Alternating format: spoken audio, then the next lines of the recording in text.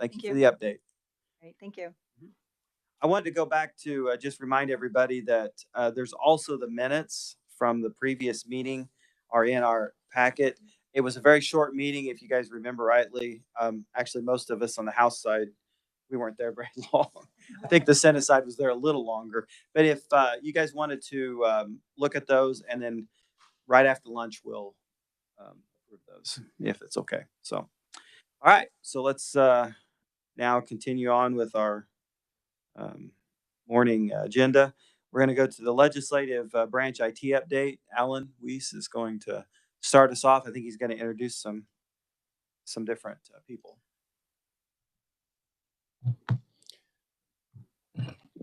Mr. Chair, give me a minute to get connected up here.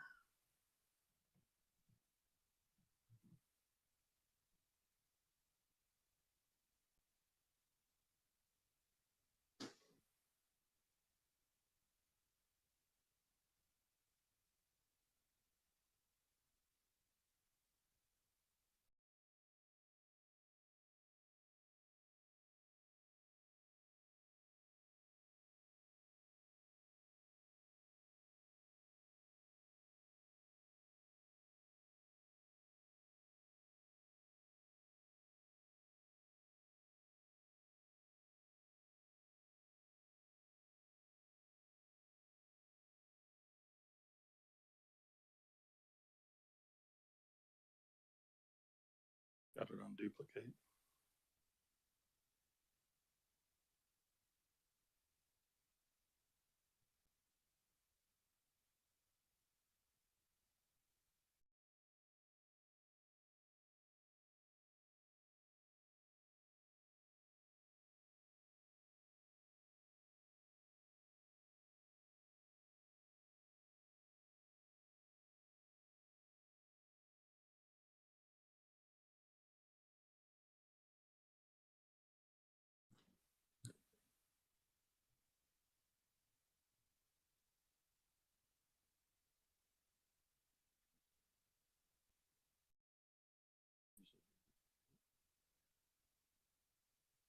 There it is. Okay.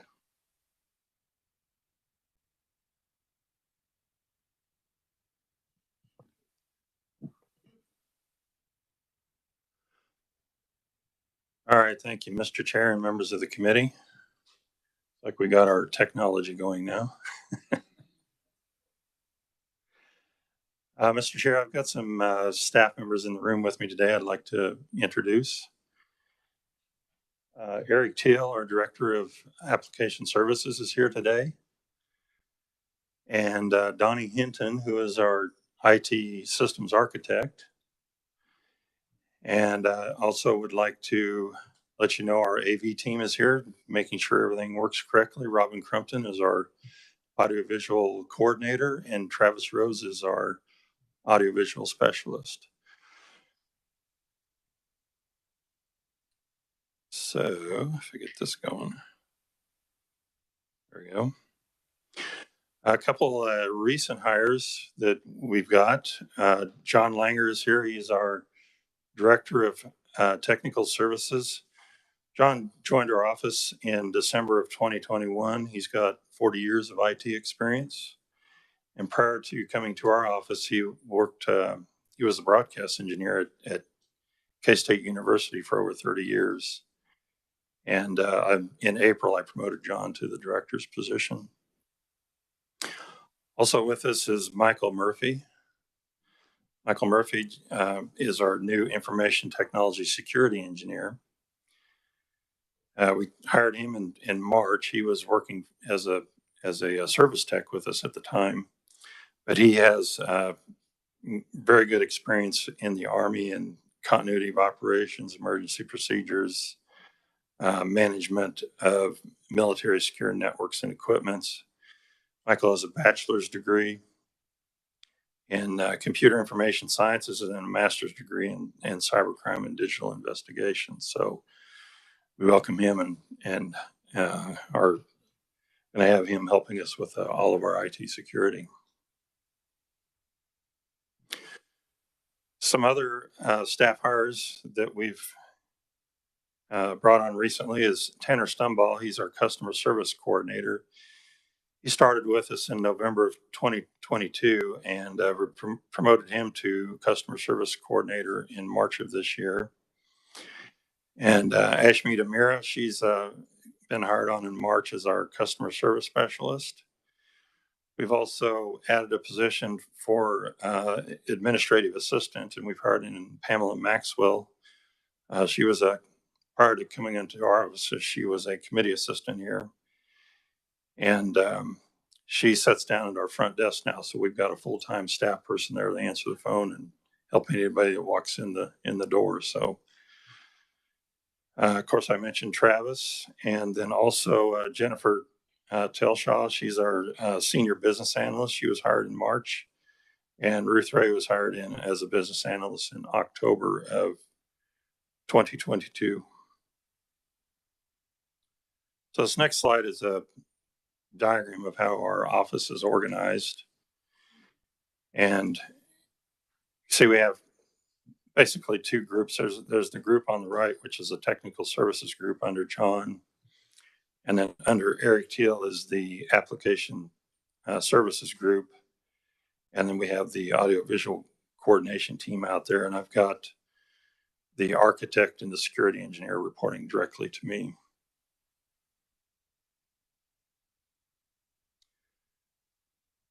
So I think that's all I have to report on staffing at this time.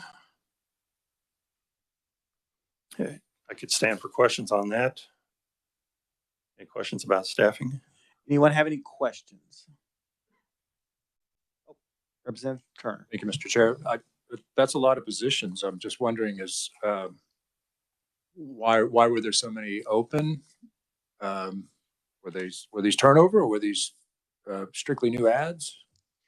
We had two positions added when we did the virtual state house about 2 years ago to help manage the all the audiovisual systems in the building. And then when we started the new ks project, we had 6 positions added for developers and business analysts, and one of those positions was also our administrative assistant. So that's why you see some of these positions still open. We're actively seeking to get the developer and a business analyst added on, and we're also looking at the open position we have under technical services to make sure that we know what duties are potentially out there that we need to have some expertise in, so we can get that person advertised for here soon. Thank you, Mr. Chair. Any other questions? Yeah, Senator Holland. Sharon, just to follow up to your reference to KLIS, can we assume that as you're bringing new KLIS developers over, I guess a couple of questions, Mr. Chairman, is that primarily basically just to maintain the system, or is this basically to take over the remediation of the issues and get it out of the third party's hands? It is both, to maintain the system and also to be able to do enhancements and bug fixes in-house on the system. Okay. Can we assume that basically the bills to the third party, I forget what they were called, I assume their participation in these activities has been significantly reduced going forward? What's the revenue stream looking like? You're talking about our vendor Propylon? They'll be working to develop the new system for us. Our staff will also be updating and developing systems in working with them.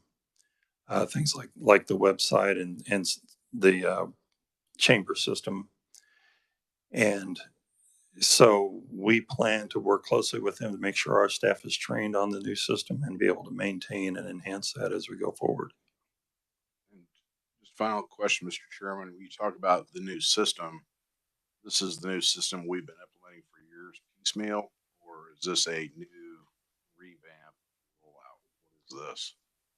We are currently actively working on bug fixes on the current system, but this will also be staffed to work on with a new system that will be implemented in 2025. I'll save some questions for later. Thank you, Mr. Chairman. Yeah, my understanding is that as we're right now, we're still continually working on the KLIS system, but Propylon is working on I would say, I mean, I hate to say completely new, but basically a new system that will be put into instead of the current KLIS system. And Mr. Chairman, that right? we'll go into it pretty extensively in our next section. Okay. All right. Good. So maybe you have more questions. All right. Any other questions? And is Terry's position still open? John has been promoted into that position. Oh, okay. So John's okay. Congratulations. All right. Okay. And so some of these changes, was that due to her leaving and then kind of reorganizing the office a little bit? Yeah, the one position you see under technical services, which is the technical specialist telecom, that was a position John was in. So we're looking at the duties of that position and seeing how we want to align that. And if there's other deficiencies in that area, we can list those skills out when we look for somebody. All right. Senator Pittman. Just real quick, and this is a small thing, so I don't mean to get down too deep here, but when you look at your org chart, it seems like a lot of people report directly to Mr. Thiel and directly to Mr. Langer. Is that correct? Correct. It's very, very flat, and not. It doesn't seem like there's a lot of almost supervisory positions there. Is that right? The director positions are supervisory positions. Was that your question? It seems like there might be 1, 2, 3, 4, 5, 6, 7, 8, 9, 10, 11, 12, 13, 14 direct reports to Mr. Thiel and then 7 direct to Langer. Is that correct? That's correct. Okay. All right. It's just a super flat. I didn't know if that's by design, because you have the analysts as well as the developers as well as senior application developers all reporting into one director. It just in a supervisor role, they report to him, but certain staff in those positions take lead in those areas, so they help lead other staff, but they're really not their supervisors. They're sort of team leads. Okay. Anyway, thanks. Any other questions? All right, Alan, go ahead and go to your next topic. All right, Mr. Chairman, if I could, I'd like John come up and give an update on a couple slides in the technical services area. John. Mr. Chair, committee members, my name is John Langer, and I'm currently the Director of Information Technical Services for the Kansas Legislature. As Alan said, been roughly here about 14, 15 months, so I'm kind of new into this position.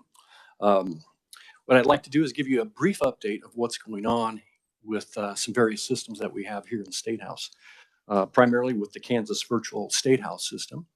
And this comprises of our audiovisual technical team.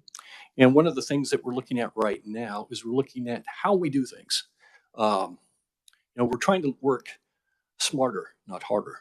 And part of the thing is that we're looking at updating our policies, how we operate, and what we do so that we can operate consistently and to give what I call a consistent look and feel and to improve. One of the things that I'm looking at in my role is to make things better. And we need to have some policies and some things in place because we have a lot of turnover with technicians and people as we start the new session. And if we have a good policy, a good rundown, we can kind of keep track of things and make things more consistent. So that's number one on our process. The other areas that we're looking at is also in security, because as you know, security is an issue, and we're trying to make sure that we're implementing the proper security levels in even these roles. One of the things that we're dealing with right now currently with our vendor Cisco is OS 11. And I do apologize for some of the glitches that you're seeing. We're working through some of these software issues with Cisco itself. And hopefully by the time we get to the session, we'll have this worked out. There are certain things that we're having problems with right now. And you'll notice the captioning is not up right now. These are some of the issues that we're working with Cisco. And due to the way the cloud works, we're really kind of at their mercy in that regard. But we're definitely working on this, and we will have this resolved at some time here in the near future. We're also working with WWT and Coltrane to help resolve these issues. And like I said, we'll continue to make this better as we go along. The other area too is that we also have what we call Harmony or Slick Media encoders. We're trying to keep those up to date. And we recently suffered a Windows update problem here in the last couple of weeks, in which our systems were randomly kicking off. It turned out that we found out after a few days that the actual power settings were reset. And when that reset, it caused our systems to go offline after 180 minutes. It took us a couple of days to figure out that problem, but we now have that resolved, and that issue is now in the past. The other area too that I wanted to touch base on is this summer we had planned on doing some data center upgrades. And this is primarily to improve our connectivity between here and our data center, to bring us back up to around 10. Oh, I'm sorry. Thank you. Primary to improve our connectivity between our data center and our center here in the State House. Right now, we are kind of low. We're looking about gigabit speeds. This will bring us up to 10, 20 gigabit speeds between our data center and our remote center in Kansas City. In that update too, we're also looking at updating our firewall at the center in Kansas City. And here again, we're working with Cisco and also WWT in that process to upgrade that. We will actually have representatives from WWT assisting us with that implementation later this year.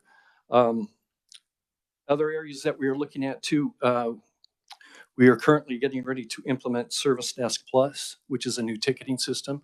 We hope to have that rolled out here for the next session. This will provide us better feedback, and hopefully it'll provide better interaction with the various members and staff and the legislatures, so when there is a problem, they can communicate directly to us in that system. We're still getting that implemented, and like I said, hopefully we'll have that all rolled out with the next session. And the last area that I want to touch base on is our external website. We're currently in the process of looking at how we operate with that. And we're revamping that system to improve not only our functionality, but also to enhance our logging and other areas of that particular website so that we can have better tracking as well. And without any further ado, I will stand for questions. All right. Any questions for John? Yeah. Representative Haskins. Thank you, Mr. Chair. And John, thank you very much for my laptop and helping me out on so many things. Nice presentation. This is just a question. Before I joined the State House, I was informed that there are sometimes issues with the recordings of meetings, that sometimes the recordings get deleted. Can you walk us through how they are managed and how meetings may end up getting deleted? Well, I can tell you right now, most of the time, the recordings go well. Every great once in a while, we have had issues like particularly with our Harmony system or Slick system, where the server has gone offline for some reason. One of the current things that we just did this last week was we implemented a procedure where we're monitoring these servers. We get a instant notification when the server goes down. What we've seen in the past a lot of times is we've gotten into the meeting, started, and didn't realize that the server had gone down. And because of that, it took a few minutes to come back in and get the server restarted. In fact, there's a couple times I've had to break into a meeting to get into the back room in order to restart the server. Here again, I'm wanting to be more proactive with that, to where we have this notification beforehand. Part of the things with the policies that we're looking at is we're looking at getting in early the day of to verify that things are up and running. Hopefully we can improve that in the future, but that's what we're looking at. We're trying to keep that. And like I say, occasionally there are some things that do fail. Also, we record directly to YouTube. So usually we always have one of the sites up and running. So if one of them is down, usually the other side also has a copy of the recording. Is there something you want to add? Yeah, I'd like to address that too. When we do these recordings in these committees, it's being recorded into the Cisco cloud. And we're streaming to YouTube. It's being recorded there, and we're streaming into Harmony, so it's being recorded there. There may be a case where something went wrong with the YouTube video. So what we'll do is the AV team will download the video from Cisco and then re-upload it into YouTube to have a better video on that stream. So you may have, one of the things that could be happening is you may have linked to a committee meeting on YouTube, but then it's changed because that was deleted, but it was actually re-uploaded under a different link on YouTube. So that may be some of what you're experiencing. The other thing I wanted to say is we are starting to look at longevity of all this data too. How long are we going to keep all these committee videos and things? So we're working with the revisor's office and administrative services, and then we'll probably potentially bring that to this committee and the LCC to figure out how long water retention policy should be on all this video information. Just one more follow-up, just for point of clarification. Have you ever received from any member of the committee, could you delete this meeting because the wrong thing was said or it was wrong represented, anything like that? I'm just not only asking for, I was not asking for personal reasons, but just in general.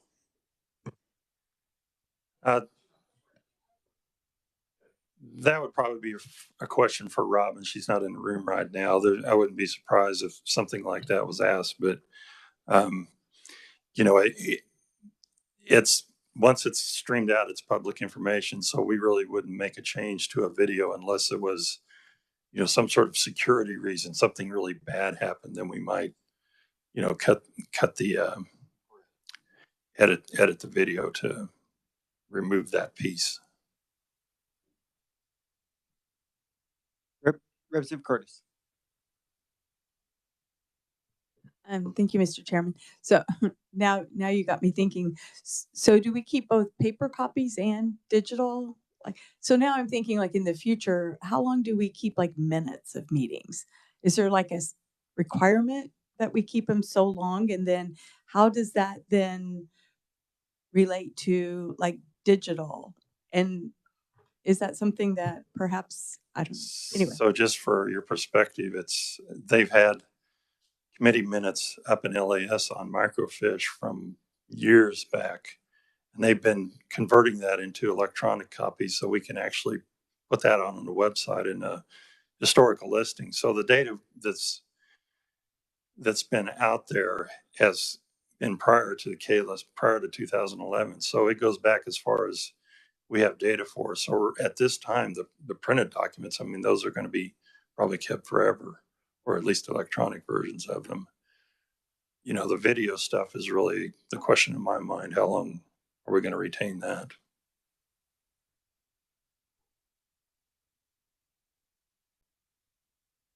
Senator Tyson. Thank you, Mr. Chairman, and thank you, Alan. I have a few questions, actually. One of them I will follow up, and you and I visited. There was some issues with the conference committee audio, didn't get turned on, little things like that. I know it may not seem like a big deal, but we used to have just audio for the room, and we need that no matter what. So why have we linked the audio and the video together? Why not continue to have the backup of the audio? When we implemented the virtual State House, we replaced the, we still have the audio in the room, but the way it's linked to the outside is through the Cisco video conferencing system, and then that's streamed to YouTube and Harmony. So there was a change there. I mean, we're not recording audio in the room all the time at this point. It is only when we have a video conference going, and you can mute the room so that any unneeded conversations in the room don't get broadcast out. And I think that's what happened in that case. The mute button didn't get turned off. Right. And therefore the conference was not legible by audio. Yeah, and that's a challenge we have because we have to bring in quite a few temporary staff for the session to have somebody in every committee room. And usually those people don't, I mean, they're fairly new. They haven't always been with us in the past. So there's a complete training session we have to go through with that staff to make sure that they operate the equipment correctly and that they know the committee procedures on when they should be having the audio on and off and follow the instructions of the chair. Well, I would like complete transparency. I wish that we could somehow continue to capture audio without it being linked to the video. That way, if the video is ever down, we still have that audio backup for the future because it is critical. We are depending on that for our records. And Mr. Chairman, if I may, one other question. This has come up and I've posed it to a few people. I'll ask it to you now. We do want open transparency, but the Senate rules and the House rules actually say no recording on division of votes. But with the audio or with the video recording in the Senate, those votes are now recorded. So we have a conflict in our Senate rules with the carrying out of the video. I'm curious as to why we're not addressing that or resolving it. Thank you. Yeah, I actually hadn't thought about that all those are recorded. So yeah. Senator Holland, sorry. Hey, Mr. Chairman. I guess my reputation precedes me. So just a couple follow-up questions. I was intrigued by the representative's questions about if somebody made a request to delete a recording. I guess my question would be is don't we have basically something either in rules and regulations, Department of Administration or someplace that basically explicitly addresses those types of situations where there will not be any deletion of records on request, or is this just kind of addressed kind of seat of the pants as situations come up? Well, again, we wouldn't delete any video information unless it was something very egregious, like a major security issue in a committee meeting. But is that explicitly stated somewhere? We will not delete records with the exception of this, and this as identified and approved by X process. Yeah, that I can't speak to whether it is or not. I think that's one of the things we could address with our review of retention that we're working with the revisers, or will be working with the reviser's office. What are the parameters around shutting down a video? I think at this point it's probably up to the chair of the committee. Okay. And I guess a related question, Mr. Chairman, would be, is that hypothetical, if we ever get in a situation where somebody's conducting a meeting and you don't have any of those three, it sounds like you've got three systems, right? Some playing the role of redundant. None of those three systems are there. Okay. What happens then as that meeting is conducted? Is the event, is the legislature in violation of something because we did not have any recording going out or subsequent to any sort of record of those proceedings? Are there any statute violations there? Yeah, I think that would go to the question of Open Meetings Act, which again, I think we'd probably need to review that with Reviser's office to see if there's anything in there about audio and video.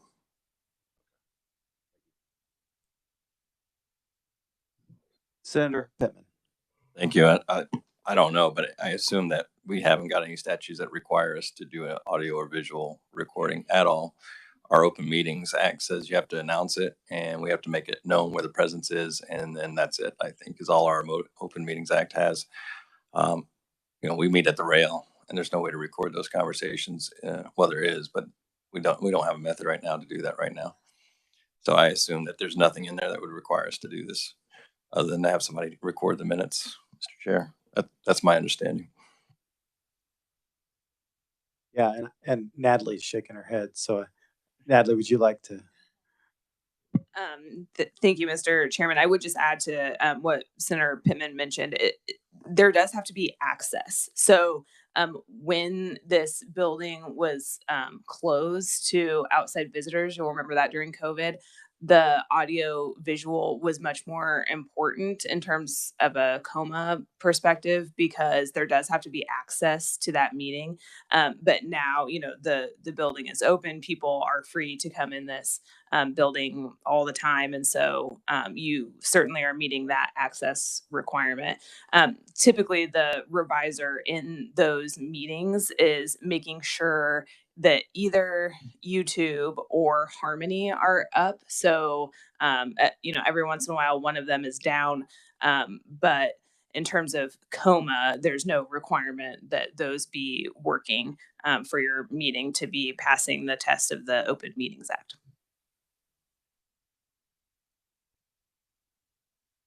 Representative Turner. Thank you, Mr. Chairman. Say, I was looking at your third bullet that talks about re-architecting the external website. Is that the Kansas Legislature website, or what website is that? Yes, that is the legislature's website. And so is it a complete redesign, or is it just what's behind the visual that we see? And if it is a redesign, I'm just wondering what input you got from users or legislators or anyone else. Thanks. What we're working on this interim is the infrastructure behind it, not any, it'll be transparent to the public. We're just looking at making sure that it scales, that we can handle more connections, that we do enhanced logging to it. And also we've implemented the secure protocol on it. So one of the changes we'll be making was to make that a little easier to work correctly. So really it's all infrastructure behind the scenes at this time. The new ks project will be looking at updates to the website, but not in this architecture we're mentioning here. So the look and feel stays the same as it is now. Correct. Okay. All right. Thank you. Senator Holland. One more question. I just want to go back. I'm being a little bit regressive here, but just since you're both up there, a comment was made about the flatness of the organizational structure. My question would be, I believe the legislature has at least attempted to raise wages for state employees. And I just want to ask you guys, since you're both up there now, feel like you're able to offer competitive compensation packages to get the technical staff in here that you need. That's the one thing. My personal bias is I kind of like flat organization structure. That to me says obviously you've got skills and you've got network and matrix based reporting structure in place. So I don't get too hung up on piles of managers. But I mean, are you finding you're able to offer competitive wages? Yeah, I think with working with administrative services, we've been able to define the duties and responsibilities, and in conjunction with that, the proper pay that we think would attract people that could potentially be in the private sector to the legislature, and then the raises that have been implemented over the past several years has helped quite a bit also. So I think we're pretty good where we're at right now.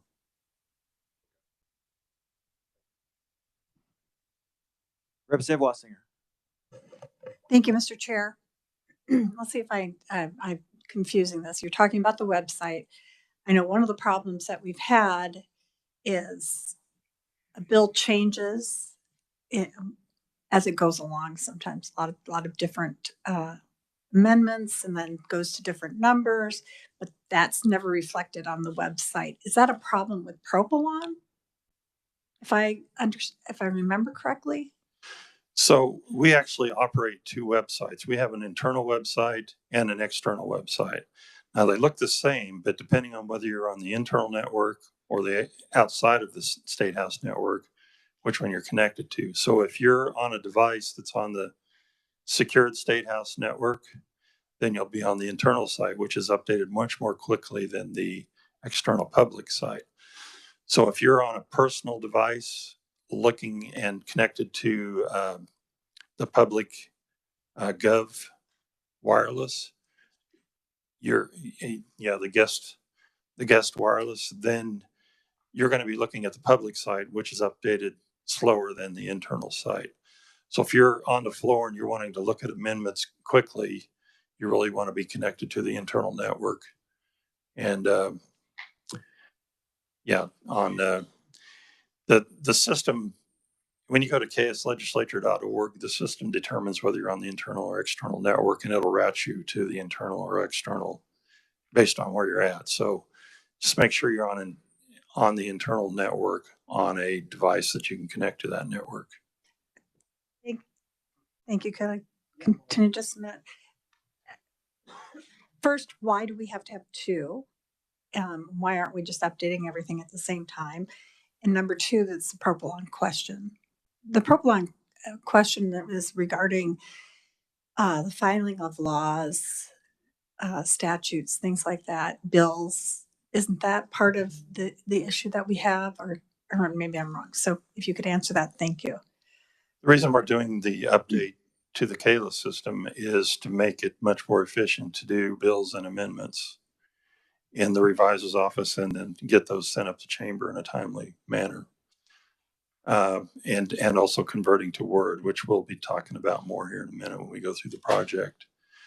The reason we have two sites, internal and external, if we ever have a problem with the external site, such as a denial of service attack, then it doesn't affect the legislative process, because you would, in the chambers, you would be connected to the internal site and you wouldn't be subject to whatever's going on a public site.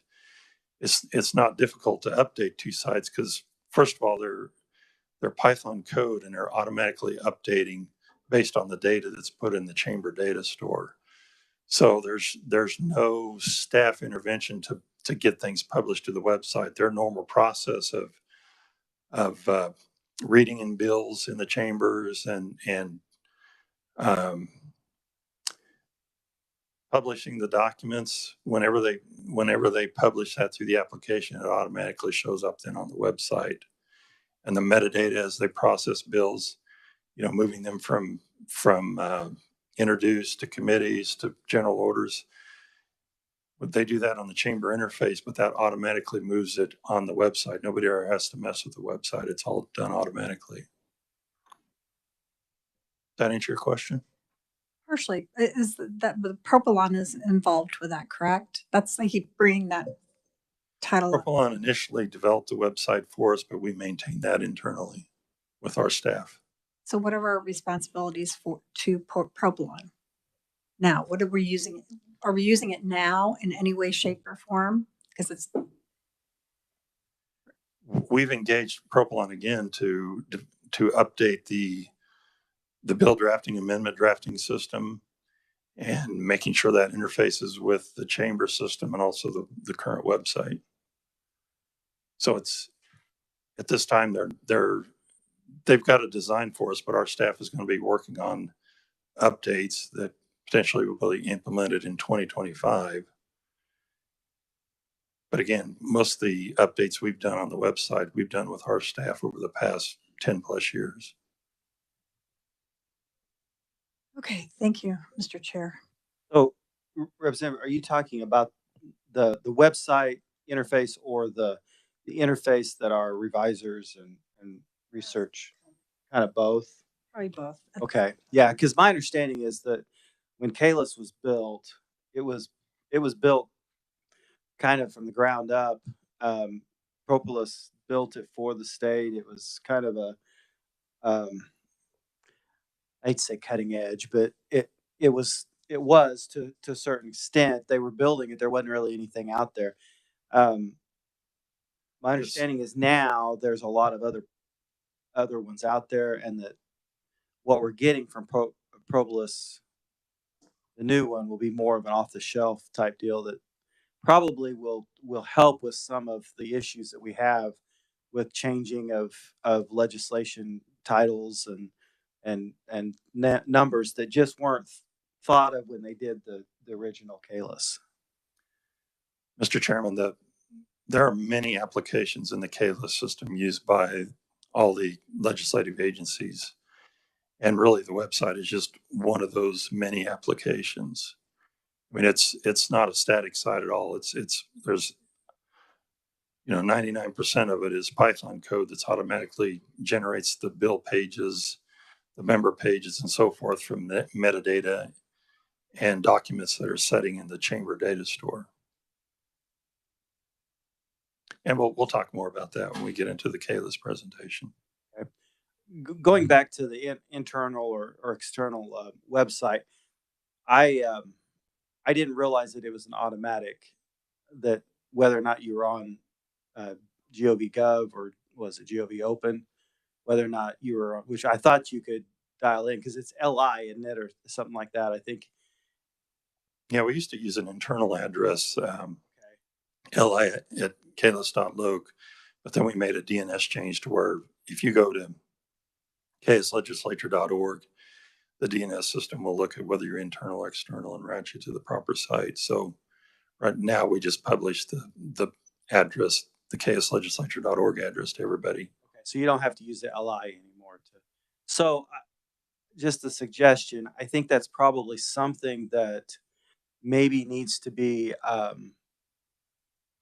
sent out an email before session starts to the representatives so that they know, maybe understand that, or representatives and senators, so that they maybe understand that if they are on if they're on their own device or whatever, and they're not logged into the secure GOVs, that they're not going to be getting the internal site. And so if they're on the floor trying to get updates, it may not happen as quickly as if they were on the internal site. So maybe some education to the members so that they understand, because that was not the way I understood it. I thought we were still using you had to go in and dial in on the LI and to get on the that address still works. It's just okay. We've made it so that wherever you're on ks.legislature.org, it routes you to the proper site. And we can work with our customer service team to make sure everybody understands that. I think that'd be good to have that. So any other questions? All right, John, do you have anything else? The only thing I would like to say is thank you for allowing me to present. I hope that I can make a difference here and impact. And if you have any questions, please let me know. All right, thank you. Appreciate you being here. All right, Alan, you gonna go to KLIS now, or is we're gonna have I'm gonna have Eric give a brief update on the current activities in the existing system, and then we'll get into the. Good morning, Chairman and Committee. I'm Eric Teal, the Director of Application Services. You may have saw me start to try to jump up there a few times with some of these questions because some of them relate to kind of the side of the business that I work with. But to answer Representative Curtis's question on the age of the committee documents, the oldest I've seen is 1962 for committee minutes out there. We don't have every committees, but I've seen them back that far out there. So now, right now, my department, Application Services, we've been working extensively with Proplan on the design of our new system. So, but in addition to that, we still have to maintain our current system, keep bug fixes and patches in place and going. So quickly here, I got a couple slides on, the first one is that we're, as always, working with the lawmaking revisor statutes to enhance their system based on issues that we experienced during session, as well as a few other minor little things that they needed added to the system. And we've delivered them a test build here in the last part of June that we're working on getting that tested and ready to go, as well as working with them to decide if there's other updates that they absolutely have to have before the start of session.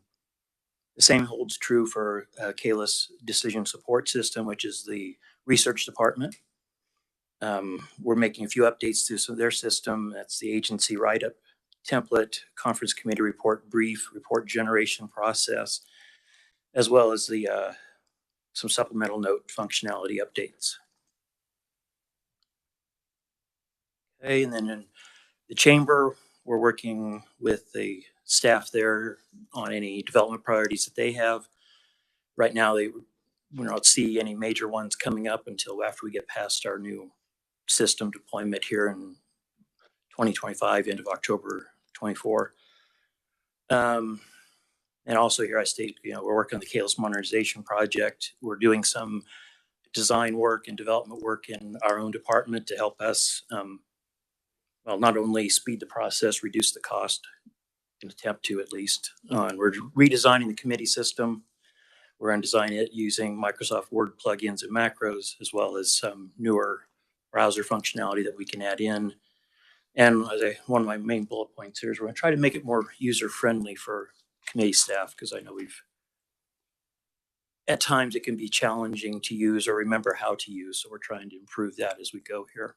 And then here too, we're going to look at implementing and incorporating a new modern design of our website. This would be what you see when you log into the KLS, to our legislative website that you were kind of discussing earlier. This is when we'll design our own, come up with our own ideas, as well as meet with others as we can to get their input on the new website. And with that, I would stand for questions if you have any. Okay, so when you talk KLS modernization project, that is the new system? Yes. Okay. Correct. So we're not trying to implement the MS Word plugins and all that right now, when that's all going to be replaced later. Correct. Okay. Correct. Just want to make sure that, yeah. Senator geez.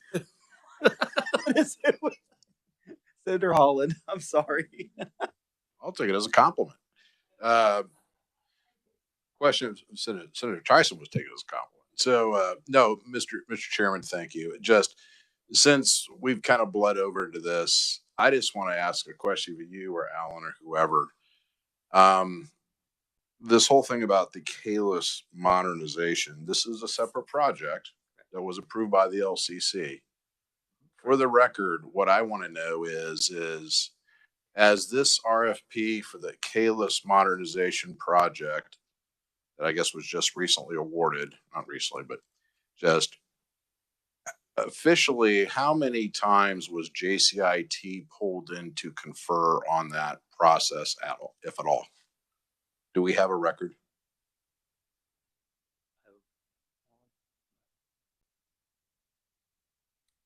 Mr. Chair, I went back and looked at the times that I've reported on the new modernization project, and I do have a separate slide that lists those times.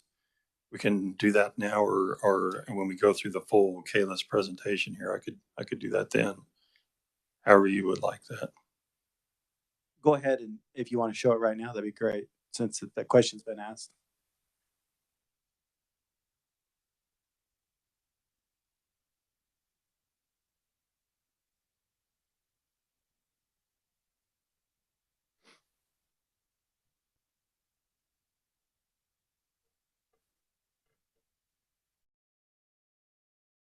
So most recently, we reported to the JCIT meeting on November 16th of last year.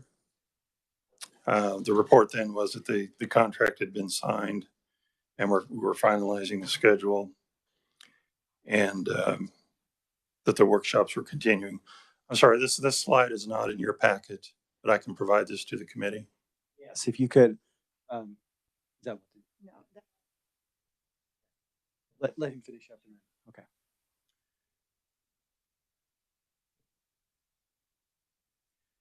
And then in September of 2022, again reported on the modernization project that the vendor demos were completed, and that the recommendation was given to the LCC, and the LCC approved the recommendation, and that we were continuing to work on the workshops. And back in December of 2021, again reported on it that the RFP was released. We had answered vendor questions, and 5 vendor proposals were being evaluated. And we're going to do demos in December of that year. And then November of 2021, again reporting that the RFP had been drafted, and that there was a motion by the LCC to get that RFP released in October of 2021. And let's see. think that was probably the first report, because back in August of 2021 and November of 2021, we did our normal KLIS updates on the current system. So Alan, and I don't want to put words in the senator's mouth, but I think the question is not necessarily, I know you gave reports on what was happening as far as the modernization project, but I don't believe that LCC or anyone ever came to JCIT and said, "Hey, this is what we're doing. Do you have input into the system?" Is that, Senator, is that kind of what you're asking? That's it in a nutshell, Mr. Chairman. Okay. And I think that's a breakdown between LCC and maybe your office and here, because I think that's what our, we complain that we aren't getting. I mean, now that we've got that new law, maybe we'll get a little bit more, but we complain that we're not getting really input from this committee into these projects, and even our own legislative project, we didn't really get any input from this committee into the system. So I think that's maybe what is being conveyed. Senator Holland? Yeah, and once again, Alan, please, I'm not basically pointing any fingers at anybody in this thing, but just when you talk about the new modernization thing, I guess my perspective is a couple of years ago when this stuff was rolling around, my understanding, and maybe this is my bad, but my understanding is that we knew we had some cleanup to do. And so this is just kind of some sort of a follow on, fix the bugs. This is sole source propylon to clean up the stuff. And now this is the first time, at least I'm aware. And if everybody else in the committee is aware of this, then that's my issue. But that we actually took an RFP out to the street. We had multiple vendors in on this thing. Okay. KLIS has been an issue from day one. It is the poster child of IT project run amok. And I'm sorry, but you've got LCC now, just I continue to be concerned that, nothing ever changes here, even with this committee. Okay. How do we know we're not going to get the same car wreck again? Do any people on the LCC, do they have, not saying that we're, the wunderkind here of IT development or implementations, but I mean, that's why we're on this committee. We have a subject matter expertise. We have a perspective that we looking across our application baseline, and we see the continual challenges. And yet nobody from LCC thought it important, okay, that, gee, maybe these guys may have some 2 cents on this. At least, once again, this goes back to the legislation that number of us in this committee have been trying to set up. And I know there was some, concern about, maybe we're getting into something we really shouldn't. Well, here's another thing where, I sure would have liked to have gone at least through that RFP or had a presentation that was going to go out to the street, okay, with the various vendors, okay, what was going on.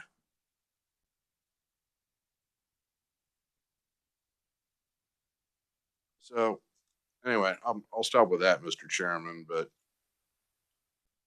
this is a significant surprise to me. So thank you. Senator Tyson.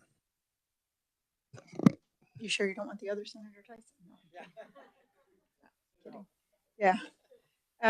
Thank you, Mr. Chairman. And thank you, Alan. I know you guys do a lot of work, especially with the resources that you are denied a lot of times. I have grave concern over this too. Who saw the demos? Legislative staff and the division, including the division directors. Legislative staff. Who would that be? Leadership, staff? Mostly the reviser's office, KLRD, legislative administrative services, and also our office. So one of the biggest issues with KLIS when it was initially designed, the system, they didn't reach out to stakeholders. And here you have a committee of stakeholders, and none of us were approached on this. I know I come to you once in a while with little tweaks here and there, but boy, I would have a major overhaul on the design, especially with the inconsistencies. And you and I have talked about this. It depends on who the user is entering the information as to how a bill is introduced, who introduced the bill. It's all over the place on bills across the board. Nothing against you, but it is against the users and against the system. If it was limited to a drop-down box, there would be consistency. I'm sorry, Mr. Chairman, but I guess I'm echoing the senator's concerns, and this committee should be. I saw the number that went out on the new, I mean, it's an exorbitant price tag too. And if we're not going to get the quality that we need and demand, I think we're going to have major issues again. Thank you, Mr. Chairman. Senator Holland. Yeah, and so, and once again, Alan, this is nothing at all with your crew or department, okay? This isn't, but it's a concern about the process. I've been in IT for several years. I've worked at the federal level, as you know, through my own company. I've also done stuff through my own company at the state level. I've been in the private sector seeing this stuff. Okay. My continued concern with all this is that you basically have, you know, whether integrators, third-party providers, whatever, they typically tend to drive the train on these decisions. Okay. And so, I mean, we've had these myriad of issues with KLIS. Okay. And they have been able to clean it up to a certain extent. But I would just, one of the things I'm dying to find out now is that why are we paying for a new modernized platform, okay, that was bleeding edge, that we invested in as a state to begin with, okay? Where's the other subscriber base? Where are they ponying up to make these fixes, okay? Why is, once again, is Kansas having to invest in that, in a baseline that I sure hope works in this whole heck of a lot more stable, okay, than we have had, okay, since early 2000s. You know, I mean, to me, it's just basic contracting, you know, procurement issues on technology. You know, did anybody ask these questions? Thank you. Representative Wassinger. I hate to drag something else in, but, you know, I was going through this information technology overview and background, and it was fascinating. I had to look up a lot of terms. However, anytime I'm looking at this, it says, it keeps mentioning other states are already doing this. And so we can look into doing something. Why aren't we asking the other states how they're doing it? Why aren't we going to where, for example, New Mexico writes all their own code and they fix things as they go along because they can do it in-house. So we don't have to reinvent the wheel. It is all over here, all over this book, how you go around and can look at what the other states have done. Anything that you've compared. So why, if we're unhappy with one system, are we just going to update it? Why aren't we asking other states what they're doing? What has worked for them? What do they wish they had stayed away from? They might be interested in hearing our views too. So that's my biggest issue. I see that we know other people are doing it. We're not looking to see how they're doing it. And we're just trying to fix what we have. I think we'll go ahead and Alan, have you do the presentation on the, because some of that might answer some of the questions and Probably about three more slides to get through here. We can go through those pretty quick, I think. Okay. And then we'll get into the KLIS slides. Okay. The other thing I wanted to show here was the constituent relationship management software, which was in the 21 House Bill 2184 budget bill. There was a proviso in there to release an RFP for this service by August 1st, and $100,000 was allocated for it. The RFP has been drafted by Tom Day, the Director of Legislative Administrative Services, and that RFP is under review by the LCC.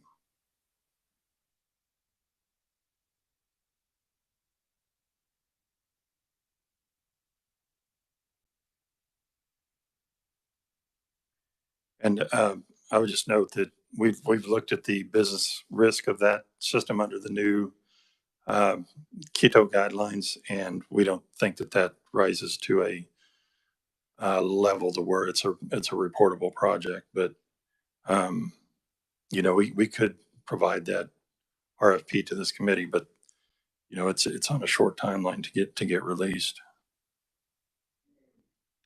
Okay, any questions? Senator Tyson. Thank you, Mr. Chairman, and thank you for offering, Alan. I'll take you up on that offer. I would like to see a copy of the RFP. Now, granted, it may be too late to have input, but at least we can see what's going out for bid. Because I'll tell you, after I saw KDOL's RFP, I'm sure your guys is much better, but that should have never gone out for bid, and it costs the state. Okay. And two more on security. I'd like to have Michael Murphy come up and talk to the committee about the efforts he's been working on since he's joined our office. Oh, Michael. Good morning, Mr. Chairman, distinguished members of the committee. Thank you for granting me the honor of being able to speak here in front of you today. I'm Michael Murphy. I spent 8 years in the Army doing tactical voice and data networks, secure and unsecure, and then spent some of that time doing the communications, being in charge of the communications security program for a brigade. Just to give you a little bit of my background. And I'd like to kind of go over a brief overview of what my plans for plans for security at the legislature are.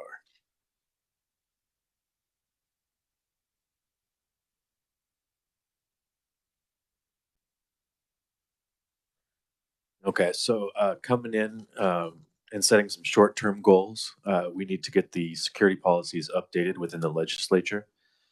A lot of them have been sitting around for quite a while with no updates.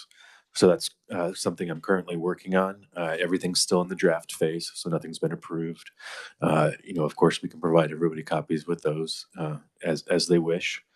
Also, I'd like to implement MFA for all users. Right now, we only have it on certain systems. But if we really want to be secure, we need to get everybody involved, legislatures, legislative staff, everything like that with MFA.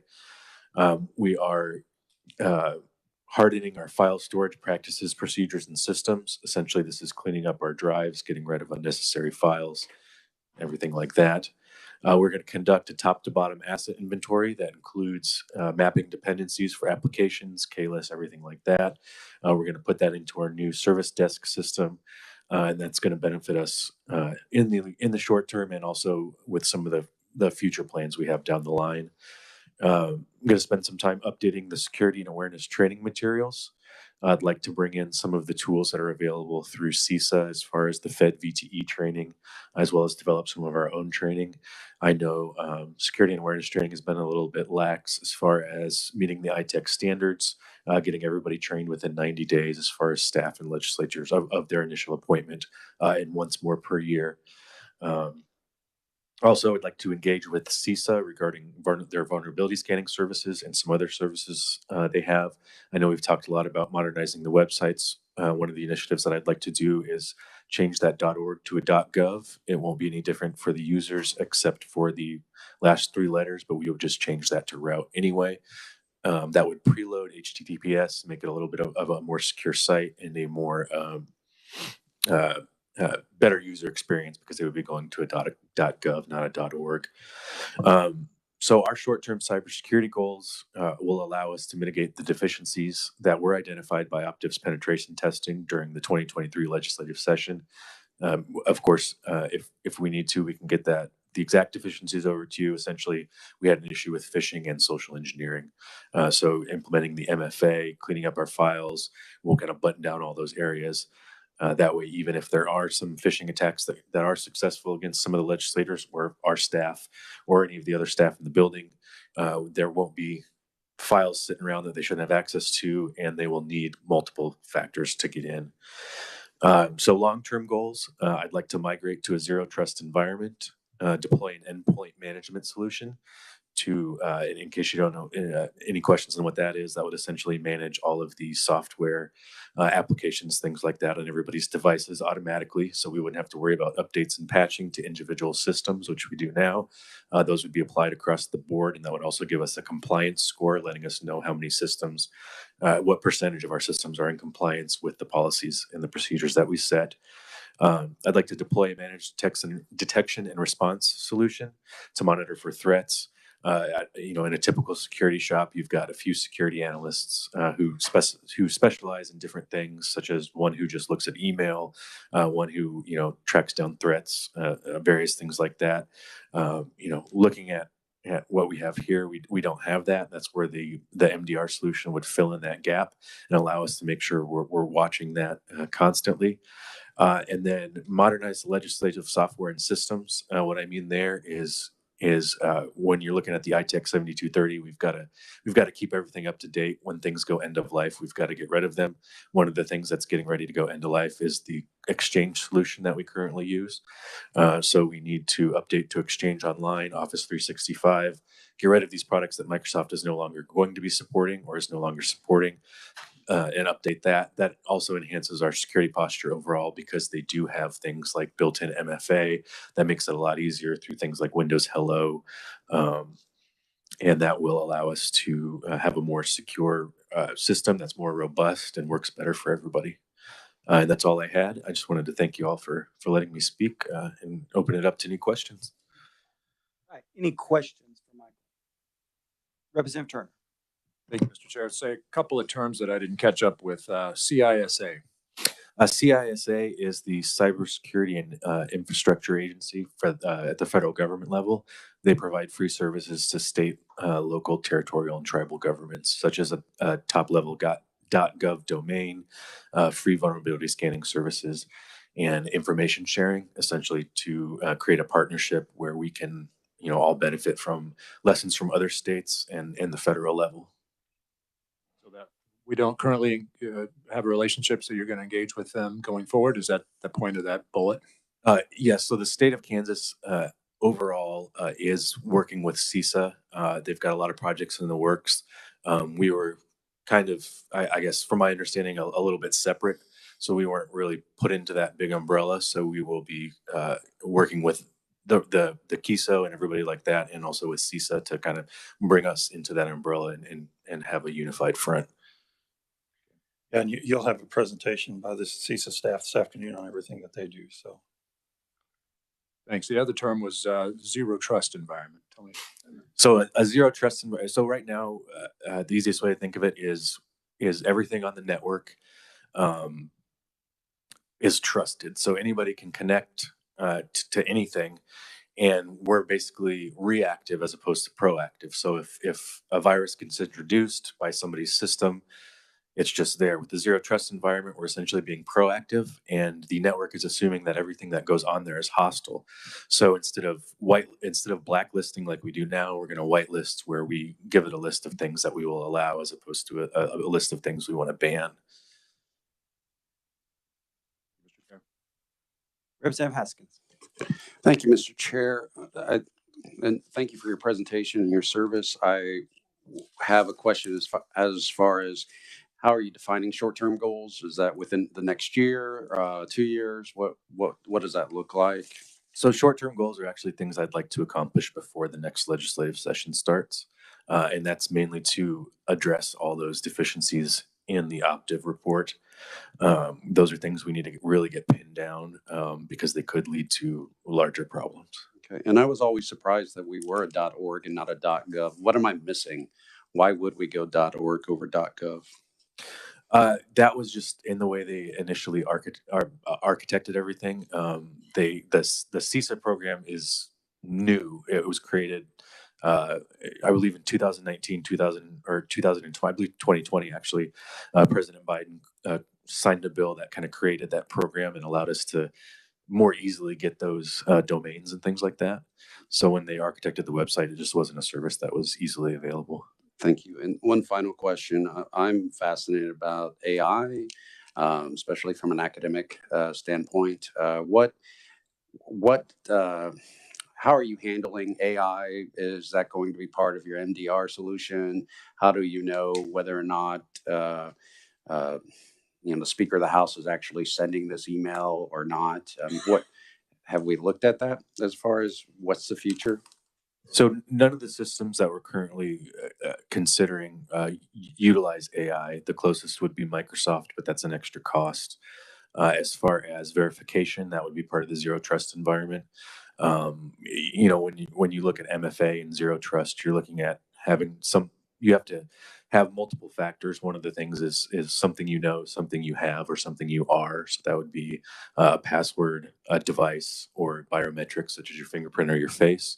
So once we get MFA in place, to know an email was sent from the President of the Senate, that whitelist and the combination of MFA would allow us to know that it was actually coming from them. And one final question that just came up from that is we passed a bill that would allow homeschool students to take the state assessment at home. And during the research over the summer, come to find out that ChatGPT passed the law, the bar exam. And so I'm just curious, what role do you see AI, from your personal experience, AI will have with the integrity of our state government and our schools? I believe that it just depends on everybody's personalized view. I can't speak for what the state of Kansas is going to decide as far as whether AI is allowed to help assist with writing bills or anything like that. I really think it's just going to have to be, decided by someone way smarter than I am at a higher level. They can discuss the ethics and morality of using AI for things like that. All right, I think everybody needs to watch Terminator again. Michael, thank you for being here, and good luck on your future here. Thank you, Mr. Chairman. Thank you, everybody. Have a great day. Yeah. All right, Alan, let's move to your K-list presentation. Okay.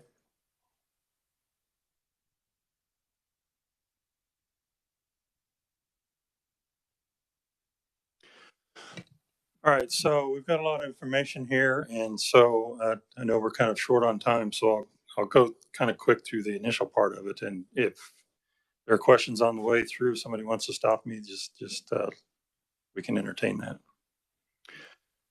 The KLIS system is used, of course, process our bills and publish those along with the statutes and associated documents. We initially implemented that in 2011, and it consists of several data stores, application servers, workstation clients, and about 50 custom applications. And the main goal here was to allow the public to view legislative information from anywhere. The other goals were to use open standards, non-proprietary document formats, and platforms that are secure and easy to update and implement in our State House Secure Data Center. We've continually upgraded this system since implementation, and we've made many enhancements to the system as we've progressed over the past many years. This is a timeline of the original project. It started back in 2005. We went through several phases to get to implementation in 2011. This is a list of the vendor costs from that initial 2005 time period. So this page shows all the costs that we put in to the vendor to pay for the design and build of the system, which totaled up to $8.6 million. After that, we started, excuse me, paying for monthly support, and also some dollars were allocated for projects. You can see this is the 12 to 14 time period, the 2015-17 period, 18 to 2020 period, 21 to 22, and then finally, the LCC approved a 3-year support contract last December to get us through the build of the new project. And so our total support costs there that we've paid has been 7.4, almost 7.5 million. Total out 16.1 million. And those are vendor costs, not internal staff costs. Senator Tyson. Thank you, Mr. Chairman. Thank you, Alan. Does Provolone still have a lobbyist hired? I do not know if they have one for the state of Kansas at this time or not. They did for when they were bidding on these contracts. And I was just wondering if that was continued. Seemed like a conflict of interest to me to have a lobbyist in the building trying to, while these contracts were out for bid. Thank you, Mr. Chairman. Any other questions? Go ahead and go on. Okay. Unless you want to answer that, but I'm not sure that. Well, I just would note that through the bidding process, we had very little contact with Propylon and any of the other vendors. We made sure of that to make sure that the bid process was legitimate. Okay, so list of applications. This is the lawmaking system, which is used by the Office of Revisor staff.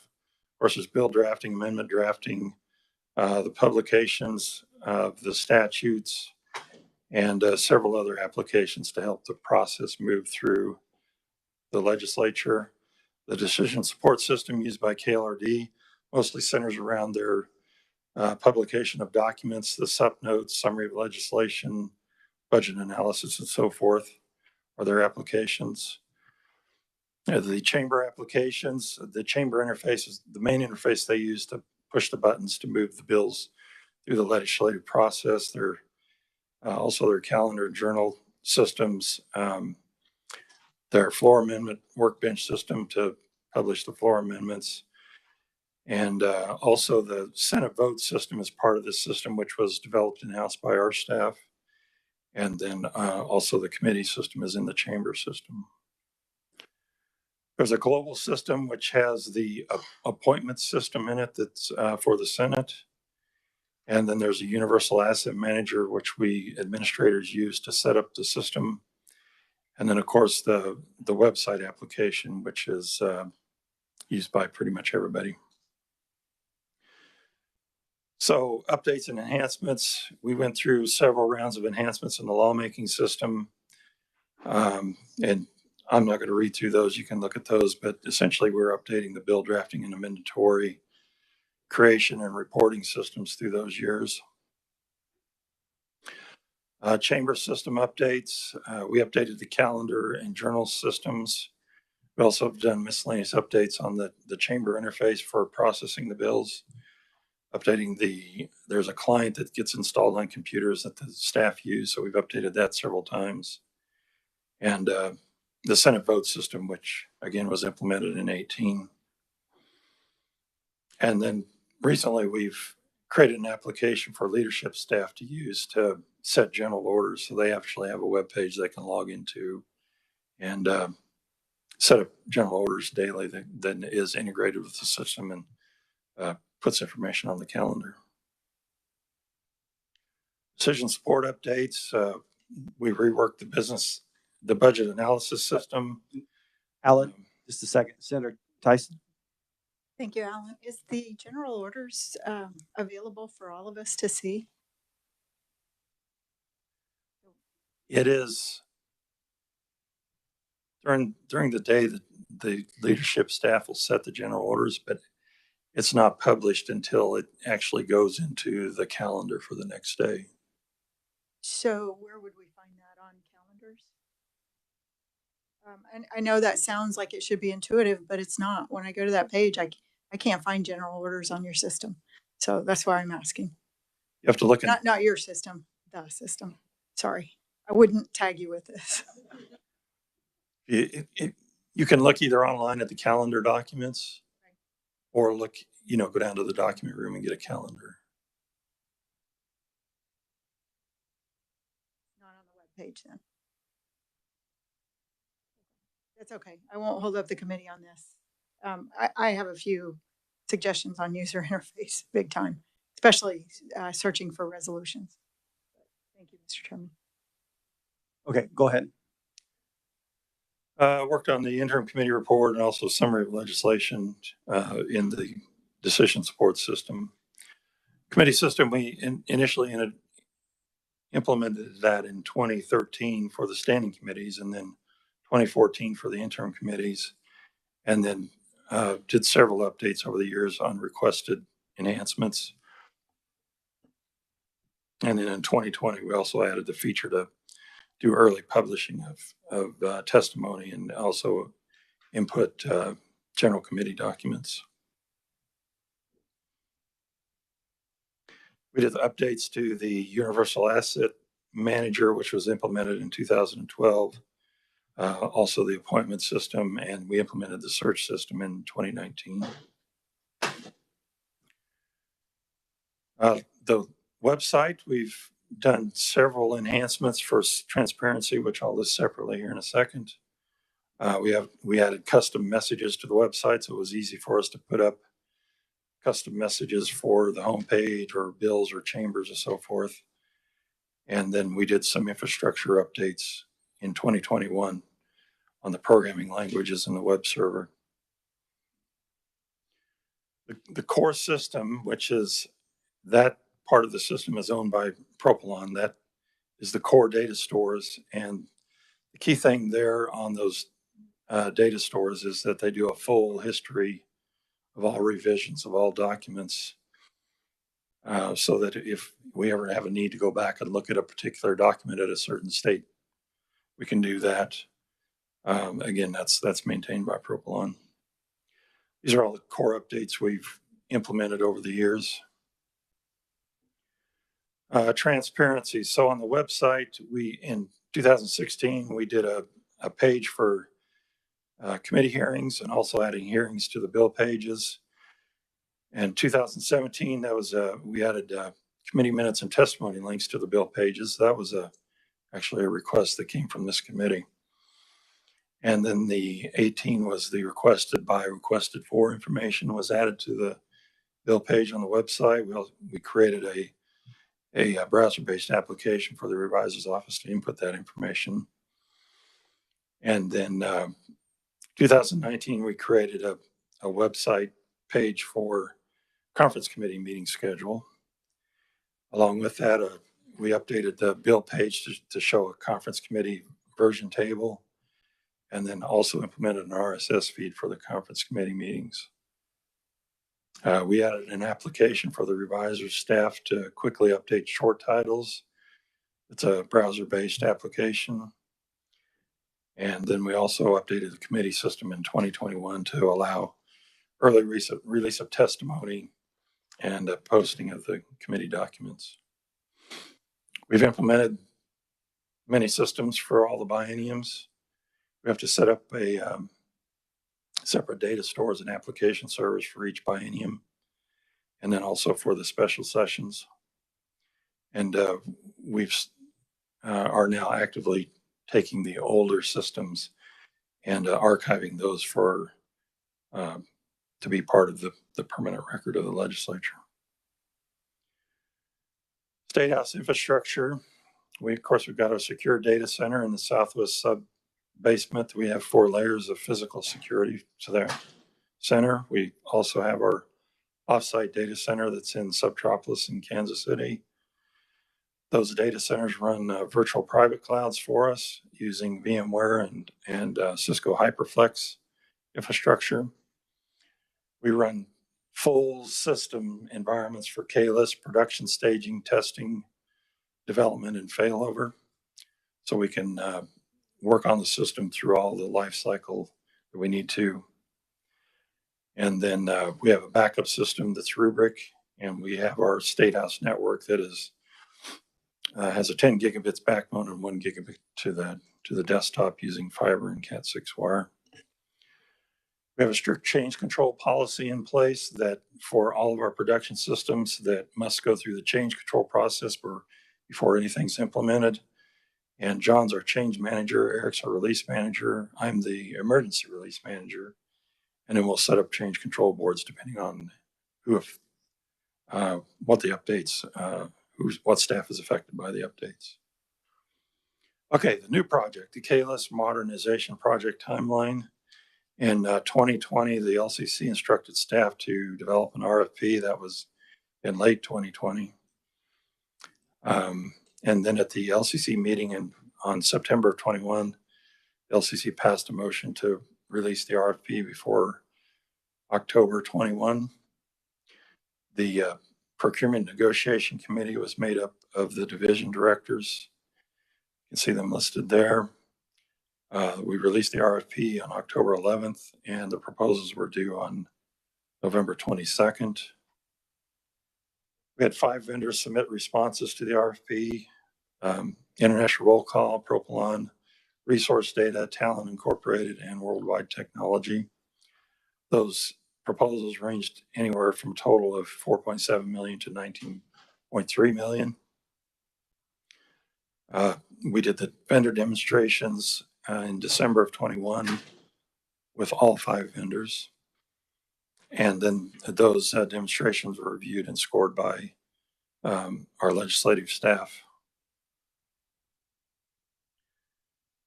Then in February of last year, the PNC recommended the LCC to contract with Propylon. And the recommendation there was to enter into contract negotiations with Propylon for a system conversion to Microsoft Word-based. And that it'd be a deliverables contract. And that the agencies provide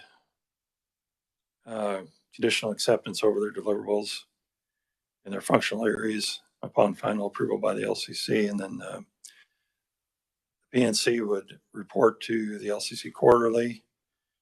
And we requested some FTEs, which we've talked about.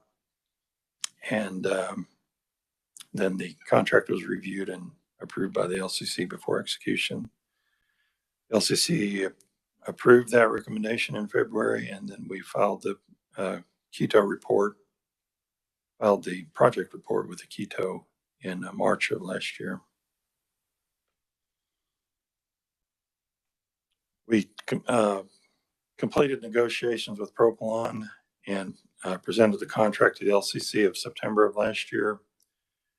Our reviser's office staff drafted and edited the contract, and the contract includes improve the bill and amendment drafting process, the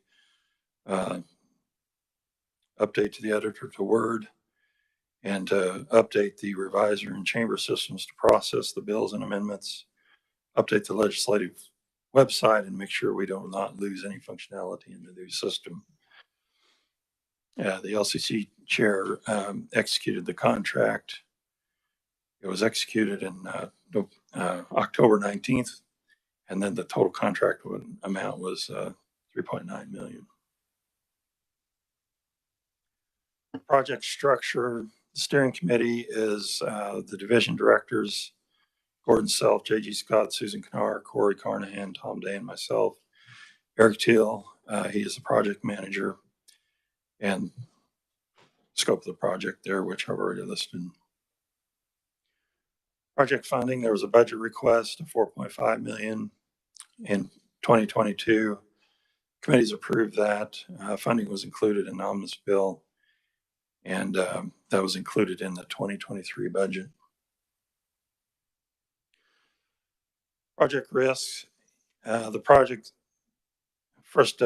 These are the project risks that were identified that was part of the Keto filing. The schedule that's making sure that we get the system implemented by the 2025 session.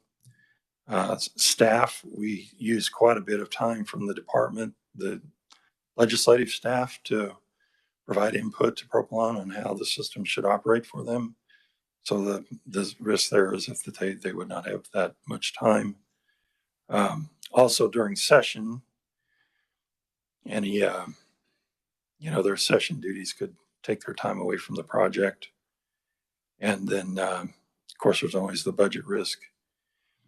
And then if the system is not accepted, we have to go through change management process outlined in the contract. So those are our major risks.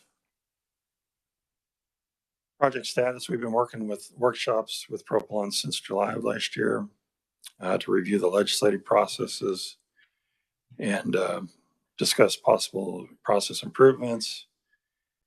And those workshops were used by Propylon to do their design documents. And the user interface and functions used by the Office of Revisors have been delivered and approved. The system infrastructure design documents were also delivered and approved by the steering committee. And these are project milestones. First quarter of this year, the website analysis and integration analysis was done.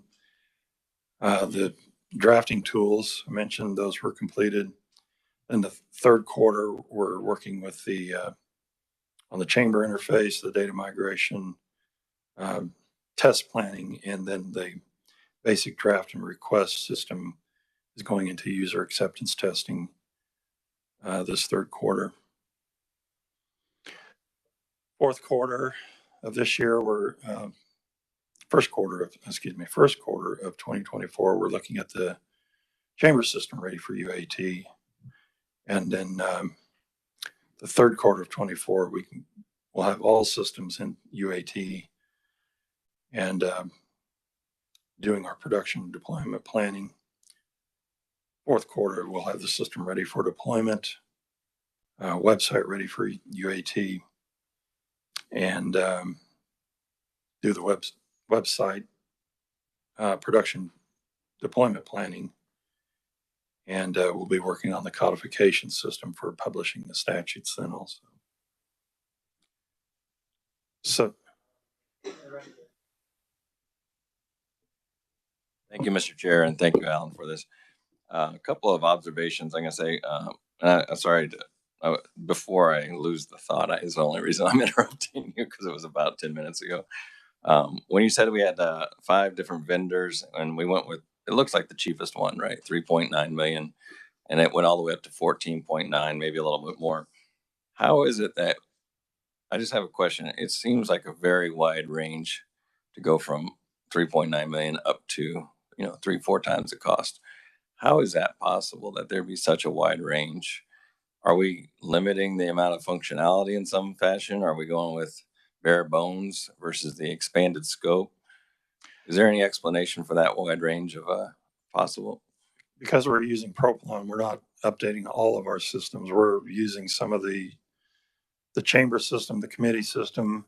So some of that existing structure stays in place, but we're focusing on the trouble area, which is in the revisor's office of drafting bills and amendments and making sure that those are processed through the chamber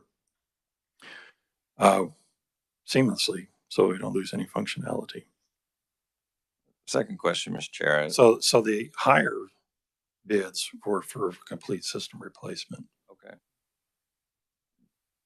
When I think about that, I think that, and I'm going to give you credit, give the organization credit for having organically developed this thing over the years to do the functionality we've needed. I get a lot of complaints, I'll be honest, out there and my constituent base for the last 8 years about our website and our transparency there. And I know that's only one area. And when I think about some of the things I do in committee, I absolutely understand that that's a problem area of designing or the bill drafting process is a challenge there. But there are other challenges, other stakeholders, and I didn't see legislators involved in those work sessions as part of that user acceptance piece, because I think that we do have a valuable experience with these things, and we have certain frustrations in committee. we hear the frustrations of some of the people working with us. And I think we could have added something to those work sessions for a true user acceptance and design document phase. I think that might have been an oversight. I know that we're focusing on bill drafting and we don't do that, but there are other aspects of the system that are ripe for, I think, enhancements. And when we start spending the money and investing in transparency and usability for our public and as well for us, I don't know. I personally don't feel like I was part of that process right now. And that's just me, one of 165 voices out here. One of the things for example, when we get into the budget process and we're negotiating between the House and the Senate position, we do it every year. We do it 3-4 times a year, and we have a spreadsheet, and it's very hard to track what the negotiation is, and then you have to write it down. It's almost like I could have a tablet with an iPad and I can mark down, is this the Senate position or is this the House position, and go down that list. Am I free thinking here? Yeah. Is it a possibility? Absolutely. It's something that could be very easily managed with technology and would be a very simple interface instead of the process that we have, which has huge amounts of paper, a lot of inconsistencies, a lot of confusion. We could solve that with some of our technical aspects, and this could be part of this process. So I feel like we might have shortchanged ourselves if we went with just a very focused upgrade to this whole system when we might have. I wish we would have looked a little bigger picture. And that's just a comment and an observation right now. I know you're in the thick of things and you've gone through the enhancements, and I understand that there have been a lot. So I don't want to denigrate the work you've done and the team has done. I think that we have great people, but I think we can do more here. Thank you. And Mr. Chairman,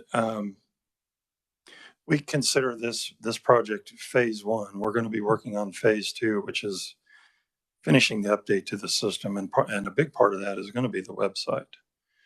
So I think there's still plenty of opportunity here to get feedback from members about things they see or need in the website.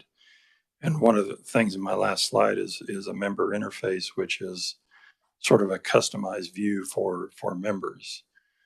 So, you know, how we can discuss how to work that out, but if members on this committee want to be, you know, either individually provide feedback, or we can do it in a committee setting, however you feel like we should do that, we can work with Eric's team and do some sessions like that to get feedback, especially on the website, because I know that's an area where I've heard from other members of ways that they think they could work more productively.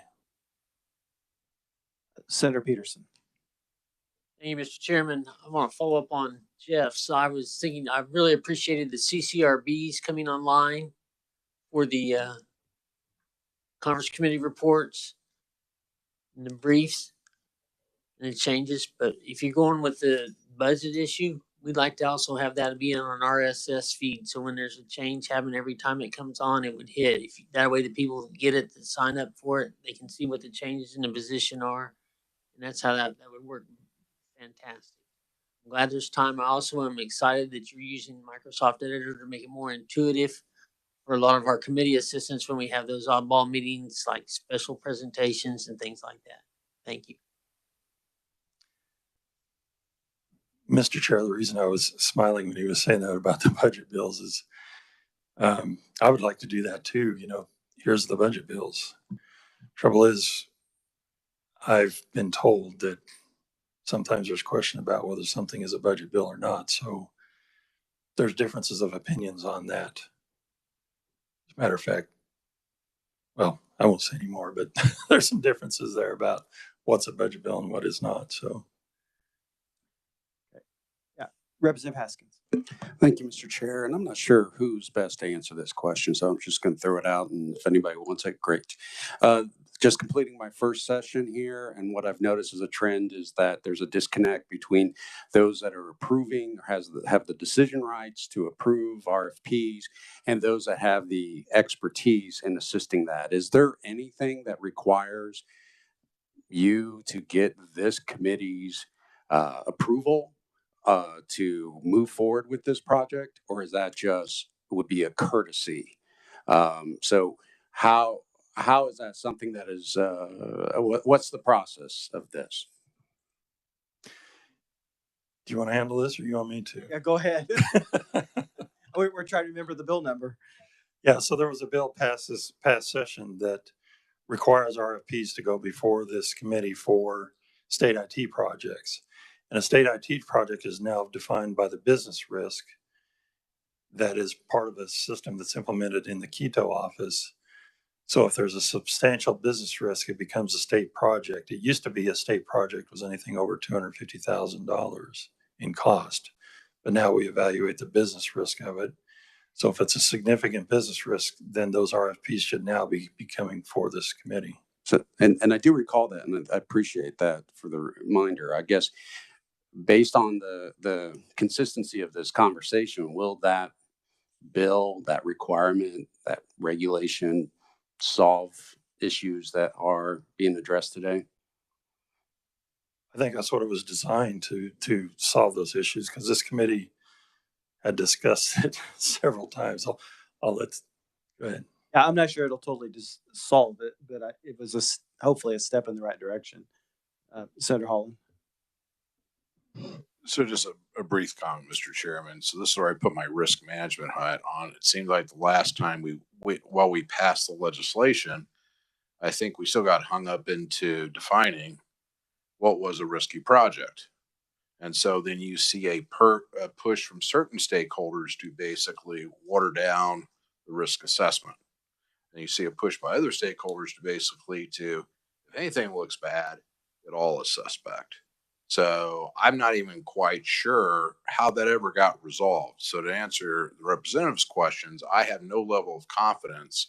I mean, quite honestly, I have no level, if that bill had even been in place when this came down the chute, I'm not sure how the Department of Administration, I guess, they're ranking it, right? Okay. How would they have tagged this bill? And we're going to have a presentation on the implementation, and we can get into that after lunch a little bit more, because I do think we probably are going to continually need to look at it and maybe do some tweaks of that risk assessment. So I think just, how hard it was just to get the bill past the first place. I mean, so hopefully we can look at that, because yeah, you're right. I mean, we need to make sure that those risk assessments are done the way we want them and not other ways. We're right at the end of. Did you have a question? Yeah. Okay. Real quick. Very quickly, Mr. Chairman, I'm looking at the RFP list, and there's a computerized hunting simulation system that's out for bid. We had no idea it went out. Obviously, not making the checks. I can't even open the PDF from the Department of Administration's website to see what the contract is. We've got some problems, Mr. Chairman. Senator Holland. I want to ask just a couple quick, Alan, just some technical procurement questions I had about basically milestone payments. How was this thing set up? Was this a firm fixed price bid from the get-go based upon identified functional points to be delivered, or was there basically kind of like a baseline and has there been project change requests submitted that have dollar and delivery impacts to date from the original sign off on the thing so far? The contract is set up with a maximum payment amount, the 3.9 million. The Propylon is in billing us monthly on the work that they do. So it's really on the onus of the steering committee to watch that and make sure we're getting what we're supposed to get and that we're staying within budget that's defined. So Propylon, is this just basically a time and materials project? In a way it is. Like I said, there's a total amount that could be paid. But we have, like I said, the steering committee has to really focus in and make sure that we're getting the updates in the system that need to be done. So there's no basically payments tied to basically a sign off of any sort of QA of the deliverables or anything throughout the life cycle? I don't think we did, but we can check on that and let you know. So how do you manage scope creep? I mean, how does your oversight committee have any clue if they're just, everybody's working? And I mean, what, I can assure you that the division directors are deeply involved in this project. So they're on the steering committee to review and make sure the project stays within budget. At the same time, they're working with their staff to make sure that they're getting what they need. But, we got to make sure we don't have a lot of scope I creep. guess you answered my question. The point is, this is basically time materials procurement. And so you really have no club to keep Propylon or third parties on track to deliver within the budget. So basically, scope creep, cost containment, that's going to be the challenge probably, right, throughout the rest of this deal. It will be, yes. Okay, thank you. All right.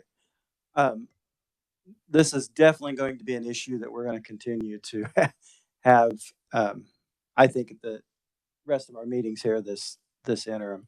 Mr. Chair, I just had 2 more slides. Okay, real quick.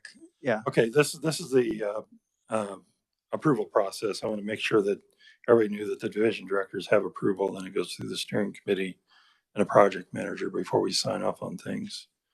The last thing is the future of KLIS, and this is where I was talking about. There's still opportunity here for members to have input on what we're going to do in the future phase 2 and further out. So you can look through those and Mr.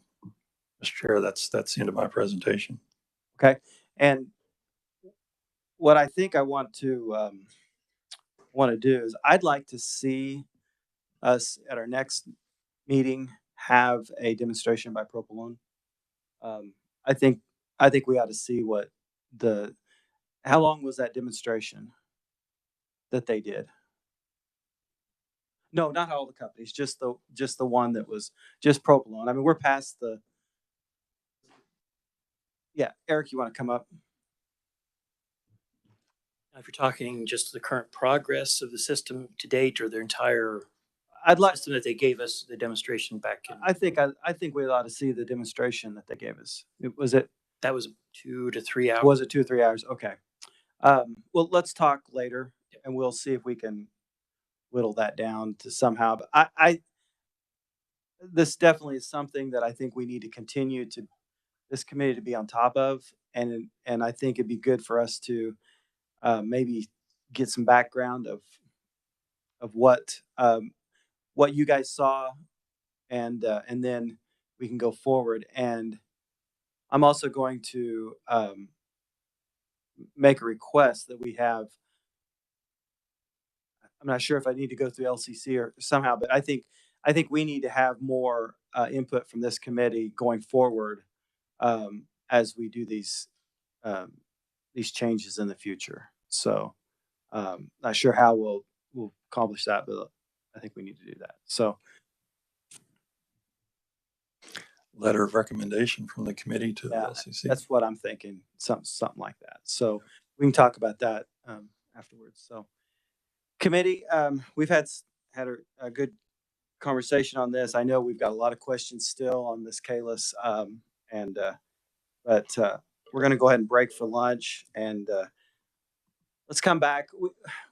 Let's try to be back here by 1, and we'll maybe get started just a little bit later than that. But remember to look at the minutes. We're going to approve the minutes when we get back, and also Gary will have our vouchers for us to sign when we get back. So with that, we are adjourned until 1 o'clock.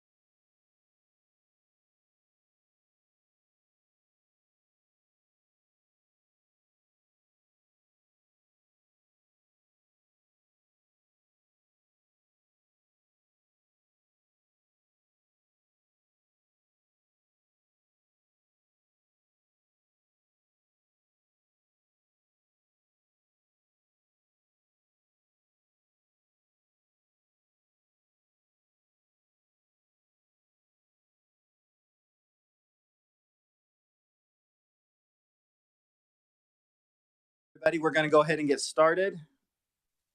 Sorry, we're getting started just a little bit later than normal, but we'll be all right.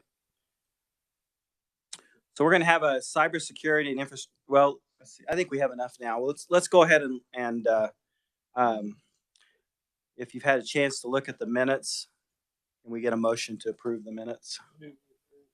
And moved is our second. Moved and second. All those moved by Senator Peterson, seconded by Representative Curtis. All those in favor say aye. Opposed, nay. Motion passes. All right. Minutes are adopted. And then anybody that hasn't turned in their vouchers, please get those in and we'll get them signed. All right. So now we're going to have a Cybersecurity Infrastructure Agency presentation by John Bryant. John is the Cybersecurity Advisor for Region 7, Homeland Security. So welcome.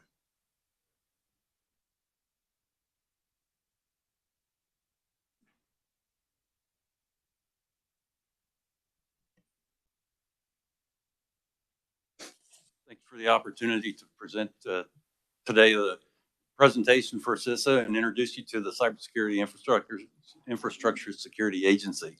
It's the youngest agency within Homeland Security these days, 5 years old. Let's see here.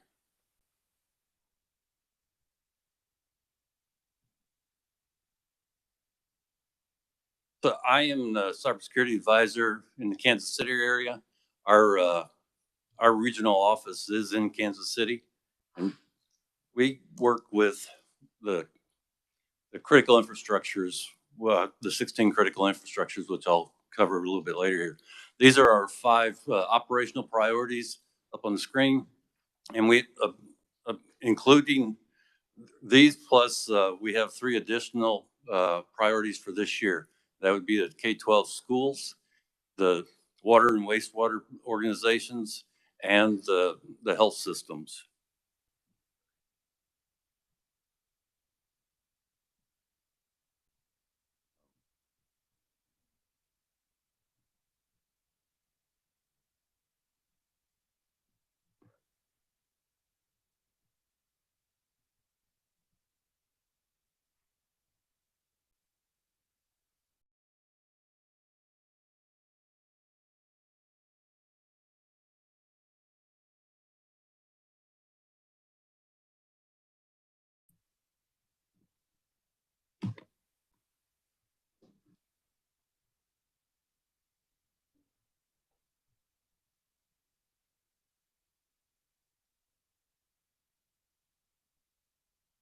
Okay. Again, these are our 5 operational priorities. Well, all right. Yes, sir. And so, again, we have 3 additional priorities: the K-12 schools, water, wastewater, and health systems. And we have working groups that back up those 3 priorities that we produce products for and engage those sectors.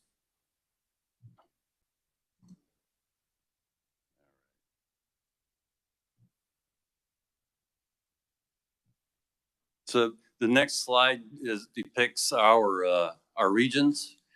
We mirror the FEMA regions. We are in Region 7, where we cover the 4 states there: Kansas, Nebraska, Iowa, and Missouri. Our regional office is in Kansas City, Missouri. We have currently 10 cybersecurity advisors on staff, spread out across these 4 states, and then 7 protective security advisors. And then we have 1 emergency communications coordinator as well, supporting the region. The following slide indicates the 16 critical infrastructure sectors that we are tasked to support and protect. You can see on the left the definition for the critical infrastructure. We are lead on 8 of these sectors, and we support the remaining 8 sectors. And we support all of those organizations, state, local, tribal, territorial, and private organizations that support those various sectors. Real quickly, I'm going to run through just some of the cyber threat landscape.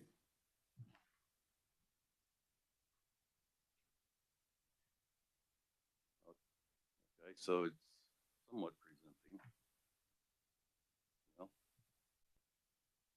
anyway, so on the next slide, the convergence of IT, IoT, and OT. The Industrial Revolution 4.0 is introducing the operational technology to the internet currently. It's bringing all those additional pieces such as water pumps, even medicine pumps in hospitals and other OT devices. Those devices are not necessarily updated on a regular basis, and there's proprietary software that's not always updated as well. And then the International Data Corporation predicts that estimates that there's going to be 41.6 billion IoT devices attached to the internet by 2025. These devices are things like the Nest thermostats, your Ring, your tablets, automobiles, appliances. Many of these devices are plug and play. So a customer goes out, buys an IoT device, they plug it in, and it's going to work because it's plug and play. But they do not go back then and change the default passwords or secure that network connection. That's increasing the attack surface for those bad actors. We've seen cases where they will compromise a home network and then work and target an organizational network through that home network.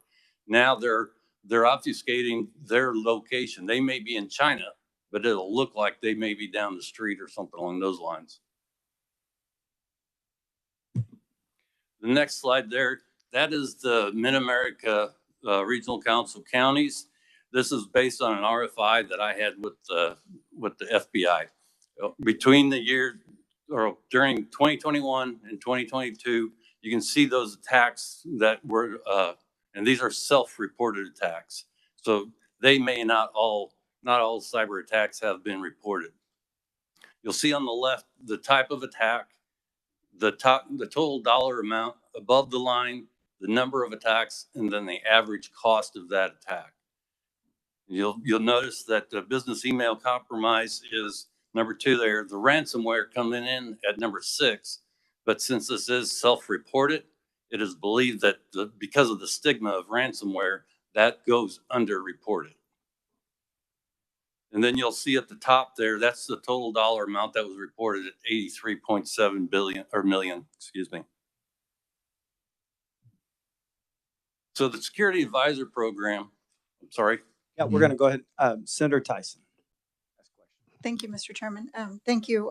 I just want to confirm, since this is Mark, does it include the dollar estimates for the hospital breaches that just occurred?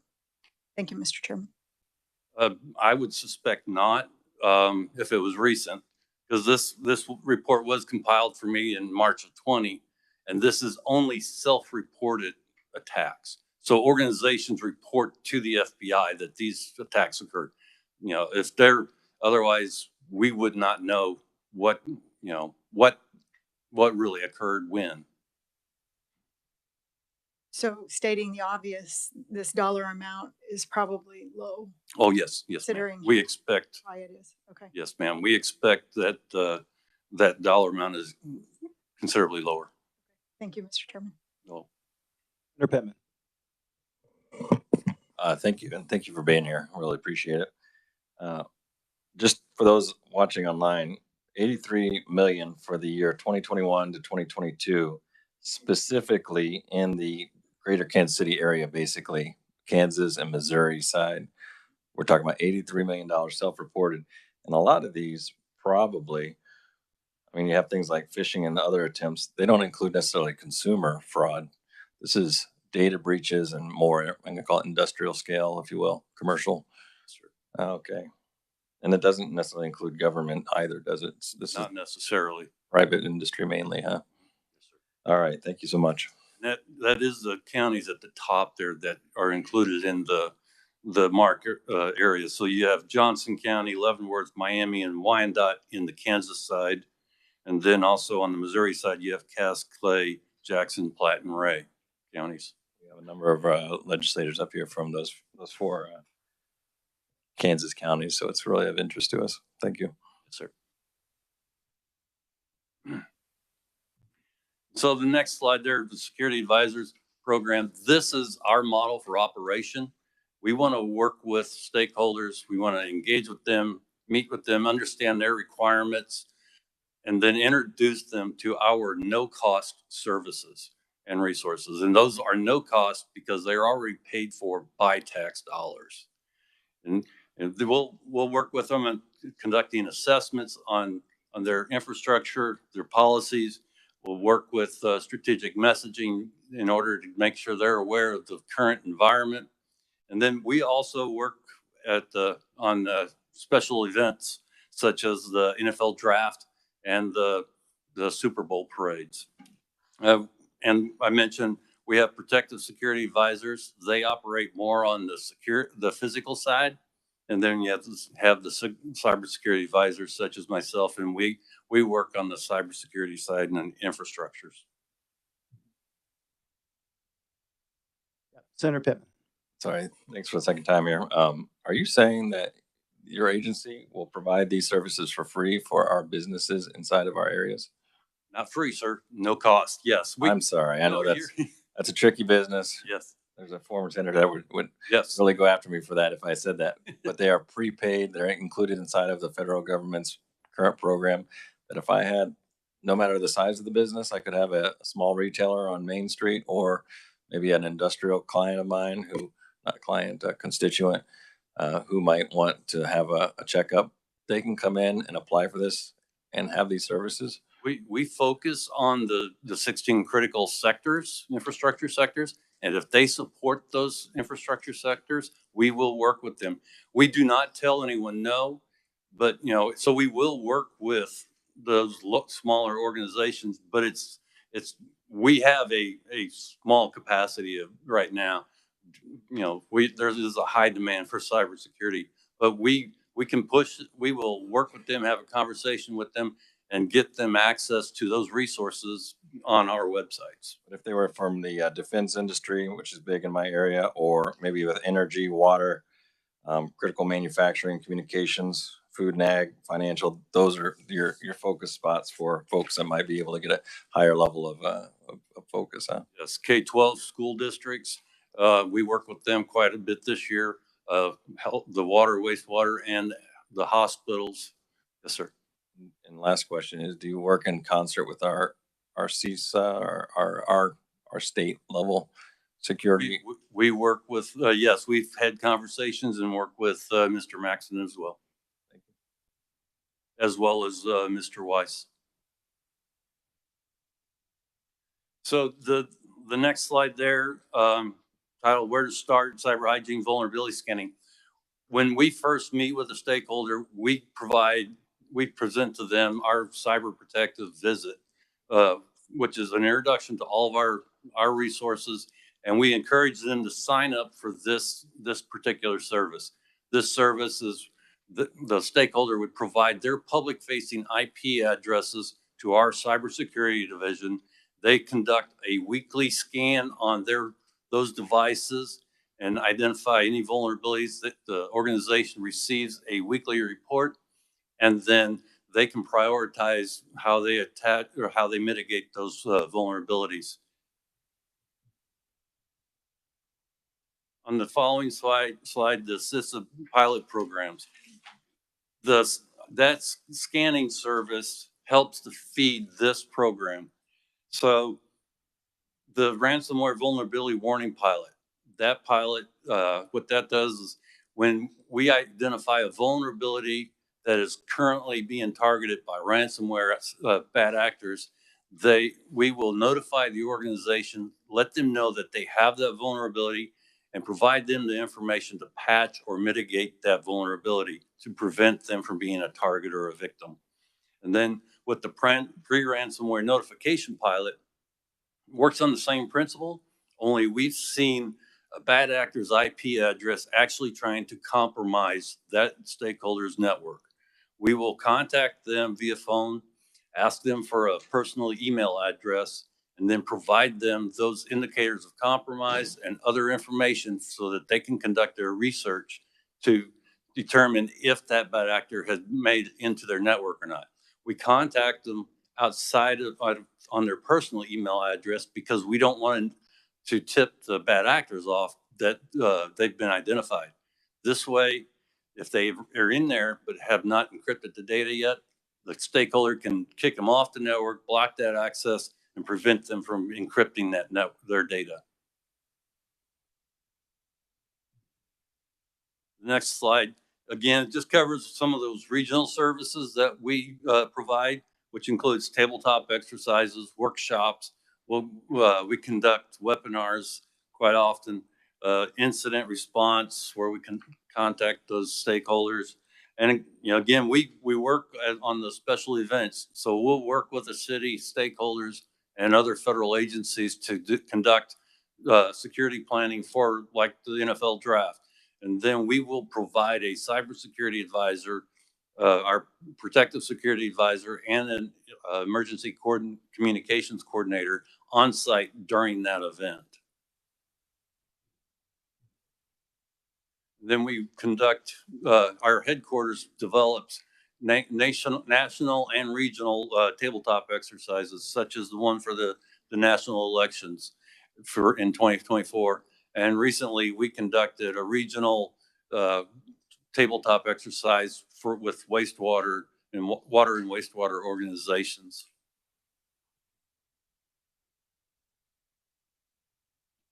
And following the PSA assessments, these are the three popular assessments for those protective security advisors. The first two is where they'll meet with the organization, they'll walk around the campus or the facilities with the stakeholder, identifying those areas that are weak and may need some reinforcement. And that includes like the front doors, any doors that are propped open. They'll also look at policies and procedures. And then the infrastructure survey tool, that assessment's more comprehensive. It's a 2-day assessment, but that also includes the cybersecurity advisors. So we'll go in, the protective security advisor looks at the facilities, and we'll go in and then do an assessment on their IT infrastructure.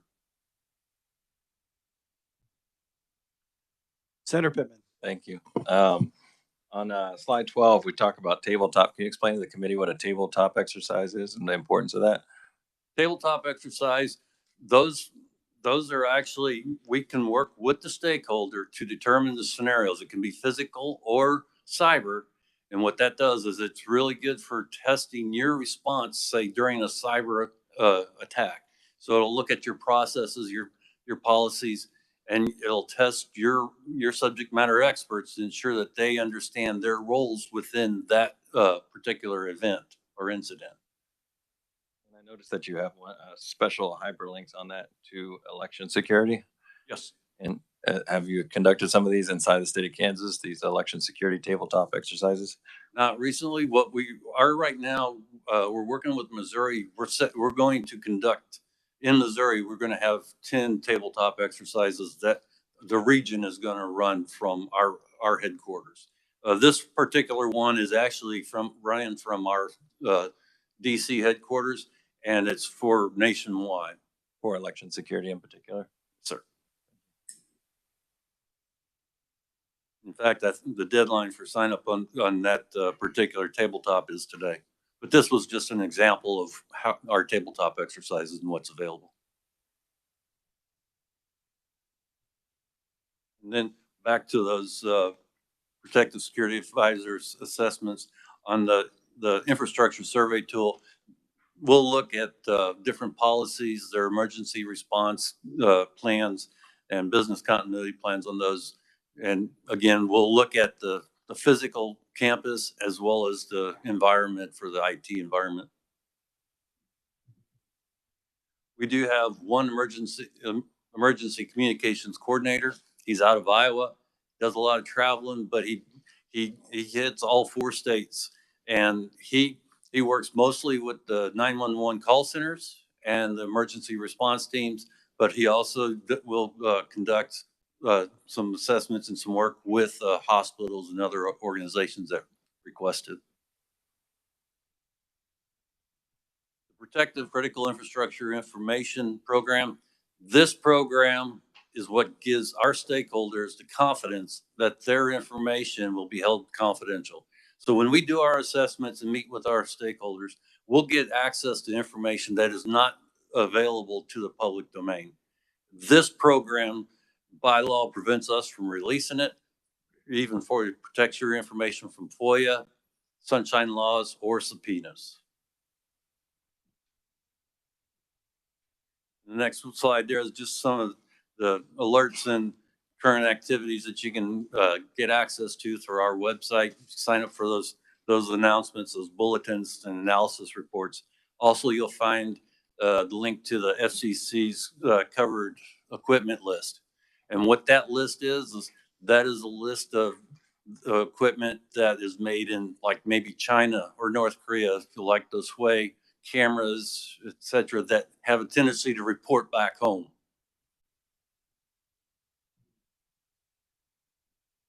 And with stakeholders, if they have the requirement, they're supporting those critical infrastructures, we can get them access to our Homeland Security Information Network, where they can communicate through on daily operations with other federal and state organizations.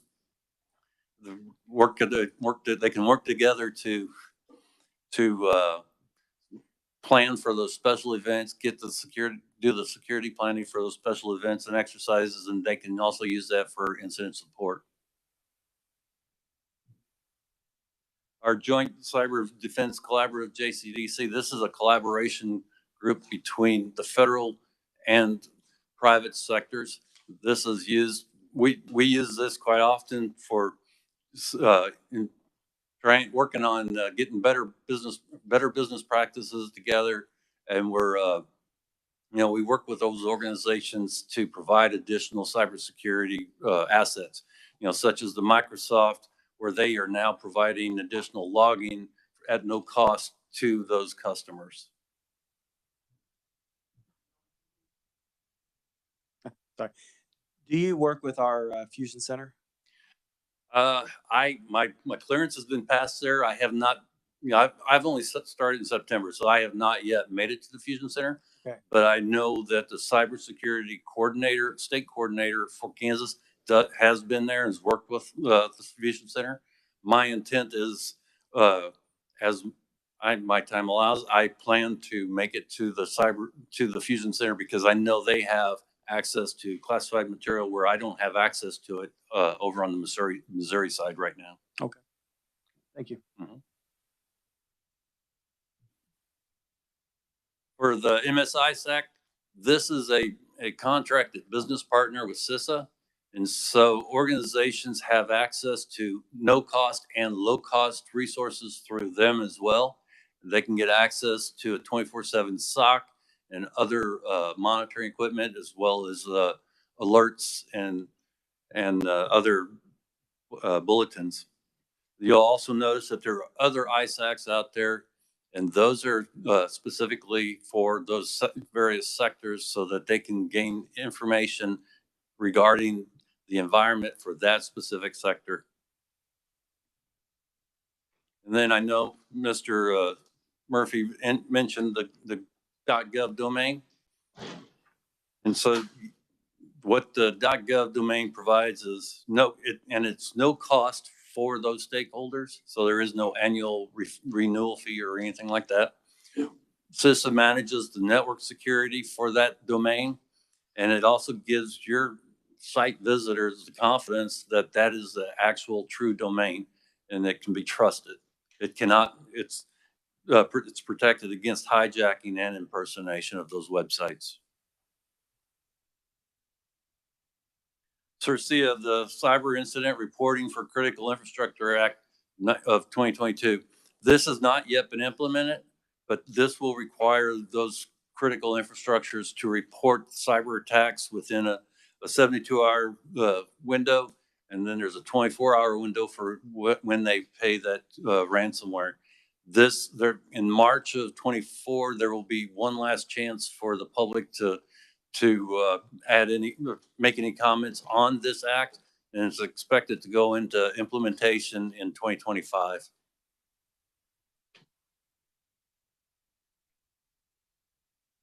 Senator Pittman. Thank you. So did I hear that right? I'm not up to speed with this one. It's going to be a law that certain cybersecurity breaches are required to be reported from certain types of infrastructure type or certain types of companies that are in certain spaces. Yes. So what would that include? Banks, credit unions? Would it include mainly the ISPs? Honestly, I think this is going to be more on the like the water, wastewater, and the power plants, airports, things along those lines. That list, I'm not that familiar with the list. There may be some of these others as depending on, how high are they, how large they are. That includes state governments. And if, for example, a county got ransomware inside of their county, would they be federally required under this law to then report those things? I do not believe that it covers the governments. No. Okay. Thanks.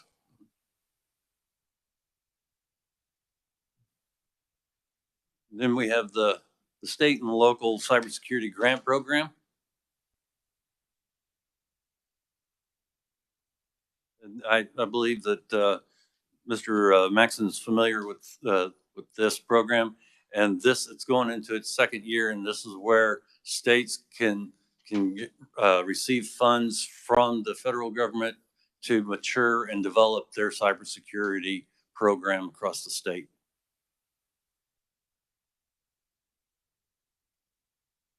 And then the next slide there, that is just some examples of who we've worked with within Kansas, and this is only for 2023.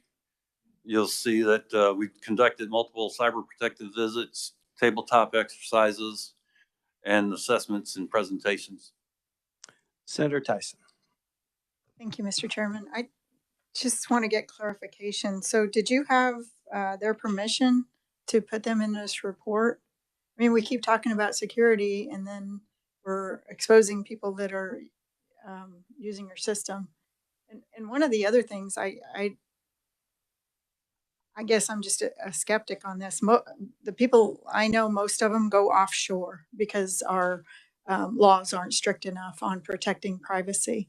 And you had stated in an earlier slide that that the data is protected, but then I see some of these vendors on here that collect data and are being charged in other countries. So I guess I see a little bit of inconsistency. I'm sorry, Mr. Chairman.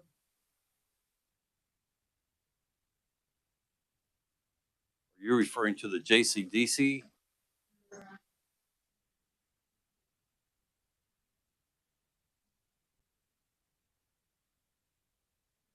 Joint Cyber Defense Collaborative Effort. This is a collaboration with all of these stakeholders, and we're not, we are working with them together to improve cybersecurity for the nation. And so, yes, we are, the federals, and this is voluntary on their part. They are volunteering their time to work with us on developing better business practices and other. Thank you. I understand that, but I also understand that there's at least one, I can see a couple that have been fined for other companies, other governments, for their lack of discretion, their lack of privacy, and you're saying, oh, we can trust these companies. They're part of our effort. I'm just questioning that. I understand, ma'am. I think I understand where you're going. We do not share our information from our stakeholders with these organizations. This is strictly at the application and cybersecurity program level. They do not see our reports from our stakeholders.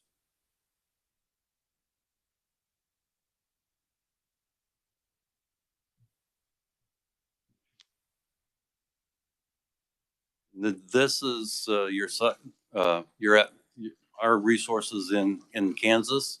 So we have Miss Winnie West. She is on a special project currently, so she's not available. We have Sam Alva. Bless you, sir. Sam Alva out of Wichita. And then we have Timothy Morgan and Chuck Clanahan who are protective security advisors. One covers the north of the state and the other covers the south. And then on the Missouri side, myself and I work western Missouri, eastern Kansas, so I'm actually an asset for both. Tommy Miner and Steve Souders, they are protective security advisors for Missouri. Tommy covers the western side, and Steve covers the eastern side. We have Chris Cockburn and then Robert Graham, also their cybersecurity advisors for Missouri. I've included some backup slides there, just more for your information. I had no plan to brief those, but they're there, and I can accept any questions. Senator Pittman. Thank you. And thanks again for coming in. It's really fantastic. Obviously, you've got a lot of resources that at least my constituents need to be taken more advantage of. This is kind of around our post audit group. I noticed that you advised with the post audit group, and I don't know if you know the extent with which you advised them. They often are the ones we lean on to do our security assessments internally for the last 7 years, 8 years, probably more. And sometimes we go back and forth about what standards should we have from a state. Should they be the same as the federal standards? We have our own standards sometimes. Have you advised with them? Have they asked? Has there been a communication about how you assess these entities that the CISA looks at versus the way that our post audit process works at all? I mean, I have not, and I'm not aware of any opportunities for Ms. West to work with them. So no, I would have to say not yet. Yeah, I hope there are opportunities to work. I think in the future to look at different ways that we assess versus the ways that you assess, your organization assesses. So I didn't know if that had happened yet, but apparently not yet, right? Okay, thanks so much.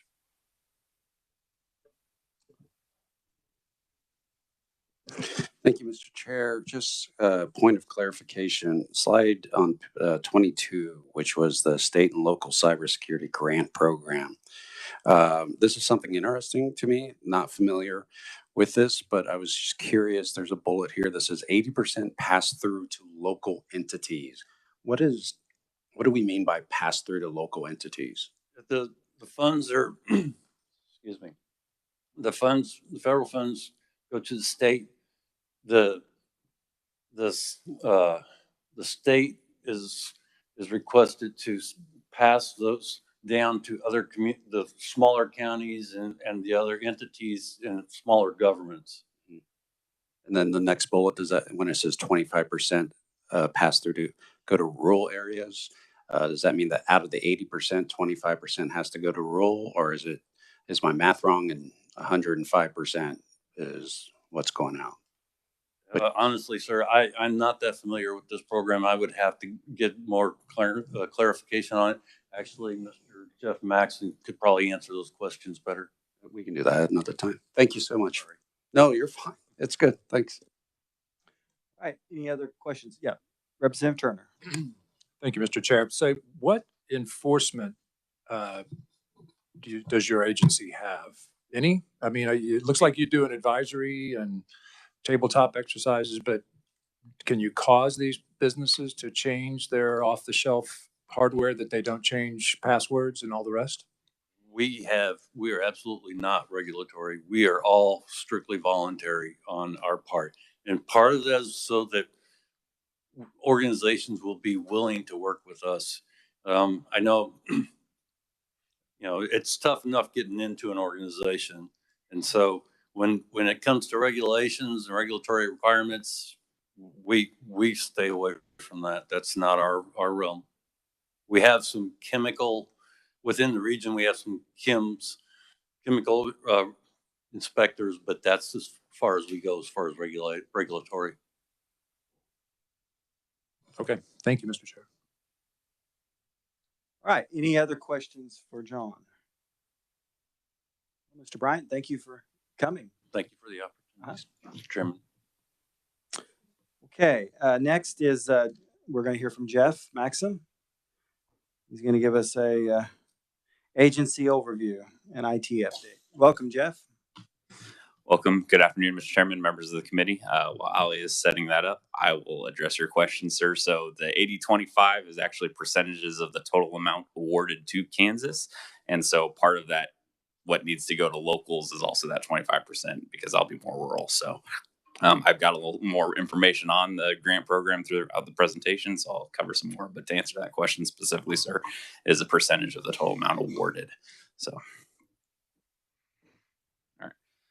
So again, introduction, my name is Jeff Maxson. I am the interim Chief Information Technology Officer for Executive Branch, and I'm also the Executive Branch Chief Information Security Officer as well. So as Representative Hoffman mentioned, I'll be doing a brief overview on both OITS and the Kansas Information Security Office, as well as doing a high-level governance overview of what IT governance looks like for the state of Kansas, as well as it plays into most of the conversation we've had today. So I will go over a high-level kind of presentation on that. So, all right.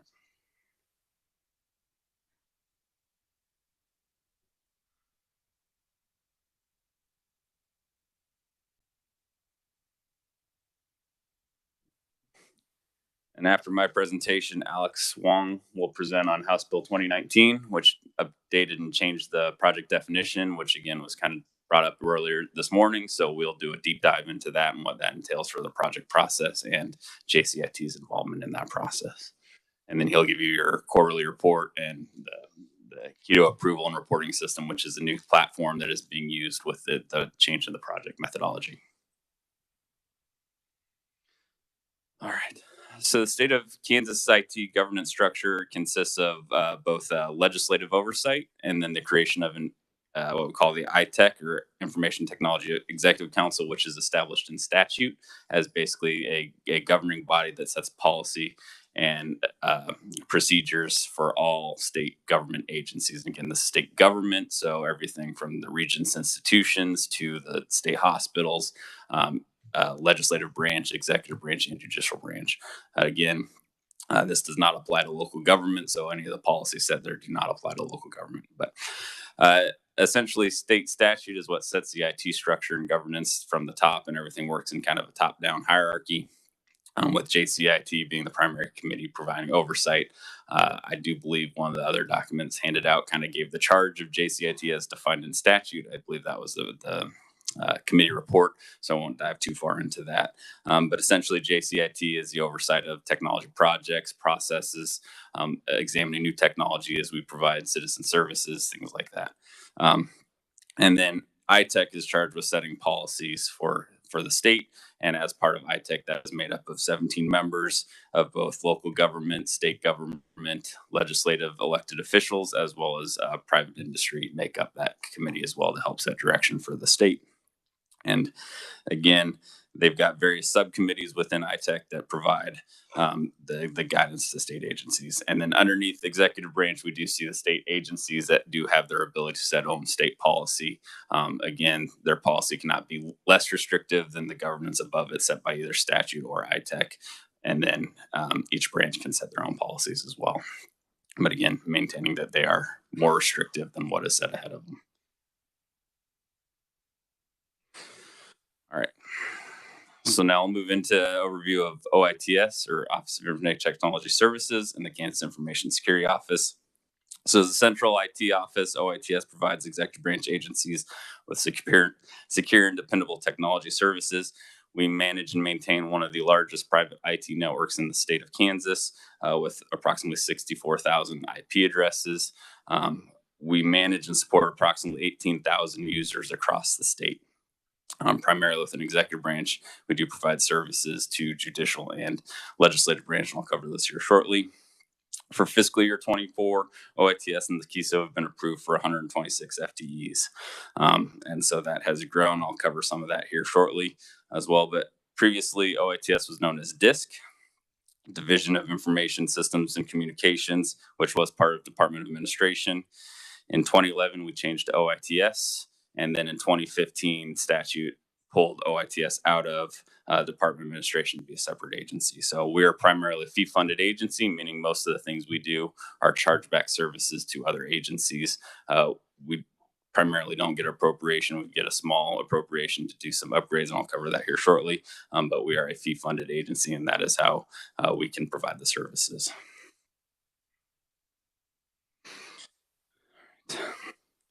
So in 2021, we started setting up kind of a new strategic framework for OITS to really reevaluate how we're providing services to state agencies, to the different branches of government, and how we start moving us into the kind of the future of being a true service provider and moving beyond some of the issues of the past. And so we set out a new vision and a new mission for the organization, and really kind of started turning this into more of an executive branch strategic framework beyond just OITS. So again, the primary goals are driving operational excellence, IT risk management, technology modernization, being an IT service-driven organization. So these are really our guiding principles, and the projects we are undertaking are to help advance this strategic framework. So as we started moving into this new framework area, we began to start introducing a new 3-year IT plan that is provided to JCIT on a regular basis. In the past, it was kind of a 250-page document of just lack of better terms, word vomit. And we tried to really simplify it and make it visual. And we started out with the cabinet agencies. We have expanded that to the non-cabinet agencies to really be kind of a 1 or 2 page visual. And the process directed by our state architect is very simple with the agencies, kind of drop down, make it easy on them. So they're all actually contributing to it and making something we can provide useful data, see trends, things like that.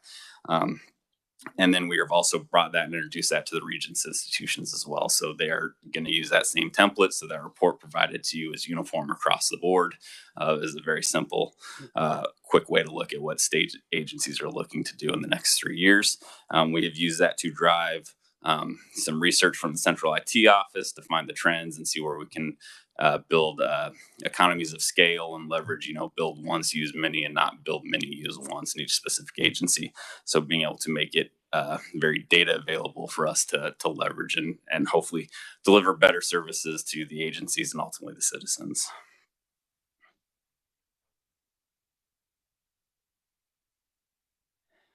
As part of most of our activities, again, we are talking regularly with our peers in other states to see how they're doing, take lessons learned, what is going on in their worlds, to see if they've built things that match what we can do here. If it's something that's been successful, we want to imitate. We don't want to rebuild things.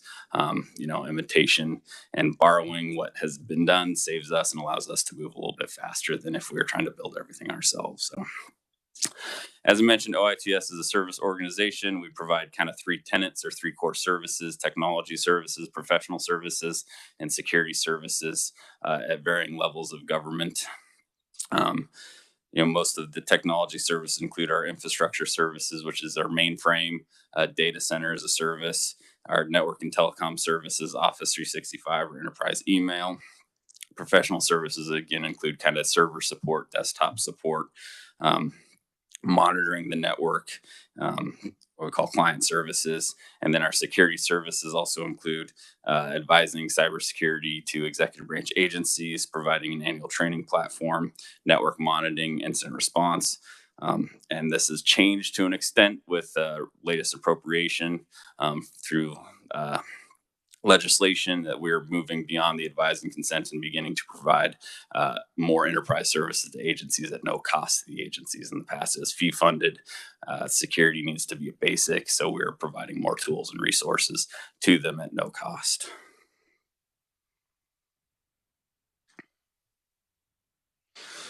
So looking at our operational structure, you'll see kind of this hierarchy built down. OITS will provide a base level of services across all 3 branches of agencies, and those are primarily network, telephone, and network security. All agencies that ride on what we call the Can-Win network receive these services if they're subscribing to them.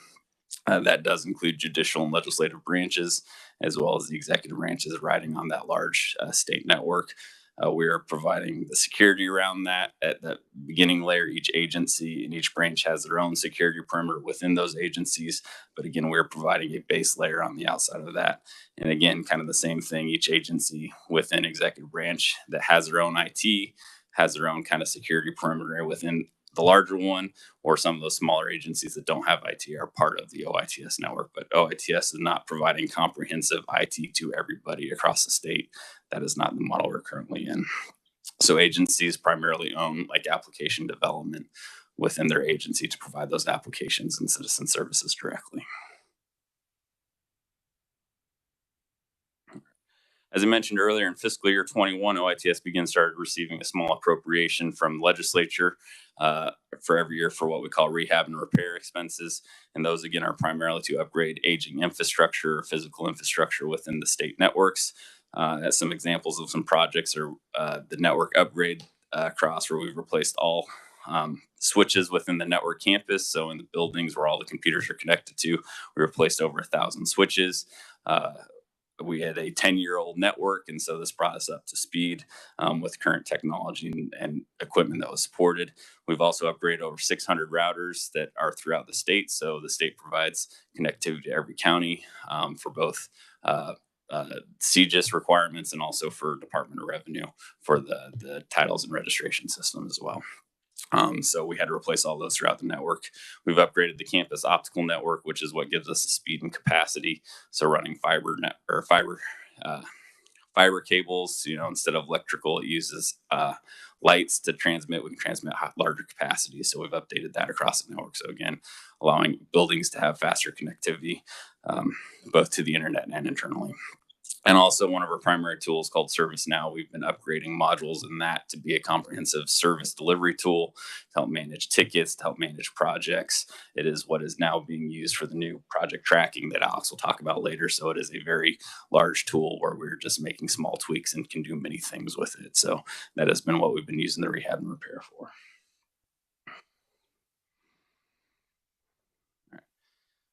All right, the Kansas Information Security Office is a relatively new office. It is the one I am primarily charged with. It was created by statute in 2018, and at that time, the function was primarily advise and consult. So again, has been kind of growing in responsibility. It was to provide the enterprise network with its baseline security and provide specific paid for cybersecurity services to some agencies that were paying for those. This past year, House Bill 2019 added some additional authorities to the CISO and the KSO. And also in fiscal year 24, we received a small SGF appropriation, which is what is driving the operational change to be able to provide more services at no cost to the agency at a consistent level across the executive branch.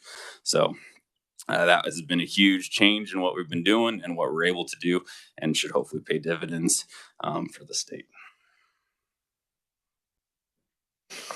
So for fiscal year 2014, or 24, sorry, I apologize. KSO was also given 9 additional FTEs. We've already filled 5 of those 9 positions. These positions are primarily what we are calling our information security officers. These are security folks that will be embedded in the big agencies to help build, monitor, maintain, and manage their programs, help advise and consult the CIOs, agency secretaries, agency heads on cybersecurity related issues, and also are a way for kind of some central visibility to things that are happening at the state. We'll be using some of this SGF to build and procure an enterprise endpoint detection and response tool. So this is a tool, if bad things are happening on the network, we can immediately detect it and respond to it. We've actually issued the purchase order, and so we should be rolling that out at the enterprise here within the next couple weeks. This is a huge undertaking to really get some central visibility, ensure everybody has some of these baseline security tools around. We are also introducing a governance risk compliance tool. So again, as we have findings from audits or we have identified vulnerabilities, we kind of track them in this tool. Right now we're living in Excel spreadsheets. This begins to kind of consolidate that to where we can easily work through them, assign stuff for responsibilities to take care of those. We can make management aware of findings, and it builds the workflows around making sure those are getting identified, tracked, and closed with responsible parties, dates, things like that. And then also we're looking to institute an enterprise vulnerability management tool. So again, when I say not just vulnerability scanning, enterprise vulnerability management is the scanning, identifying vulnerabilities, and actually closing and patching them. So there are some tools that do both of those. We're looking at trying to rolling that out enterprise-wide across executive branch. So again, these are all being provided at no cost to the agencies thanks to the SGF appropriation. All right. So an update on the state and local cybersecurity grant program. So again, this is a program that was released in the infrastructure bill. And this essentially set aside, they said it was $1 billion over the course of 4 years for all states. The first year is the past federal fiscal year, which is it ends in October, so we're still in the first fiscal year of the program. Kansas was allocated approximately 2.4 million for this program. Kansas has over 1,000 eligible recipients for this program, so not a whole lot to go around. As I mentioned earlier, we have to, as part of the program, we have to build a statewide cybersecurity plan that gets turned into DHS and FEMA for review before they can release any funds for individual projects. We have currently had 9 listening sessions across the state. We've held them in Topeka, Wichita, Iola, Garden City, Hayes, and Overland Park, as well as surveys out digitally. And we've been working with the League of Municipalities, Association of Counties, Board of County Commissioners, Department of Ed to try and reach as many people as possible to get feedback for the cybersecurity plan to really build a comprehensive roadmap of how we can provide security or get the appropriate tools to the agency or the local government, school districts that need them. That plan is due to FEMA at the end of September. We're hopefully having it done for internal stakeholder review by the first part of September before we submit that. But the goal is to have a comprehensive plan and roadmap for really kind of the next 5 years on what cybersecurity looks for the state as a whole, including local government. All right. Also, with the passage, or with the COVID and the ARPA funds, the OITS and KSO did get a portion of that, and we've got several projects occurring with those funds. One of the big ones is an enterprise identity and access management platform. And again, what this platform will do will provide multi-factor authentication and what we call single sign-on to all executive branch employees. So we increase security, we reduce the number of usernames and passwords employees have to have, so they don't have to remember 15 usernames and passwords. All this increases productivity and increases security. So we're rolling this out again as a no-cost implementation to state agencies, and then eventually looking to provide a portion that is of a citizen facing, so citizens don't have to have 20 different usernames and passwords for 20 different applications that they may be getting services for. We're upgrading our enterprise firewalls throughout the state. So within executive branch, there are dozens of firewalls out there. We're upgrading all of them to get them to a point where we're using what is called next generation firewall technology. This is a project that is occurring as we speak. We did a major upgrade to the internet facing firewalls here recently, which again, everybody on CanWin resides behind those. So that is our front line. We're also using ARPA for continued network modernization to move kind of the next technology with how networks work, kind of moving away from a very legacy style network. So beyond just replacing technology, there's methodologies that exist that we're beginning to adopt with that. We're implementing a modernized professional licensing platform. This was actually something that was born out of reviewing 3-year IT plans and seeing 9-10 agencies wanting to build their own licensing platform. Saw an opportunity where we can build once, use many, and had a way to fund the initial onboarding for agencies. And then we're also looking at an enterprise backup solution to have kind of a break glass for if we do have things like ransomware attacks, that we hold a backup copy in case of emergencies beyond just the standard backup solutions. So we do have a copy if anything were to ever happen. All right. So I briefly touched on it and had been talked about earlier this morning. So House Bill 2019, again, was the primary project definition update, changed that risk or that project definition from the monetary to the risk threshold to identify a project. Again, Alex will go into more detail on this in his presentation. One of the other key pieces that it implemented was a local government mandatory reporting of cybersecurity incidents. Again, this is primarily so that we as a state have ties into local government in various fashions. And so if they have a cyber attack, we need to know so we can take appropriate defensive actions, make sure that we can provide resources if necessary, coordinate all activity through a uniform approach, because in some cases, these local governments, if they were reporting to 4 or 5 organizations separately. So hopefully we can kind of coordinate and reduce some of that burden for them. And if at a minimum, at least point them in the right direction to get support as well. So Also, House Bill 2018 gave the authority for the CISO to accept executive branch cybersecurity policy. So again, as we kind of roll tools out, things like that, we don't want to use a hammer, but this is the catch-all if we run into issues where folks aren't adhering to cybersecurity standards. And also, one of the things we introduced in here was the legal authority for the Information Security Office to go out and actually assess and audit agency cybersecurity posture. So in the past, we had no way to legally go in there. We had to kind of take them at their word for what they're saying. This has, if we have questions, we can actually now go in and assess their capabilities and what's going on there. There's a requirement for an hour of cybersecurity training. And that the KSO is to make available cybersecurity training. So we've been providing a platform for cybersecurity training since 2018. Again, we'll continue to do that. And we do make that available to all branches of state government, as well as the way the contracts are written. They're open to political subdivisions. So local government, cities, counties, school districts can leverage off that contract as well and kind of use our same purchasing power.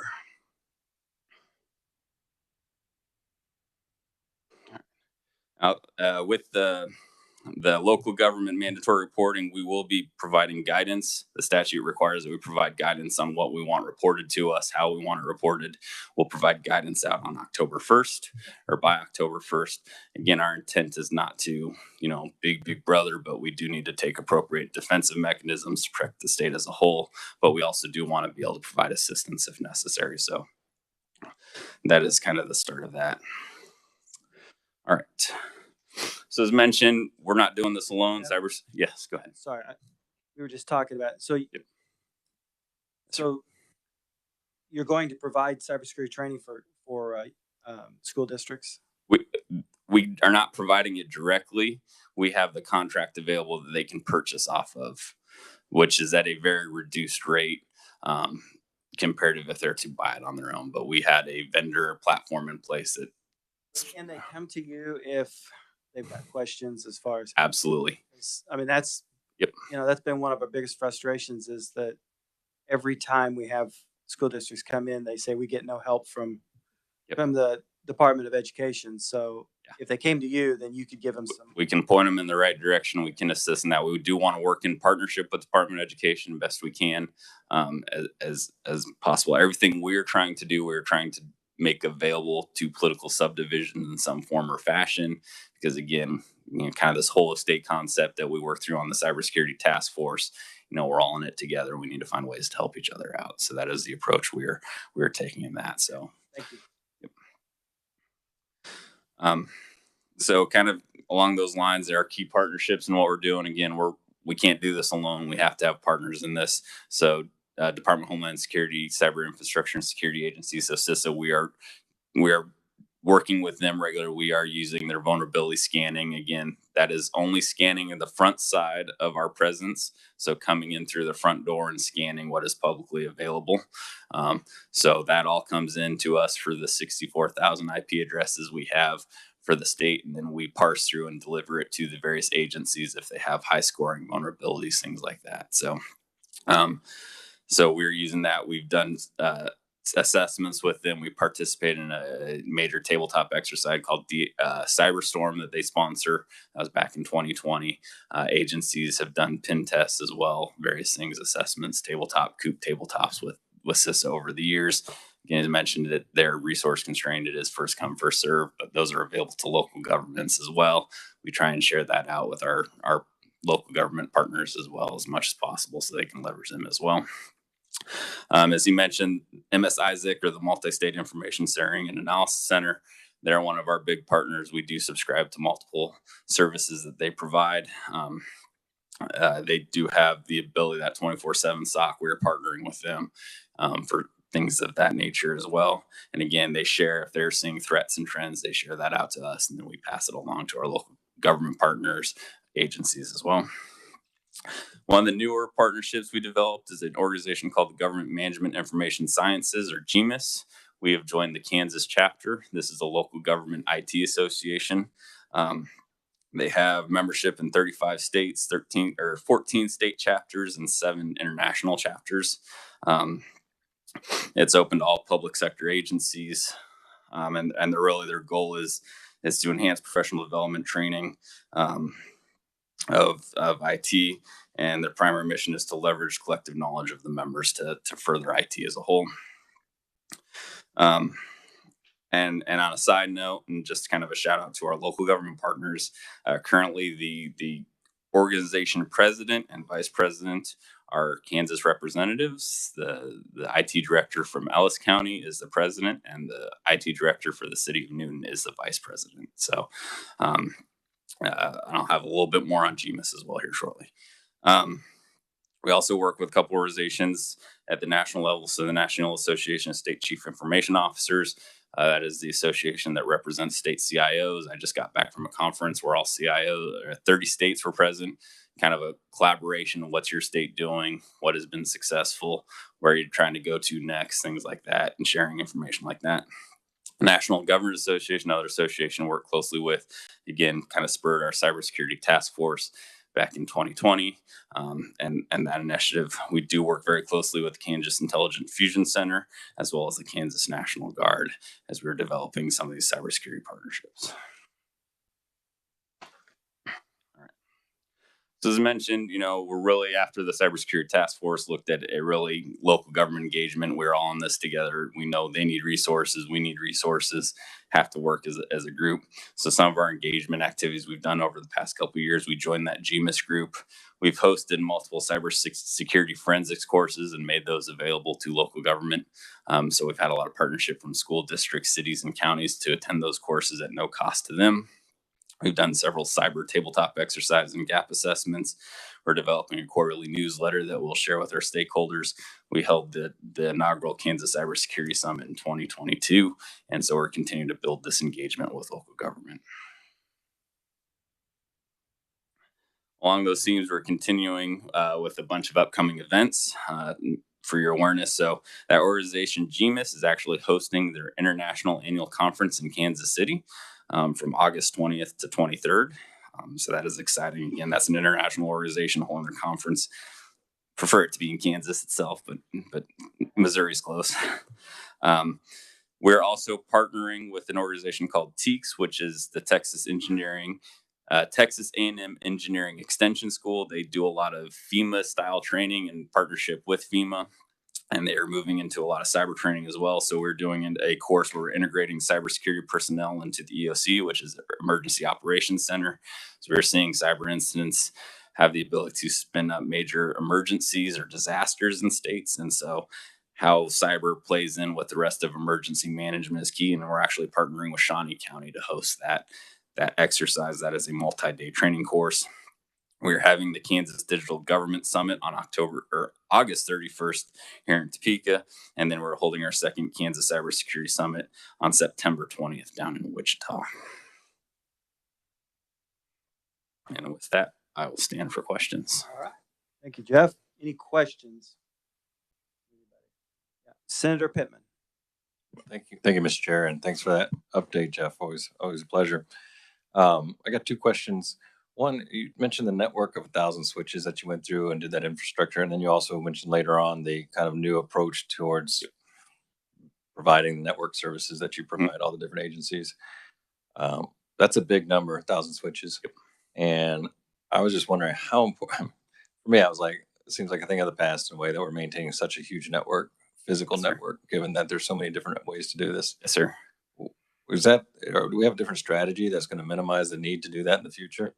And that is actually a conversation we have going on right now of what the next version, or what we call CanWin 2.0, is looking like. Is again, more folks are wanting to go to things like wireless. How do we support that and move away from some of the physical infrastructure? So again, with everybody needing at times, a desk phone, their desktop or a laptop in an office, we had physical jacks. Technology is moving away from that. So we need to evaluate that is. And so we had an opportunity with COVID to go in and get a lot of that done without having disruptions in place, but that's also changed the way the work model is. And so we are working through that now, because with that, we have to address how we charge agencies to recover those funds, manage the technology and the devices, and also secure the technology as well. So that is a strategic project we're undertaking right now. The second question is, when you went through, I'm glad we were able to invest in and take away, the per fee, that we were able to give the CISO some autonomy. Mhm. You talked about licensing, centralization, single sign-on, single place to have emergency backup, patching as a potential path forward. So these are all fantastic. When we get our security audits, which we'll have a little bit later on, and every time we hear some bad things, happens, I think that these things are going to make a huge impact on a lot of those assessments, depending on if everybody takes it. Yeah, Right? yes, sir. And again, as we look at security, it's called what we call a defense in depth strategy. We have to have layers of security controls at various places across the executive branch. They are at various states of maturity. We're trying to raise them as much as we possibly can. And there is the technical tools that we implement. There are also the procedural and operational within various organizations on how they handle certain things, such as employee onboarding or offboarding. We're trying to standardize as much as we can through various aspects. So we can get some of these things that slip through the cracks. When you look at them, sometimes we have dings on the fact that they have a door open or an access point where one could potentially get in and get to that emergency backup. Sometimes it's a matter of, hey, we don't always have a 14-day policy or an immediate policy. We wait for 7 days to take these guys off of the rolls when they're no longer working with us.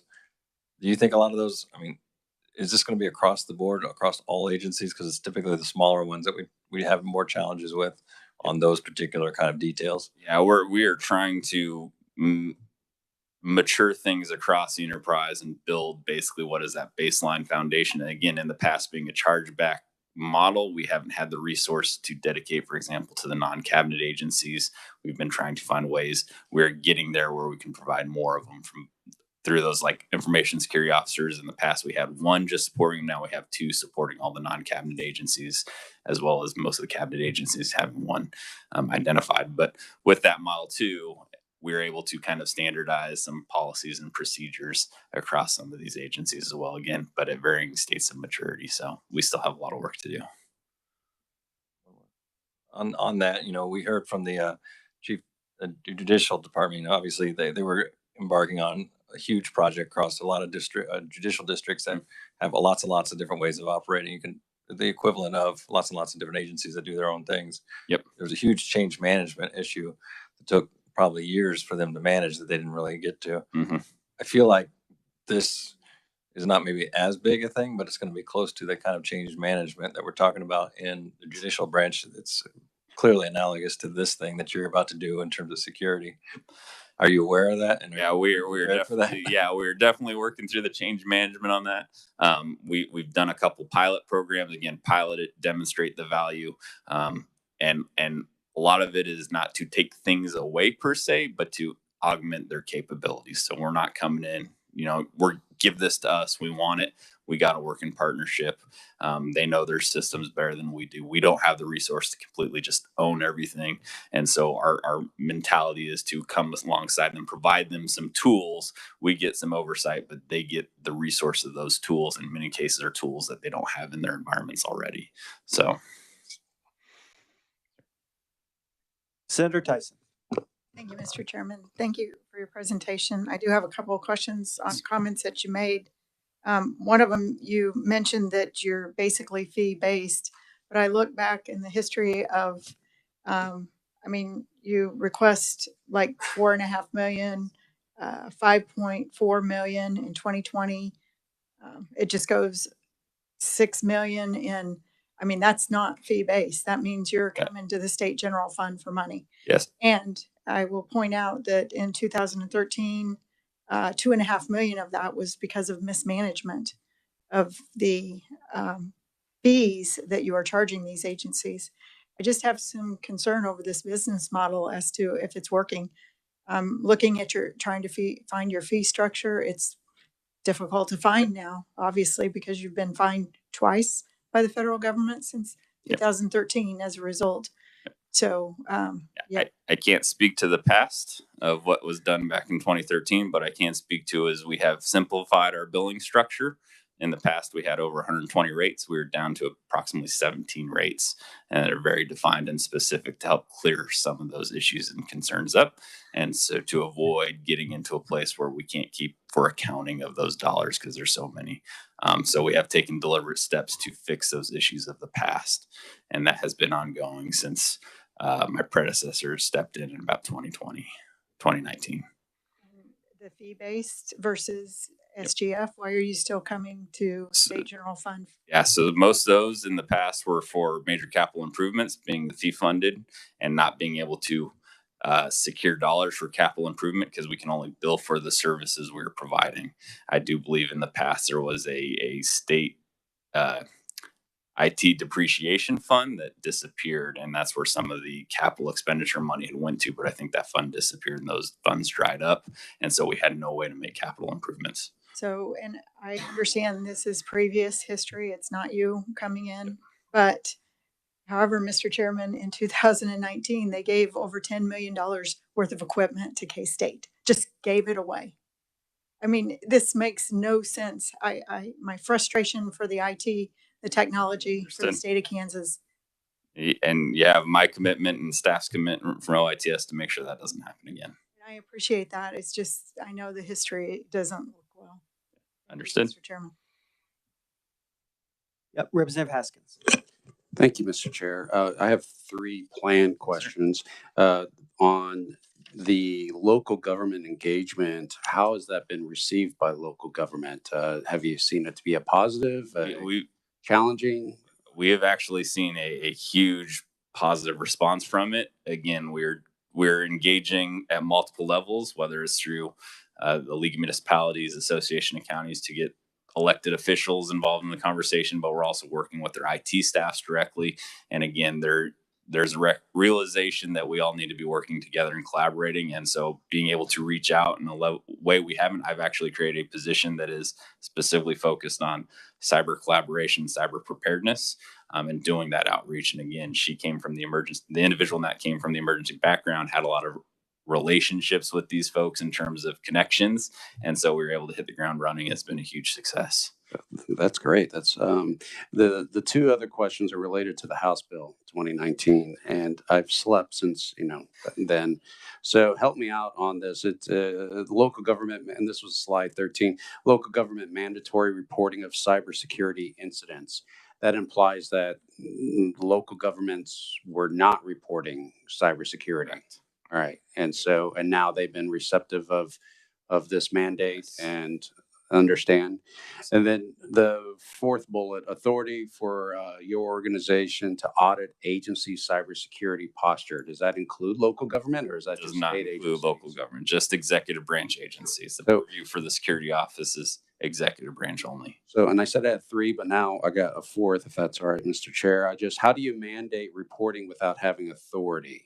So, say local government is mandated to have reporting. Yep. So they have connections to state information systems and access state data. So that is really the crux of they need to report if they have an instance so we can protect ourselves and our data. And so that is really the crux of it. They were already having to report to separate organizations, but they weren't doing that. For example, I'll use the Wyandotte incident. We hear about things through the grapevine. Nobody made an official report. So we're scrambling days or weeks after an incident has occurred to make sure we haven't had things bleed over into the state network. And that's the second. Why aren't they sharing cyber? I know that's probably a naive question, but is it just straight up embarrassing? Is that why they don't? There is a unfortunate stigma if you've done something wrong and you're at fault. And the reality is we're up against bad actors that have more resources, more people, more funding than we do, and that's their business model, like other criminal entities, as well as nation states that are attacking us with significantly more resources. So we're trying to get folks beyond that stigma, and it's going to happen. And we need to make sure we can respond and recover appropriately. Any other questions before we go forward? Okay. Jeff, thank you. Yep. Alex will be up next to present on the IT project reporting process and also the quarterly report. All right.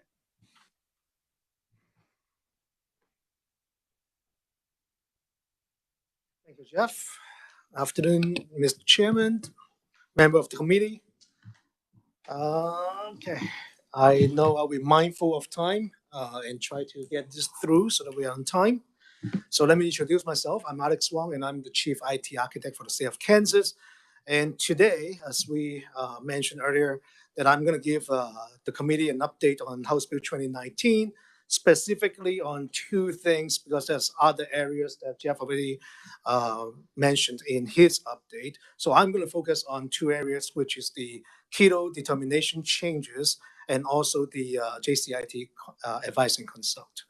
And through this, I'm also going to talk a little bit about the update on our system so that committee member can see the changes that we're going to make through this electronic process. And finally, I'm going to go through the first quarter of this year, January through March keto quality report.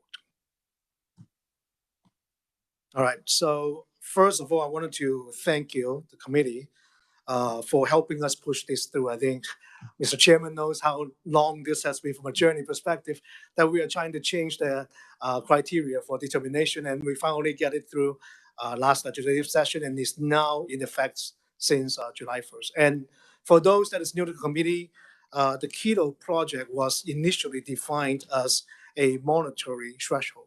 So if your project has a cumulative cost of $250,000 or more, you are keto reportable. However, we did see a whole lot of keto projects that got reported that is over that threshold, but it's a lot of operational side of the house, like upgrading switches, kind of like what Senator Pittman just mentioned earlier about all these OITS switches that we have to maintain. So a lot of those are not really highly critical or risky. So we also understand that there are projects that's under 250,000 costs that could be very risky. Specifically in this new day and age of technology, where you can buy any package that you need off the shelf for less than 250,000, and you can introduce new risk for the state, introduce new security and compliance issue that we're not aware of. So we work with JCIT and introduce this to make this change so that we can actually have all the agency provide their submit their project through the cost system that you will see a little bit later to have a risk assessment being performed so that we can determine their reportability, which I will talk a little bit more detail in the next few slides. All right, so next up, I mentioned that because we anticipate this change for about 2 years now, so we also want to take the opportunity to optimize and modernize our system of intake, submission, approval, and reporting. And we also build in this business risk assessment that I'm going to talk a little bit later into this system with JCIT advice and consult. So instead of a whole bunch of email trading back and forth, which is what we have been doing, and also it takes a lot of our keto staff resources to put all these things together, we are now using one single system, which is the ServiceNow system that Jeff mentioned earlier, to basically build the whole process within the system using their project management module. And so all the approval, all the documentation, RFP, compliances approval are all now streamlined into one single system to improve that efficiency. And hopefully it also allows us to produce the quarterly report faster. Nowadays, we need about a month after the agency submit their latest update for us to put together that quarterly report. So hopefully this will also give us that improvement on that turnaround time. And not the least, which is it also give us a way to really organize the data that we receive through the keto reporting process, to do a lot of data analysis, to see things that is maybe in commonality or they have similar risk. So those are the things that we're really looking forward into using this new system. So we have started using it. This new system is in place in production starting July 10th. So all the project submission now is going through this new cost system. However, there is still going to be this transition where all the projects before the July 1st timeline are still using the old process versus the projects that submitted after that. It's going to use the new system. So there will be still a little bit transition in the next 3 to 6 months that you might see information not all coming through the system, but still using the old method.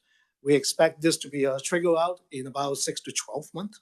So we should be all using the system after that. All right, I'm going to dive a little bit deeper into the risk assessment process. So when this first introduced 2 years ago, I think one of the major concerns that we hear from our stakeholders are the time and the resources that is needed to go through this process. Because now we're asking all agencies to submit all the IT project through this process so that they can get a answer at the end of whether this is keto reportable or not. A lot of agency expressed that that will take a lot of additional resources to fill this form and go through this process. So we really try to dial in and create a working group that consists of cabinet agency, non-cabinet agency, regions, and all the other major stakeholders to give us that input on what is the process that can balance this effort, right? So while we gather all your information, how do we minimize the time that you will take you to go through this process, while we also give the transparency to legislative and the public as well. So we developed this two-step process. We start from the top where you see that business risk screening process. That is a 4 short questions to make sure that we are not screening. We can screen out all these really low risk projects that is mostly operational item on renewal of the same equipment or the same application. And then once we've screened those out, everything else now go through the business risk evaluation process, which I have went through a presentation last June to go through that evaluation tool with this committee. So that is the same tool that we are adopting into this system. 17 questions in 5 different areas, and those areas are strategical, operational, financial, security and compliance, and finally reputational. So through those categorization, we ask those questions to come up with a risk score. And based on that risk score, we determine whether it is keto reportable or not.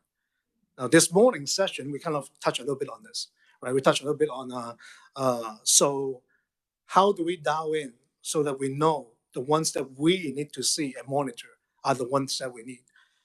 This is a brand new process, and this is a brand new tool. So we started with the recommendation from the working group. So we have a number, a score, that we say once we get over that, it becomes keto reportable. But we are also making sure that agencies submitting those risk assessments are being reviewed. So we are looking at every single one of them that comes in starting now to make sure that they are not intentionally lowering the risk that might not be reflecting the factual. So we wanted to, through that process in the next 3 to 6 months, change that threshold as well. So we will refine that threshold to get to a point where we believe that it actually matches up the risk that we need to see from a transparency and a public perspective. So this will be continuing reporting to JCIT. In fact, when you start to now receive the new notification from the system with keto projects through the advice and consult process, you will see those scores. Those scores will be provided to you as well. So we'll work together to figure out like what are the ones that we need to, and how we can change it through the ITEC, which is the executive council that is in charge with this whole policy as well. We'll work together with those council to make sure that we fine tune it to where we are, hopefully in 6 to 12 months. So next up is just a real quick, go ahead. Yes, go ahead. Thank you, Mr. Chairman. Thank you for the Editor. presentation. So I just want to be clear, to start out with, we're going to see all of the IT projects so that we get an idea of where that scale is, or is that your guys' decision that you're making and we're not necessarily going to see? So Keto Office right now is the first gatekeeper to see what is coming through and make sure that it doesn't overwhelm, because there's a lot of project that will came through. Then you decide whether the legislature, this body, sees it or not. So everything will then, if it is keto reportable, will be submitted to JCIT for advice consult, which I will go through in that process in the next slide as well. Because I was out looking at the bids, the RFP website, And there's some IT projects out there that I haven't seen. And so I'm just wondering where that threshold is when they get in front of the committee and when they don't. Thank you, Mr. Chairman. And these were not posted. It was July 3rd when one of them was posted. So it was after the legislation passed. Thank you, Mr. Chairman. Representative Haskins.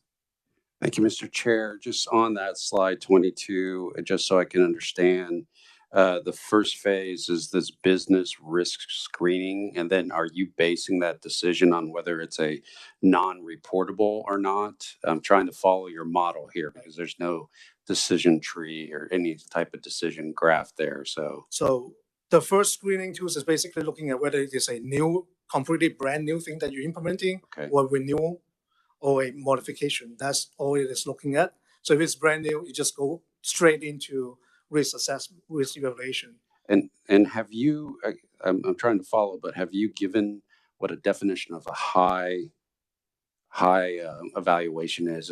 You mentioned a number. I'm trying to, what could you give that to us one more time? So let me just go to this screen real quick. If you can see that there is a high at 3, moderate at 2, and low at 1. So that is the scale that we are using to assess every single one of those criteria. And I guess I'm asking, how do you determine if it's high or not? So one at this, using the scale, anything that's over 2 will be considered as high. So at the end of that will be overall result that combines all this together. And if it's over the moderate, will be considered as a high risk project. Okay, thank you very much. So Alex, the scale that you're using, where do you have that criteria? I think that's what everybody's wanting to see, so that we understand the criteria that you're using. Do you have that Yes. that you can share with us? So the criteria that you mean, that 17 questions that we are asking, correct? So yes, we can send that. Actually, I can just send that questionnaire to the committee afterwards, so you have a copy for reference. And it gives us the idea of what will become keto reportable. Yeah. Okay. We can do that. Go with that for right now. All right, sounds good. Yeah, Representative Haskins. Thank you very much. I guess what I'm getting at is making sure that this isn't just subjective. Like, I'm having a bad day and I need to get through this, so everything's a 2, 2, 2, 2 all the way down. I kind of want to know, what is the rubric? What is the decision related to that? So that's all. Absolutely. Thanks. Yes. So to answer that question, that there will be some question that will be subjective because it is depending on how they view the risk at that moment. But then there will be absolutely objective, such as like cost, right? And the number of people that you're going to impact, right? Those are the things that is a objective number that you cannot change. And those will be reflected as well. Mm-hmm. All right. So moving forward, JCIT Advice and Consult is the next thing that is added into House Bill 2019, and it's now also in effect since July 1st. Actually, this process is also introduced last year through a proviso. So you have seen how this process worked last year, and this process did not change, but I'm still going to go through that for the new member that was not here last year in JCIT. So what happened is the whole objective of this is to make sure JCIT member have the visibility mentioned from Senator Tyson, that you need to be able to see that going before it goes to RFP or procurement process, that there is this process in place for JCIT to have visibility to the project. So whenever we received a keto submission and that it is keto reportable, we will go through and generate an email. Actually, now it's going to come through from the car system. Previously, it was sent out directly from the keto mailbox. So you have seen those emails last year. Starting from this year, there will be a notification that comes out from CARS, which will include all the information that is also included in the previous email. In addition, adding those business risk assessment scores into it as well, and all the RFPs and all the other documentation that is included in this project will be included in the notification to have the whole package together. And if that once that notification sends out, that will be starting the clock of the 7 business day. So committee member will have 7 business day to reply to that email. Just hit reply on the email, and the message will be logged into the system at that point. And once we know that there is a notification or feedback coming back from that, we'll work with legislative research to arrange any necessary action at that point, and you will stop that procurement from moving forward. If there's no feedback for 7 business days, then this process will continue. And you will go to the CETO for approval. And when CETO approves, it will go into the procurement process at that point. So that is the advise and consult process moving forward. Just a visual of how the old process have all this information kind of scattered around. And now that we have a more streamlined and easy to access user, will feel a lot better looking at this instead of what we have before. And that is just a visual representation of that. So before I go into quarterly report, stop for a minute for any questions that you might have. So, Alex, is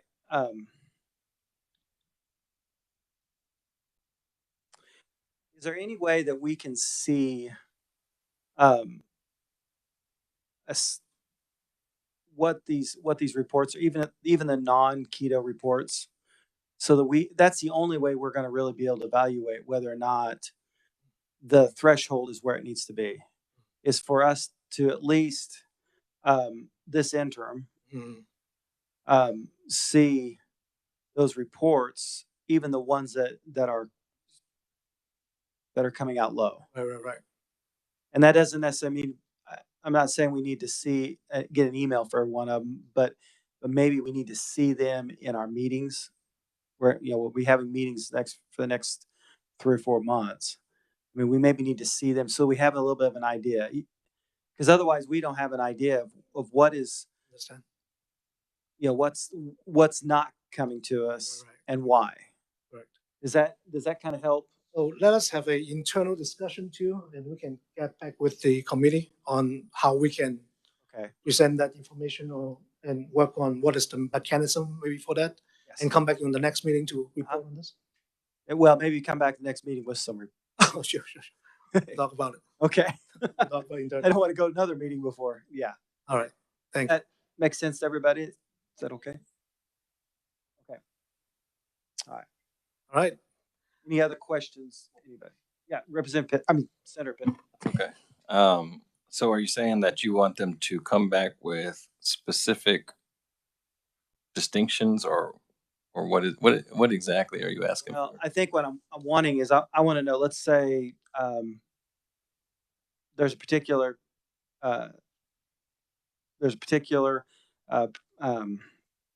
project. Thank you. My particular project that did not make, it's a low scored project. We want to see those and say, okay, Yes, we'd like to see those so we can. why are we scoring them like this and why are we scoring them that way? So you kind of want to see all the projects and what their scores are, I imagine, right? And then we can start having a qualitative discussion amongst ourselves and say, whatever. Okay. Does that sound okay? At least, I mean, we don't need to do that forever, but I think until we kind of get this figured out, I think that's what we want. I don't know. How many are we talking about? Like this quarter right now, just for Keto project, we have about 71. But this is not including, this is still using the old threshold, right? We're still using the over 250,000 threshold. So now we are actually including things that's lower than that value. We're expecting a lot more, but I don't know. I can tell you exactly. Okay, that's fine. But we can. I think that will give us the idea of kind of where we are. We'll work on it internally as well. Okay. Yeah, Representative Haskins. Since I'm the only one that was not here last time, I just have one point of clarification on your advise and consult workflow here. Within 7 business days, we need to provide feedback. And then the next slide gives us what the old process is and then the new process. Is this feedback from every member of the committee, or is it just, okay, all right. So that's So I have 7 days to respond, and if you don't, then no soup for you, all right? That's right. If you don't respond, and then I think is it the threshold of 2 or Two or more. so if 2 members send back and say we have questions and there's enough to warrant a meeting, then we will call a meeting of JCIT and go over that particular project. So those are those projects. I mean, we've been getting them. Hopefully, everybody's starting to look at them, and maybe with this new format will even be easier to. Should be. Yeah, it's be easier to read. Much easier. Yeah. All right. Any other questions? Not seeing other. Let's go ahead and go to the. Right. Those of you that have your computer, I assume you're going to be going over the IT projects that are on the website. That is correct. Okay. So I will try to be mindful of time as well. So let me just push through real quick. So again, for the new committee members, just real quick going through the Keto project process. And this is switch. I kind of put it new there because it is now switched to this risk assessment so that it really starts with the risk assessment that we just went through. So all the agencies submit their IT project through this assessment to get their answer, whether it is a reportable or not. And if it is, then they still have this threshold that if it is more than $10 million that they are required to do a feasibility study. And after the feasibility study is completed, the CETA will review it and provide approval before they can actually start to go into the high-level project plan. And now we started to use the term demand is what we're going to use for the new system for starting the project and collecting requirements and all those stuff. So then once that is done, then the yellow section is where JCIT Advising Consult comes in. So before it can go into the CETA review to approve for procurement, it went through JCIT first. So once we went through that step, then the CETA of the individual branch will provide the approval. Then once that is approved, then you now go into the middle section where the agency start the procurement process. So Alex, you said you started the risk assessment on July 10th, right? So to Senator Tyson's question, there could possibly be some out there that were submitted, say July 3rd, that under the new system would be reportable, but under the old system are not reportable? That is correct. So we basically draw the line on July 1st. Everything that is submitted to the Keto office before that is still going to use the old threshold, and we're not going to change that reportability. Okay. So everything will continue through the Keto process. So if it wasn't reported until, say, July 3rd, it still may have, it still could be under the old system. That's correct. Okay. Right. That is correct. So it's going to take a little bit. That's correct. There's some trickling. Okay. Transitioning. So going back to the approved section, so once agency at that point on number 7 start to go into procurement and go into the RFP process, then they submitted the high-level project plan at that point, and CETA will review it again, provide approval to proceed. Once they receive approval, then it becomes active project. So you will see those terms planned, approved, active, and complete in my quarterly report. So this is where the individual phases are through the Keto process. And so I want to make sure that the committee can see this from the top, from the beginning to the end first, before we step into the quarterly report. All right, so next thing is how do you get if you wanted to get to any projects that we are tracking in Keto easily, we have also built a dashboard. So the dashboard link is posted at the bottom. There's also a hyperlink up there that you can use. This will get you into a dashboard where you can see all the Keto project that is currently being tracked through this process. And also there's a link there that can go into the quarterly report where you can find more detailed information such as start date, end date, funding sources, description, the latest status update, and also any deliverables or risks that they have put together for that specific project. So details in there. For me, on my report, I am going to make sure that I bring to your attention anything that changed. So any project that jumps from one phase to another, I'll bring to you. Any project that is on alert status and caution status, you will be also, we'll also present those to you as well. So if you need any more information on specific projects, go ahead, Mr. Chairman. Representative Wassinger. Thank you, Mr. Chair. On your website, it still has that $250,000 threshold. Kansas Information Project. On this. When I went into it, I'm sorry, probably no one can hear me. When I went into it, it says all projects with estimated costs of $250,000 or more require the agency to develop an information technology plan. That language should be changed, but let me make sure that is changed on the website, because that should be changed on July 1st. That we have to make the change on the website. But and that's on IT project oversight. Okay. All right. I will double check on that. Thank you for that. Mm-hmm.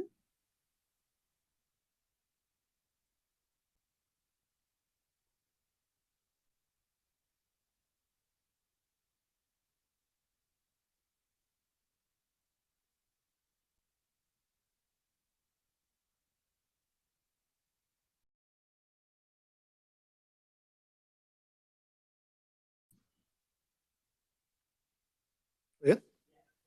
All right. Okay, so this quarterly report is January through March 2023. The next report is going to publish next month. So in our next JCIT meeting, I will present the second quarter, April through June, to you in our next meeting. So for this report, you will see that we are tracking 75 projects. And out of those 75, 10 are planned, 20 are approved, 27 is active, 9 is completed, and 1 got canceled. So let's move on. The new planned project for this quarter have 3.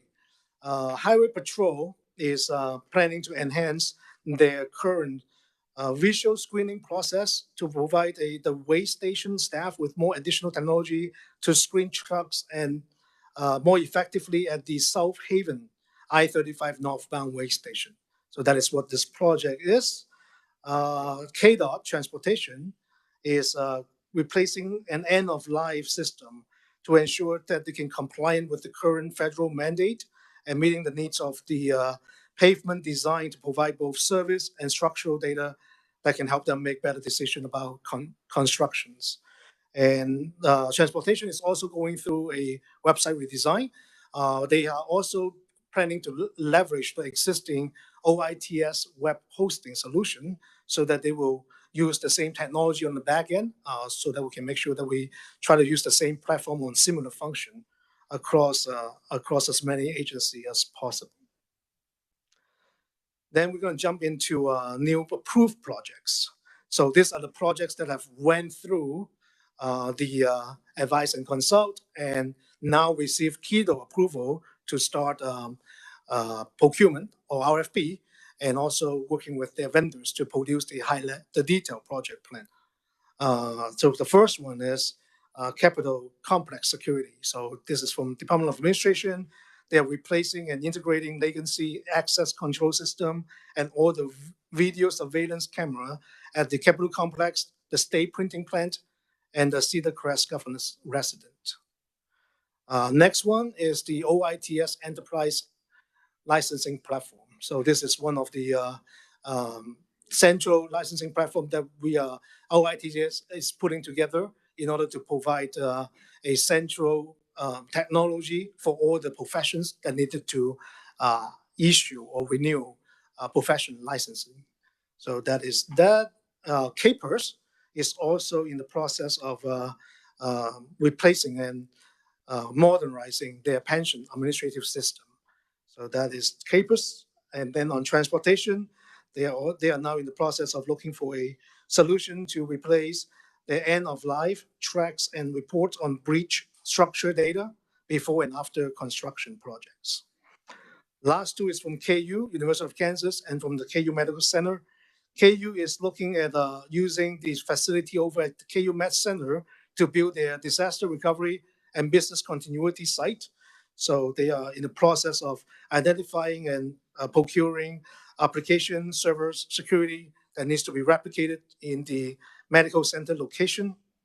And for KU Medical Center, they have a UPS, which is the uninterruptible power supply that they use for the data center, which they need to replace in order to continue to provide power backup if power went down, and also eliminate any spikes and surges that might damage their server equipment. So those are the new approved projects, active projects. So these are the projects that we are tracking that is currently being executed and implemented.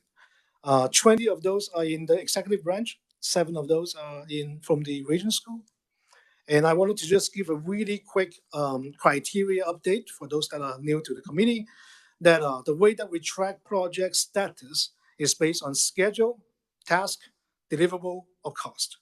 So those 4 criteria are submitted through their Keto projects. If any of those criteria are less than 10% deviant, then they're in good status. If they are between 10% to 20% deviant, that is yellow or caution status. If they are more than 20% from their baseline, then we call it red or alert projects. So that's how we're going to present this project in the quarterly report. So you can see out of those 27, 15 of those are in good status, 5 are in alert, 4 is being recast, 2 is caution, and 1 they didn't report in this quarter, so they are considered as insufficient reporting. Alex, I'm looking at the DCF, their Child Support Services replatforming project, and it looks like they've recast it 3 times in just 131-24, and then if I'm looking at this right. And this is a Child Support Services, is that CSS? Yeah, the child support, the CSS. Yes. So it's been recast several times. That is correct. So what's the holdup? What's the problem? So the last 2 times the report that we got is that they are working with the vendor. The vendor is still working with them on collecting the requirements, and they have not go through that effort. And then there are some resourcing issue as well. So they actually is planning to recast again because they're in status this time. They're in alert status this time. They're going to recast the project again next month in August. So that baseline is going to change again. So if you need more information, we can have the CIO of DCF to provide more information. Yeah, I think so. I think that'd be good because it looks like to me that if I'm reading, there's like 5 dates on that on the adjusted execution end, or there's 4 dates, and it keeps moving back and forth, and I'm not sure which one is actually the one that they're working off of right now, because it goes from execution end 2/5/24, and then to 3/27/24, and then to 5/13/24, and then back to 1/31/24. So where are they at? I mean, what's even their execution date that they're going to use? And then you say they're going to change it again? They're planning to submit another recast next month. Okay. Yeah, I think I'd like to have some more information from them. We can provide that after the meeting, so you have that. Yeah, if you could just have them send us an email. We'll probably send it to James, and then James can send it out to everybody. Will do. Okay, thank you. Is there any? Yeah, Senator Tyson. Thank you, Mr. Chairman. They have a couple of projects in the red. Yeah, and how many times do you get a fail before? Thank you, Mr. Chair.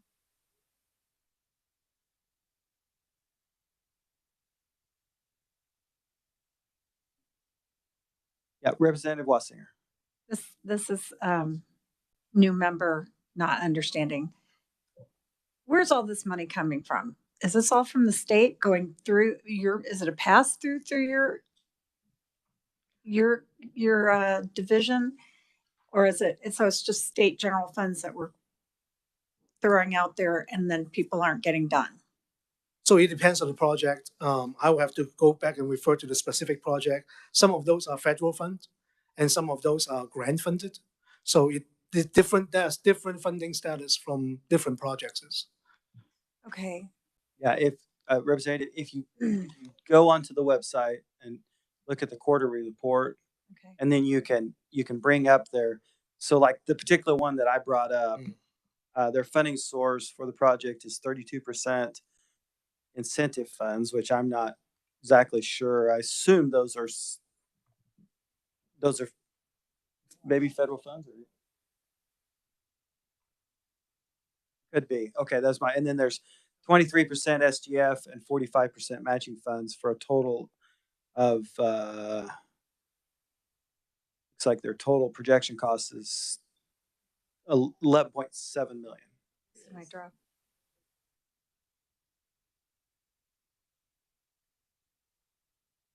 And I know I think I've mentioned this in the past, but now I'm looking at the actual, I think it's a PD.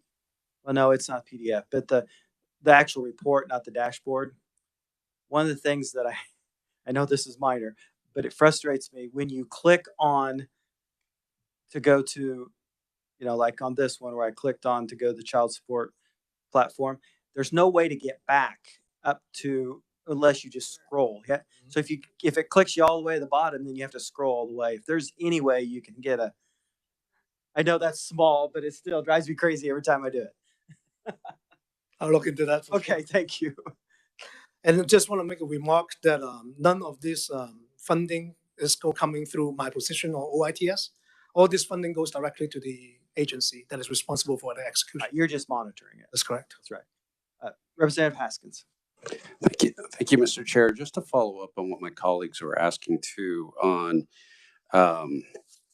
when these alert notifications are the 4 criteria that you have mentioned. Yep. What's the most, if it's possible, what's the most common criteria that, man, it really moves it up a rank? Is it the scheduled task, deliverable, or the cost?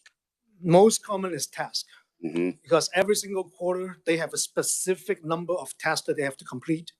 And a lot of times there's either some unexpected issue or resourcing issue where they will miss some of those tasks. Okay. And let's say they only have 10 tasks to complete in that quarter, but because they only completed 8, that's 20%.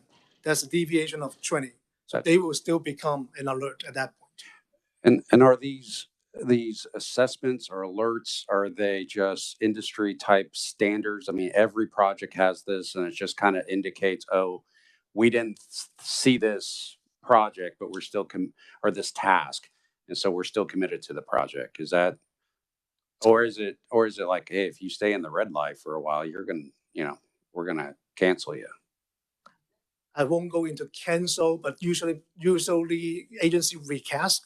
And that's why you hear Mr. Chairman mention that there's project that recast a few times because they will see that they are not going to be able to make it, right? Because it's dragged out for too long. Gotcha. So they will have to re-baseline that project to change the end date at that point. And then to conclude the questions, I'm looking at the dashboard and I go all the way down to the bottom and I see DCF SNAP Work Program Communication Application and it says -canceled. So that was canceled. That was a project that canceled, and was that recasted too many times, or was just like not important? What did we learn from that? Because I can't open it up. I don't know what's there. Yeah. So on that specific project, it is basically kind of similar to what your situation, where they believe that they currently just do not have the resources to continue to engage in that project, so they cancel it. However, if they need to redo it again, they will have to go through that whole process that I mentioned earlier to go through this whole JCIT advise and consult and RFP. They cannot just restart the project. So that decision is made by the department agency. Correct. They just say, we don't have the resource, or we don't want to do it again. We don't want to recast it. And it's nothing related to the committee saying, hey, okay. That is correct. Senator Peterson.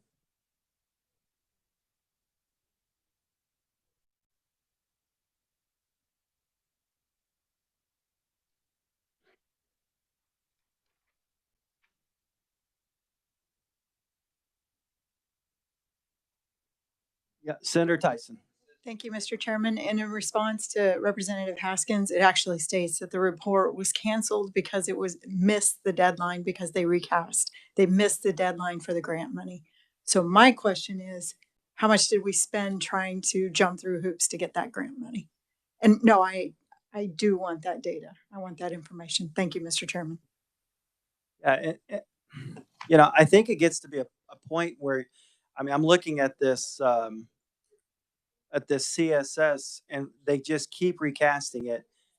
We're 3 years into this project, and we haven't even.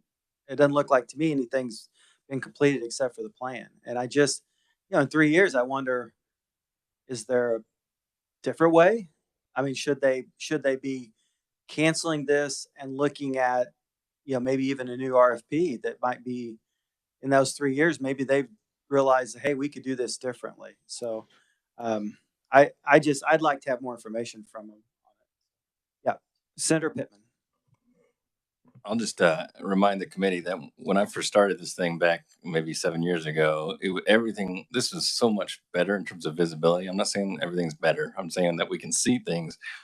Every quarter, the committee would get together and you'd have a bunch of projects in a vacuum, and this thing is an alert, this thing is not an alert. And it was very hard to get relative context. And so even though we have a question, and it's a valid, constructive question that we're asking, and say, how do you rate the risk of these things? Some of these things that get recast are minor projects that just stay on their books until they get to it, right? Well, we shouldn't really, I mean, what should we, I'm not going to tell us what we should do, but in my opinion, I'm not as concerned about a $100,000 project with very low risk that the agencies just wait until they get to it versus what might be one that Senator Tyson and I worked on, which is the unemployment system, which has a huge risk if we go back into a series of things. And so that's one where I'm really focused on that. And so but I do think that we have the prerogative or the ability to say, if something gets recast more than twice in the lifetime of a 2-year project, that we want to dig down and have some kind of, some kind of way to look at it and say, why is this thing happening? Why not just get off the books? I think that's perfectly valid as another way for us to approach these things. Senator Tyson. Thank you, Mr. Chairman. My concern also is the fact that we are jumping through hoops for federal money, and it may not be a task or an item that even needs to be completed. Obviously, this wasn't that important if they missed the deadline. So, I don't think a majority of legislators are aware of this. We sign up for programs. The bureaucrats sign us up for programs, and we jump through hoops to get this money. And it may or may not be good for the state of Kansas. And that's my concern. Any other questions? Yeah, Representative Turner. Thank you, Mr. Chair. Is there what is the project? Who makes these green and red? Is there a project management office that spans all of your shop, or are they agency specific? It's the agency specific. So we set up the criteria, right? Going back to this slide right here. Those are the criteria that we set. Individual project manager from the agency will have to provide what are those deliverables, what are those tasks, what are the schedule, what is the cost, and then we start to monitor and track it. Right? But at the end, it is the agency that have to provide that information so that we can decide what status they are in. Yeah, I think to really understand, you'd have to understand if there's any consistency in the management of your project management offices, because I mean, I've worked for organizations where everything's green all the time because they just keep moving the dates out. So it always looks good, because if there's no rigor behind change control and when I can re-baseline and what are my criteria for doing that, then all of this just becomes, window dressing on bigger problems that never get uncovered because nobody's ever held accountable. They just keep moving the dates out. All right. So these are agency specific PMOs with oversight only within that agency. That's correct. Okay. All right. Thank you. All right. Any other questions? Go ahead and continue on. Okay. So let me see where I am. I think I went through.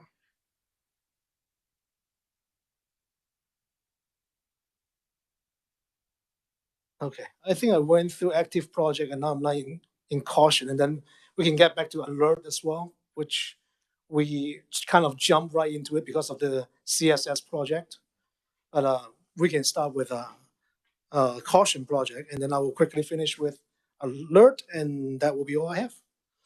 All right, so caution project, there's 2 caution projects, and it just happens that both of them are region school trying to put together their financial aid system, and they are actually both going through the same vendor as well, which is Workday. So both Fort Hays State and Pitt State University, both putting together and in the process of implementing their student financial aid systems, and they are just a little bit off their baseline, and they are still definitely in schedule to finish it up. So just bringing that up for a caution status. And then finally, we have those active project that's in alert. We kind of touch on the DCF CSS replatforming projects already, and you have heard that they're going to rebaseline and recast again next month. And similar things with the state hospital and substance use disability HERS system. This system actually, while they are putting together their plan, have done the network assessment to make sure that the wireless coverage is adequate to for the success of the project. And they find out there's some coverage area that they might need some improvement. So they have to add that into the baseline that they currently have. So they will reclass the project also next month to include this additional resources and improvement that is not initially included in the project plan. Then Highway Patrol, they are upgrading their CGIS system, and they are currently over scheduled. And so they have already submitted a recast this month, and you will be going through the CETO for approval for that project. Transportation is working on the equipment management system, where they are a little bit behind on deliverable, but they're still on track for a schedule and timing perspective. So they are behind for lack of resources, but they're going to put additional resources in to catch up, so they will no longer be in alert in the Q3 of this year. And finally, we have Wildlife and Park. They are working on their smart car system, which is the same system that KBI and Highway Patrol also use for their law enforcement. And they are a little bit behind on deliverables and tasks, but the project is still on track to finish on time. So similar to KDOT, they're going to increase their resources so that they can catch up on the missing ones that they have on this quarter. And that is all I have. Any other questions? All right. Thank you, Alex. Thank you Appreciate all. it. Thank you very much. All right, thank you.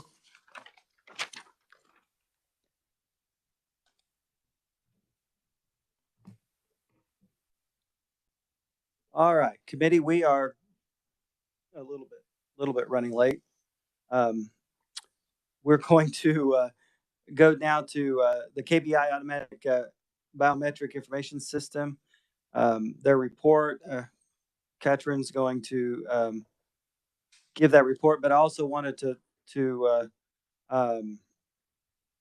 let everybody know Director Mativi's here. He's in the back there. And then he has a new legislative liaison. Would you like to introduce him, or would you like to introduce yourself? If you could come to the mic and then introduce yourself.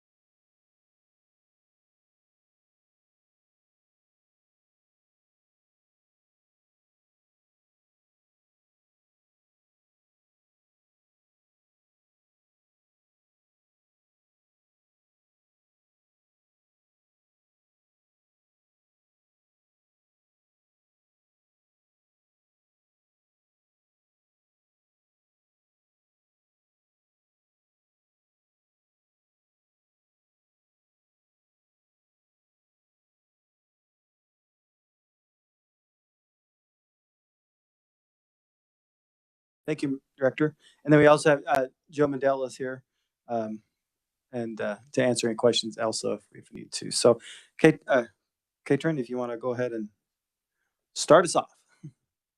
Can you hear me? There you are. Okay. So thank you, Mr. Chair and members of the committee. I will try to get through my presentation with as little coughing as possible. I've been sick. So my name is Katrin Osterhaus. I am the IT Audit Manager with the Division of Legislative Post Audit. I am presenting an update on the KBI Automated Biometric Information System IT project, or ABIS for short. So first, let me explain what this work is all about. So aside from our performance audits and our IT security audits that we conduct, state law also authorizes us to monitor ongoing IT projects. So it's a little bit similar to the Keto office that you've just heard about, the quarterly processes that go on there. Essentially, what we can do is we can kind of pick an occasional project and monitor that for a while, simply because our bandwidth is not as big and it is kind of a side thing that we do. So we have essentially followed the KBI ABIS project since January 2020. And so our primary objective in our work is to identify early when a project is at risk of failure to the scope, schedule, cost, or quality. So this project, the ABIS project, will replace the state's current fingerprinting system, which is obsolete at this point. KBI has chosen to hire an independent verification and validation contractor for this project, in addition to the regular contractor that is actually building the system. And this is something that they chose to do. They didn't have to do this because of the project cost was below $10 million, but they did choose to do that. And in response to that entire additional, monitoring process, we have scaled our work down that we initially planned to do. So essentially, what we do now is we follow the reporting that goes on with the independent verification contractor. And they produce a quarterly project. And so what we do is we review that document, 60 pages or so, and we try to boil it down to 3 pages for you all and for other stakeholders. So you should find something in your binder that has a 3-page memo look to this. It is dated July 6th because that is the date it went to our Legislative Post Audit Committee. So it's got our logo, looks something like this. If you can find that, that's the one I'm speaking from.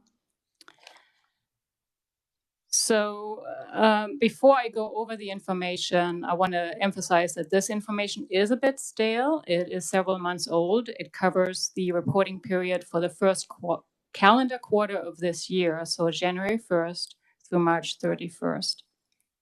KBI is expecting to receive a quarterly report ending June 30th soon. So the first area that I'm covering is the project scope, which is satisfactory. In the quarterly report ending March 31st, the contractor identified no substantial risks with this project area. The project cost also is satisfactory. KBI's initial estimate was about $8 million. KBI then secured $6.8 million through Senate Bill 66, which ensured the project could actually go forward. Because there were some questions at the very start on this. And then once the project was going forward, the initial budget was set at $5.5 million. So far, there's been very few change orders that would increase the cost of this project. However, going forward, the costs will increase some because the schedule delays that I'll be talking a little bit about here in a bit.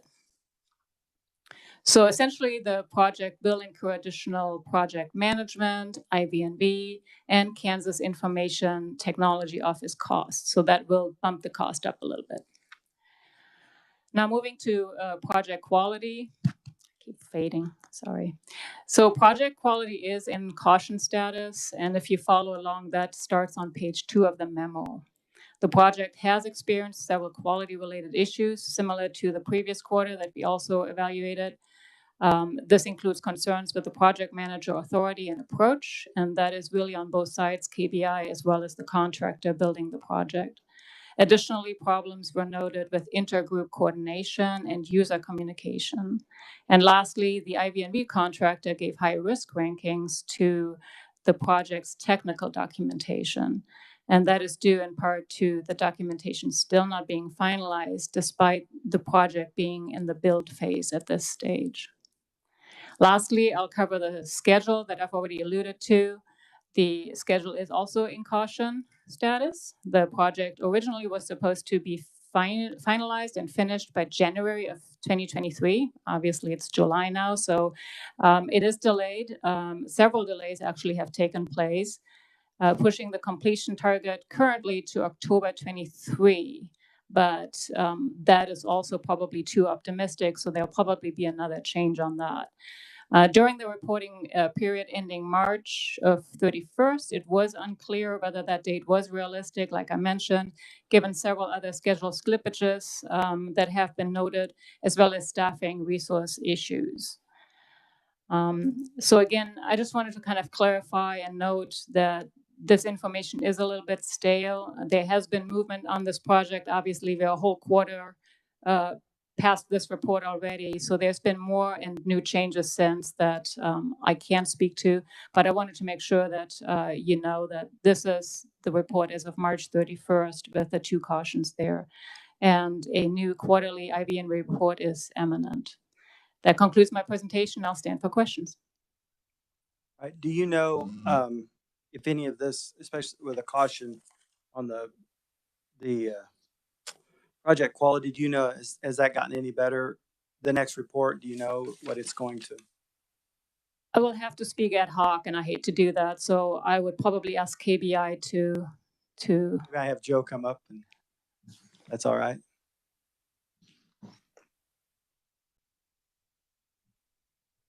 Mr. Chair, members of the committee, my name's Joe Mandel. I'm the Chief Information Officer for the KBI. To answer your question, the draft report that we have received from the IVNV contractor shows significant improvement in some areas and no improvement in other areas. If you look at the LPA report, there's a list of recommendations at the very end, and those are really based on the risk assessment that the IVNV contractor does. And of those 8, 2 of them have been closed. And again, I'm speaking to a draft report that hasn't been finalized yet. 2 of those have been closed. 1 of them has been accepted. And all others are either unchanged or decreasing in risk. So it looks like some of the problem is that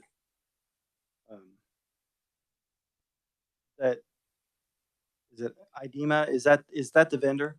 IDEMIA. IDEMIA. Yes. So are they not communicating well with you guys, or what's the? I mean, that's what I'm just briefly looking at this real fast. That's what it appears to be part of the issue, is the lack of communication between department and. So I would characterize that there are 2 significant and main issues with this project. Primarily, I would say that it's a resourcing issue. The very narrow sort of domain that we're talking about, biometric identification systems, there are really only 2 primary providers in this space that provide for public safety systems.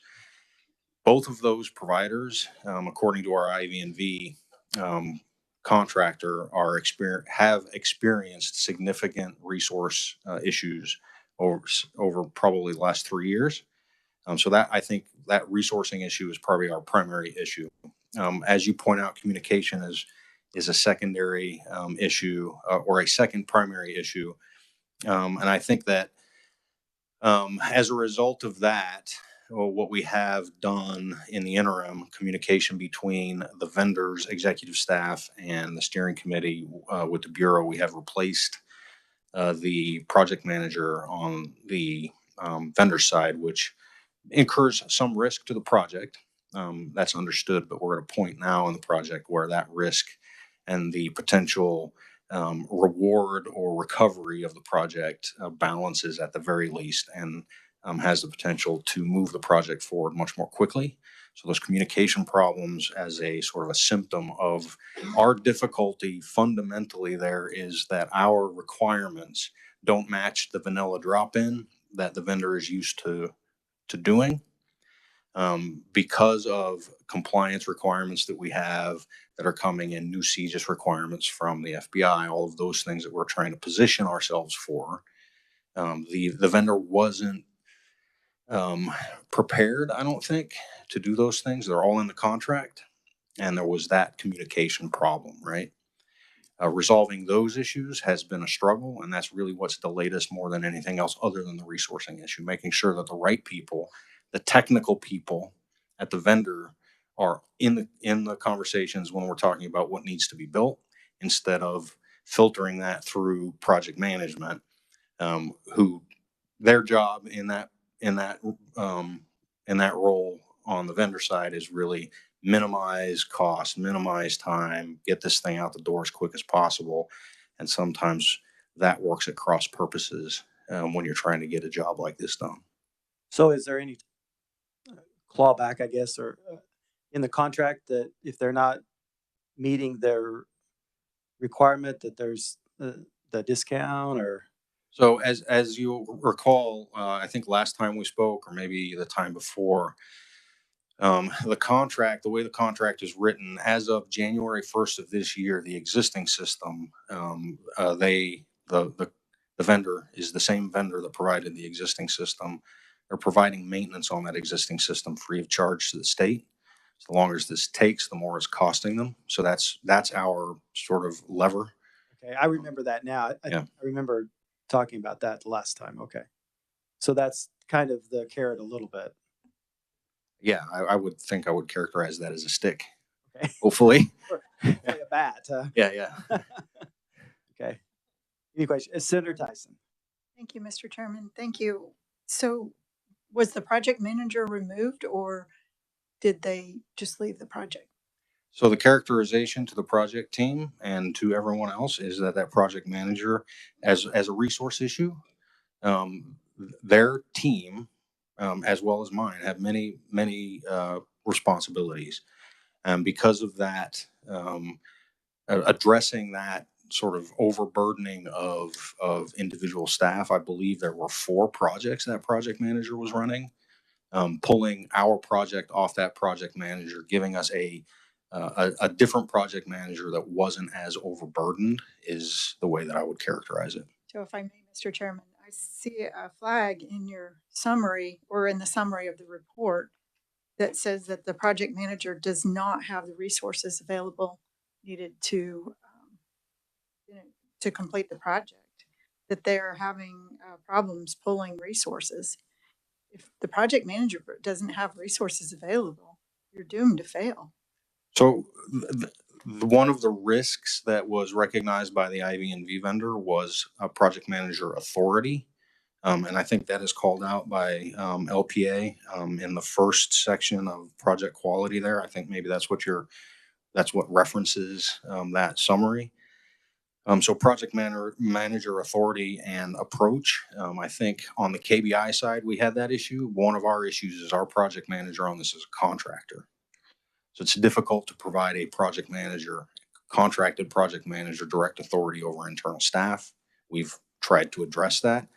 I can't do anything about internal authority at the vendor of their project manager over their internal resources, except address that with their executive staff, which is what we have done. So, and I don't mean to poke at you guys, I just see this as an outsider looking in, and somebody that, I mean, I do this for a living, IT, and to me, the communication, absolutely, the contract not defined enough, and then having, and I hate to go here, but people that are not qualified to this degree of project, maybe much like what happened. You guys aren't there by any means, but the Department of Labor, they would keep throwing people at the position just because they had a title, not people that could actually fulfill that skill set. So maybe you have it under control now. It feels a little squishy still. Thank you, Mr. Chairman. Any other questions? Yeah, Representative Haskins. Thank Thank you, Mr. Chair. Joe, I'll go ahead and bite because you stated that there are 8 recommendations on the back of the report, and you said 2 of them are closed. What are the 2 that are closed? Number 4 and number 5 have been closed. Developing and implementing a regular user communication process, and the KBI project team developing an acceptance testing resource plan and addressing resource gaps well in advance. Those 2 have been closed. And what's the action plan for the ones that are directly KBI owned? Like it looked like it's number 3 and number 7. What do you have in plan for that? So number 3 is the one that was accepted.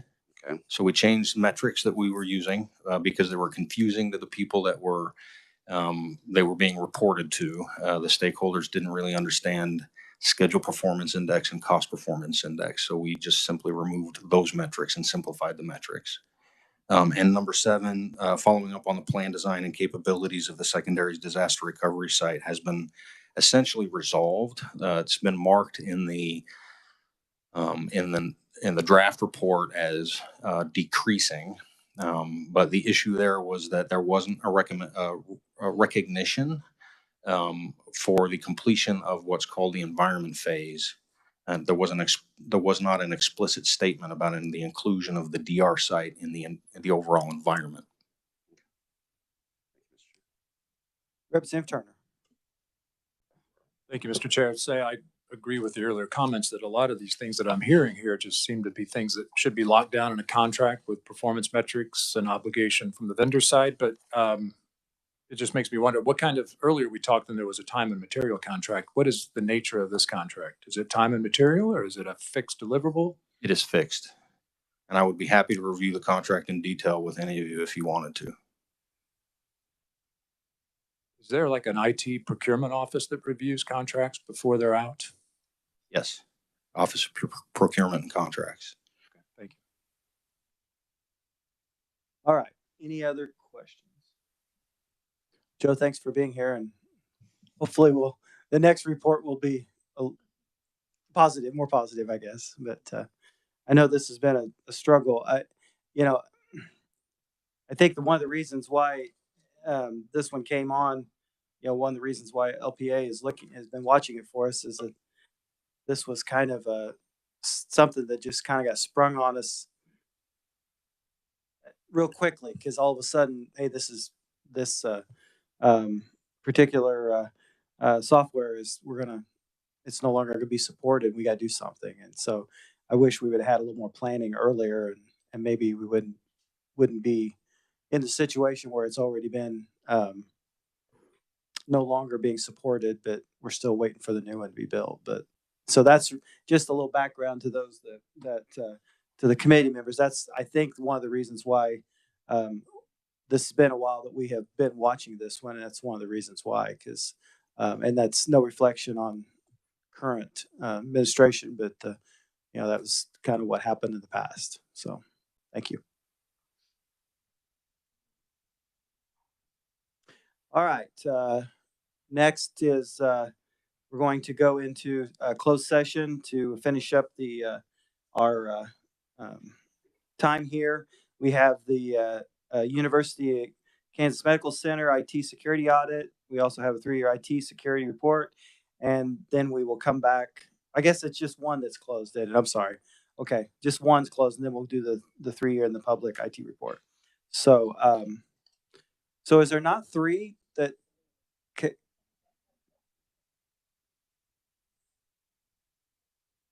It's just KU this.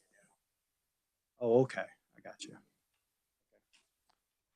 All right. So my vice chairman is going to make a motion to bring us into executive session.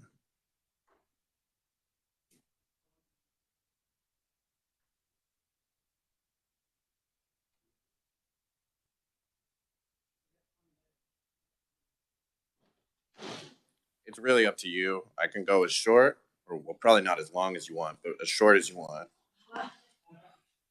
Let's go like 25 minutes. Is that too long for everybody? That may be a bit long, but. What's that? You think that's too long? That could be for this one report. 15 minutes? That's probably enough. Okay, let's do 15 minutes. So that would put us at The 10 after, right? 4:10.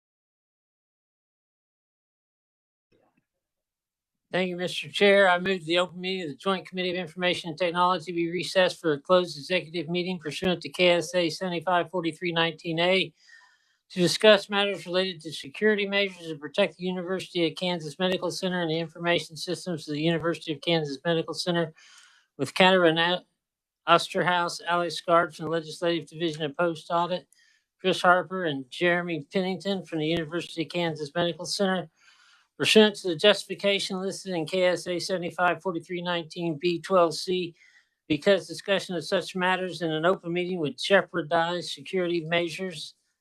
The committee resumed its open meeting in 582 North of the State House at 4:08 p.m. and record this motion if adopted as part of the committee's permanent records. All right, it's been moved by Senator Peterson, second by Representative Wassinger. All those in favor say aye. Aye. Motion passes. We are in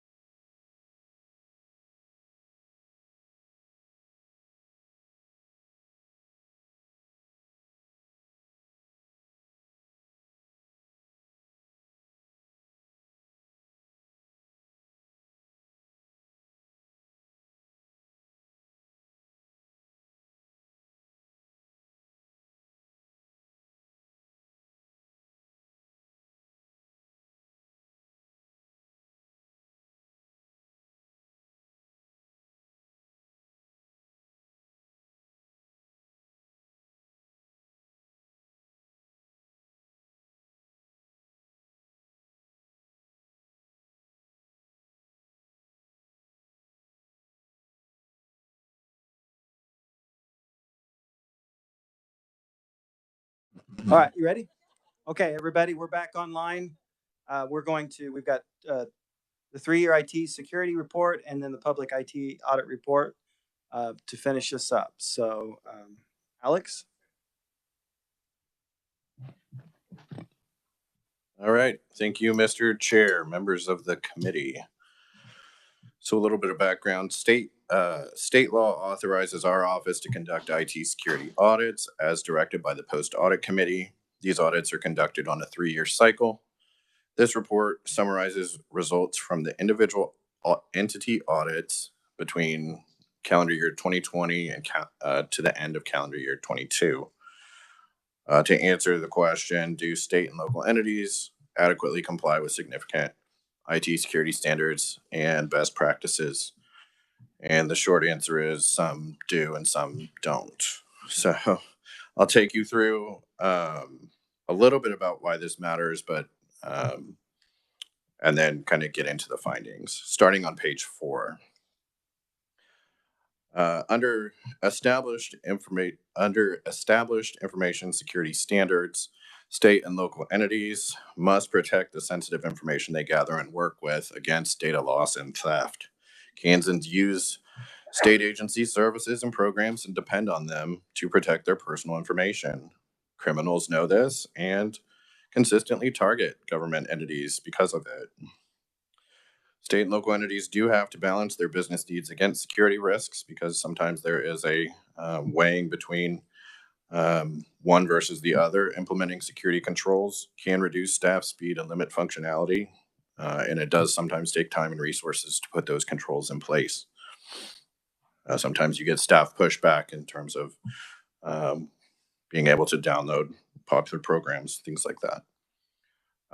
Several statewide initiatives have aimed at improving the state's IT security as a whole. Among them, the creation of ITEC, the Information Technology Executive Council, which establishes statewide security policies, as well as the 2018 Cybersecurity Act, and more recently, the 2023 revision to that act.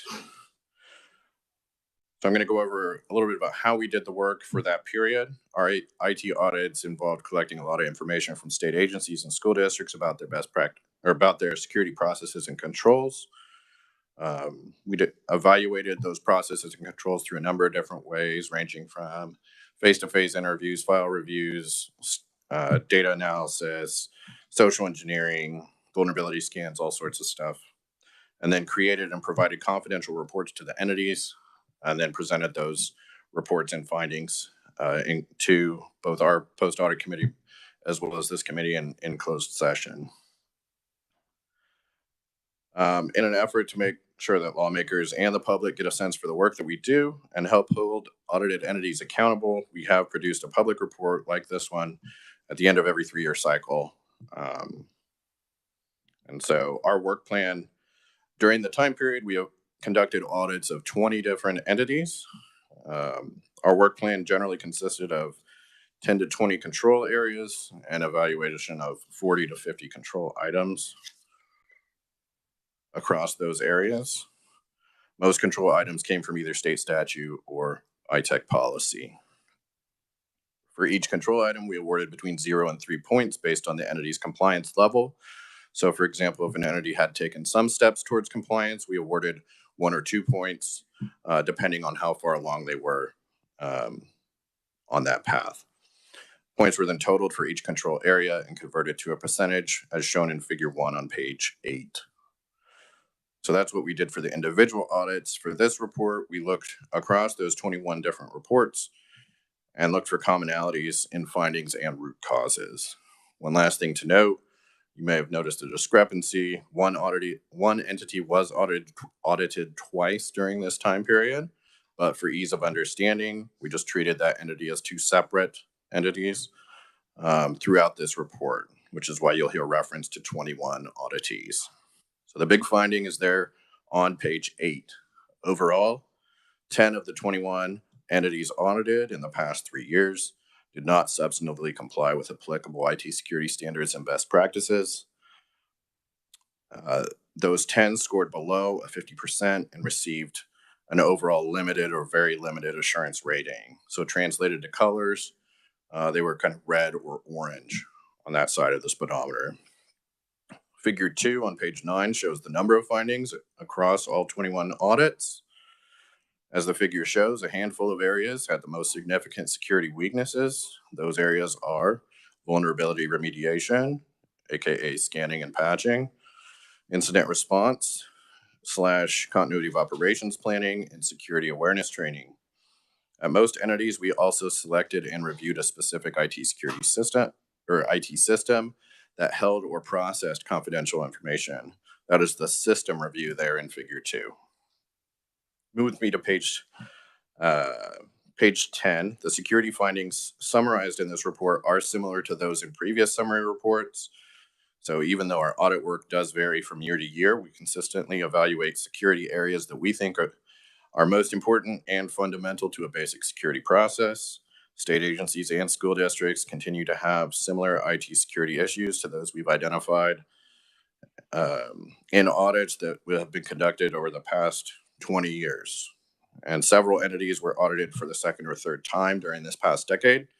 Some entities improved from one audit to the next, and others do not. So the primary reason behind for compliance problems were 2. The first being lack of proper management attention and oversight, and the second being inadequate resources. So covering the first one first, top management is ultimately responsible for an entity's IT governance, risk management, and compliance. Despite this, we often found that top management had not set sufficient expectations or monitored compliance with security standards. We also found that several entities lacked a strong security culture based on repeated audit findings. Second point, inadequate staff resources within IT can make it difficult to create or maintain a security baseline or retain institutional knowledge. Several entities had few or no IT security staff to carry out security work, even though those entities maintain sensitive data. We also noted security resources were likely insufficient for several entities, given their sizes and federal compliance requirements. On the flip side, entities that invested in IT resources, including retaining experienced IT staff, generally had a better security posture. I'll go over the highlights of the most common problem areas next, starting on page 11. This would be scanning and patching, I believe, first. Most entities did not adequately scan or patch their computers to keep them secure. Over time, holes are discovered in computer software that can allow someone to break in or harm an entity's network. To protect against this, entities must periodically scan their information systems for known vulnerabilities, and when found, must apply security fixes to keep those computers secure. We found that many entities did not scan computers for issues or performed only partial scans, meaning that some segments or groups of computers were not scanned. Most entities did not adequately patch their computers, meaning they did not apply fixes issued by the vendor to fix the holes in their software. And most entities used unsupported versions of software. So normally a software vendor, over time, software vendor will apply or will supply regular fixes and for security issues that are found in its software. But over time, it becomes more and more expensive to do so. They want to push the old version out, get you to buy the new version. And so they stop supporting or providing fixes for that older software. And so our scans frequently found unsupported versions of both Microsoft and third-party software. Moving to page 12, more than half of the entities lacked adequate incident response or continuity of operations plans or did not appropriately test them. An incident response plan lays out steps to isolate, contain, and remedy a security incident. This could be anything from an inadvertent email that's got a social security number in it, all the way up to a full-blown ransomware attack. Continuity of operations plans outline a strategy to remain operational and minimize downtime when faced with a major disruption. So most of the time, this is going to be something more like a major natural disaster, tornado, flood, fire, or pandemic. Once plans are in place, it is important to test them to make sure they work like they're supposed to. We found that several entities did not have one or more of these plans, and some or not testing them to make sure they worked. Moving to page 13, almost half of the entities did not provide adequate security awareness training. We saw entities that didn't have a security awareness training program at all, had a program, but that was missing key required components, or didn't train staff in security awareness consistently. Many entities also failed simulated phishing tests, and several did not secure or dispose of sensitive information properly. Pages 14 through 17 outline problems in the other areas: account security, data protection, network boundaries, and data centers. While the problems were not as pervasive as across the oddities as those first areas I mentioned, findings in these areas were still significant and at times surprising. Jumping to page 17, I do want to point out and explain our review of specific information systems. So at each entity, we generally picked one system that held sensitive information and evaluated a subset of controls with respect to account security and so forth. We often found issues in these systems, whether it be account security, data protection, backups, and risk and security assessments. We did not make any recommendations for this summary audit. I'm on page 19 now. Each agency did receive recommendations in their individual audits to fix the problems, the findings that we identified. And based on initial responses, entities generally plan to fix most findings. That concludes my presentation. I'd be happy to stand for questions. Thank you, Alex. I remember when we came back for legislative session this last year, and this report had just come out, and several of you, I think, probably already seen it, and in other committees. But I remember I started seeing information in the media. So I guess my question is, we do this 3-year audit or this 3-year summary, and we make it public. To me, a lot of what is in here, I'm not sure should be public, even though it's spread over several entities. I guess, what's the rationale in doing this public report? When we see most of these reports are behind closed doors because we don't want information out there. To me, I'm just thinking. I remember when it came out, I'm like, what in the world? We're gonna tell everybody that 90% of our agencies didn't patch their computers like they were supposed to. So I guess, what's the rationale for doing this? You see what I'm saying? That is a good question.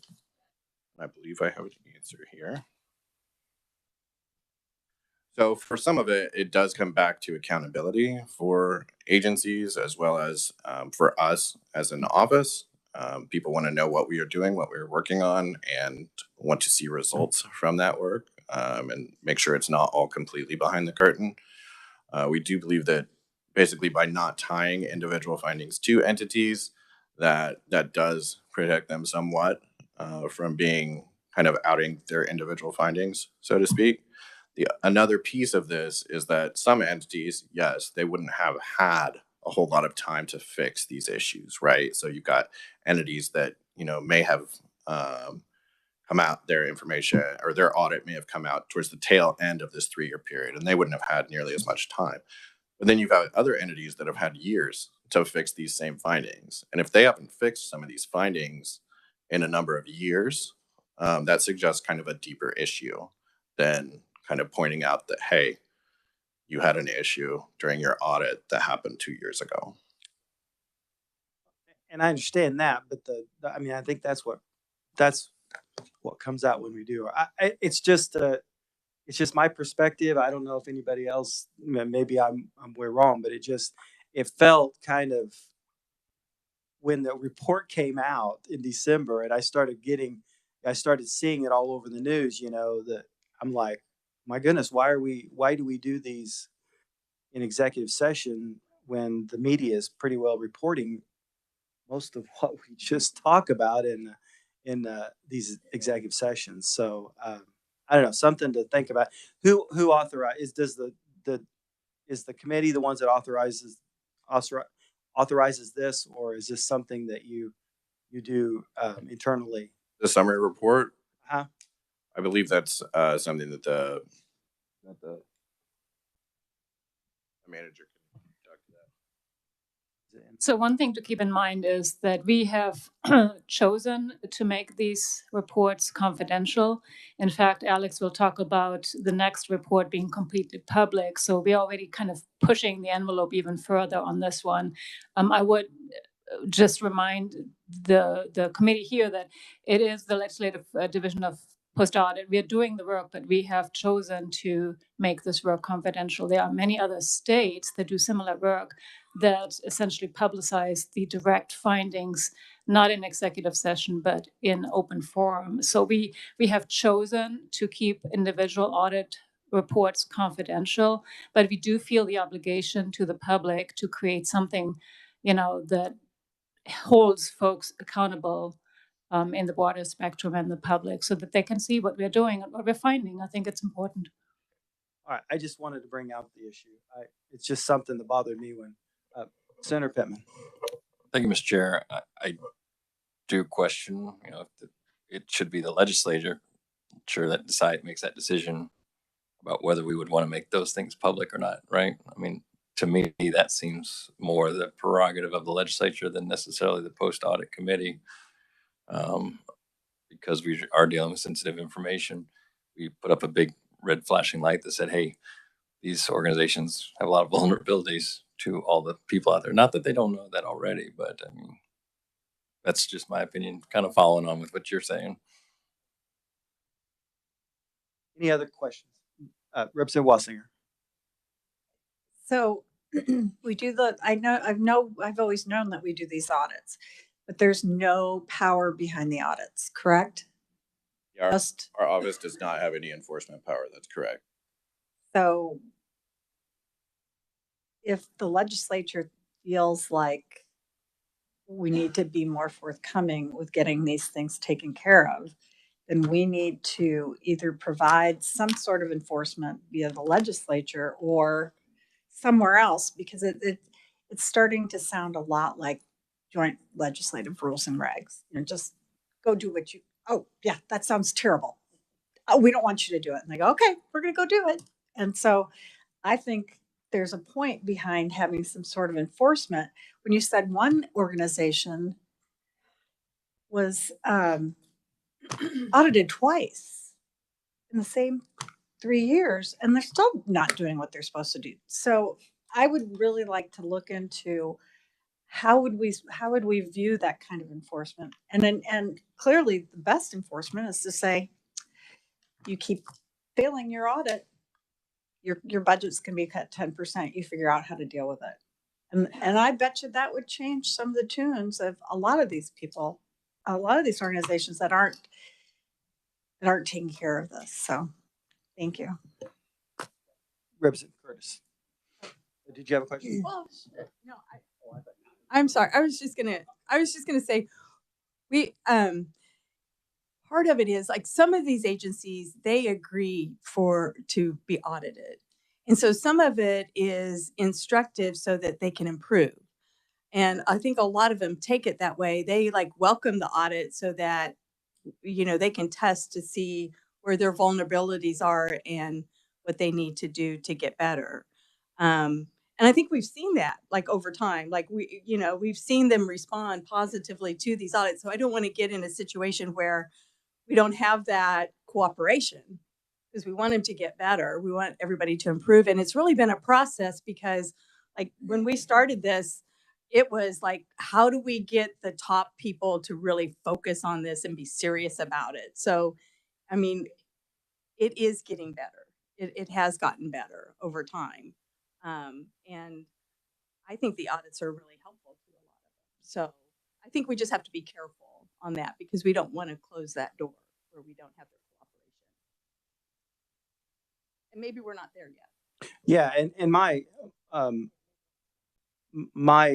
comment was not that we shouldn't be doing the audits. Mine was more that I was just concerned that we we've done 21 audits in the 3 years, and they've all been reported to multiple committees here in the legislature. I think that there's probably 3 committees at least that get the. I think there's 3 joint committees that get the information on a in executive session, and then we publish this. It just kind of I was just a little taken back, especially when I started hearing what was in the media. I was like, my goodness, what all is in that report? And so just something I think we should maybe think about, and maybe I don't know who all's on post audit, but maybe someone post audit, maybe they need to think about it. So, Senator, I would caution our members that this rules and regs is a very frustrating process. Absolutely, we've heard about it. We've got a couple members on it. We've heard about it, and we understand. Legislature makes rules. Sometimes it get bent and don't do the will of the legislature, and that's frustrating. This is a kind of a different thing in my mind. I don't think post audit should be an enforcer of anything. In my opinion, they should be independent, non-political assessment. They do a really nice job on these posts. They do these things, and they should be unencumbered by all this other stuff. We have tried in the past. We've elevated the responsibility in statute that if an agency is messing up and they have a breach, the top head is responsible for that. We have tried to put teeth into the CISO office. We failed in 2018 to do that. People are like, hey, we don't want big state coming in and doing these things. But now we have that with some of our current stuff. So we have teeth in there that can help. If they can't satisfy the security needs of the agency in the state of Kansas, we can cut them off. We can cut off their budget from the legislative perspective. And that's what this committee is about, is saying, if we find an issue so bad, we're going to come down, we're going to make some hubbub, and we're going to say, we're going to affect the budget. So I think we do have teeth. We don't always exercise it in the way that I don't know. That's my opinion. Representative Haskins. Thank you, Mr. Chair. And this is just point of clarification again on page 7 of your report. I'm just curious, when it comes to the Kansas school districts, you state that the laws or the standards that we use do not apply to the Kansas school districts. And I was wondering, is there an explanation for that? Because I'm not familiar. And then the second question is why, what was the State Department of Education's justification for not having IT security? So first part, why doesn't the state standards apply to school districts? And then the second is, what did KSDE say? Those are nice, easy questions, Representative. Thank you.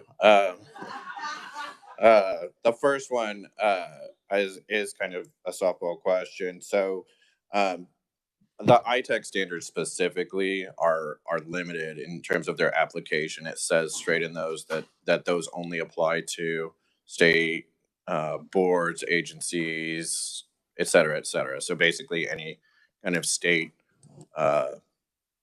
implementation or grouping thereof. So can't remember the exact wording, but it basically only applies to that grouping of people. So that's why we say in our report, these are essentially all best practices for school districts. They're still a really good idea to do. A lot of these are kind of no-brainers in terms of like, do you train your staff? Do you check, make sure your firewalls are up to date or what have you?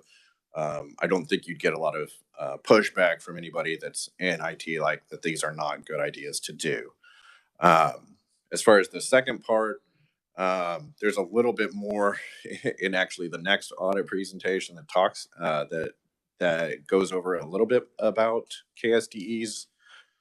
I think they try to put in their own words as far as their position on putting forth requirements for school districts. I don't want to put words in their mouth, but you may have that report in your packets already. So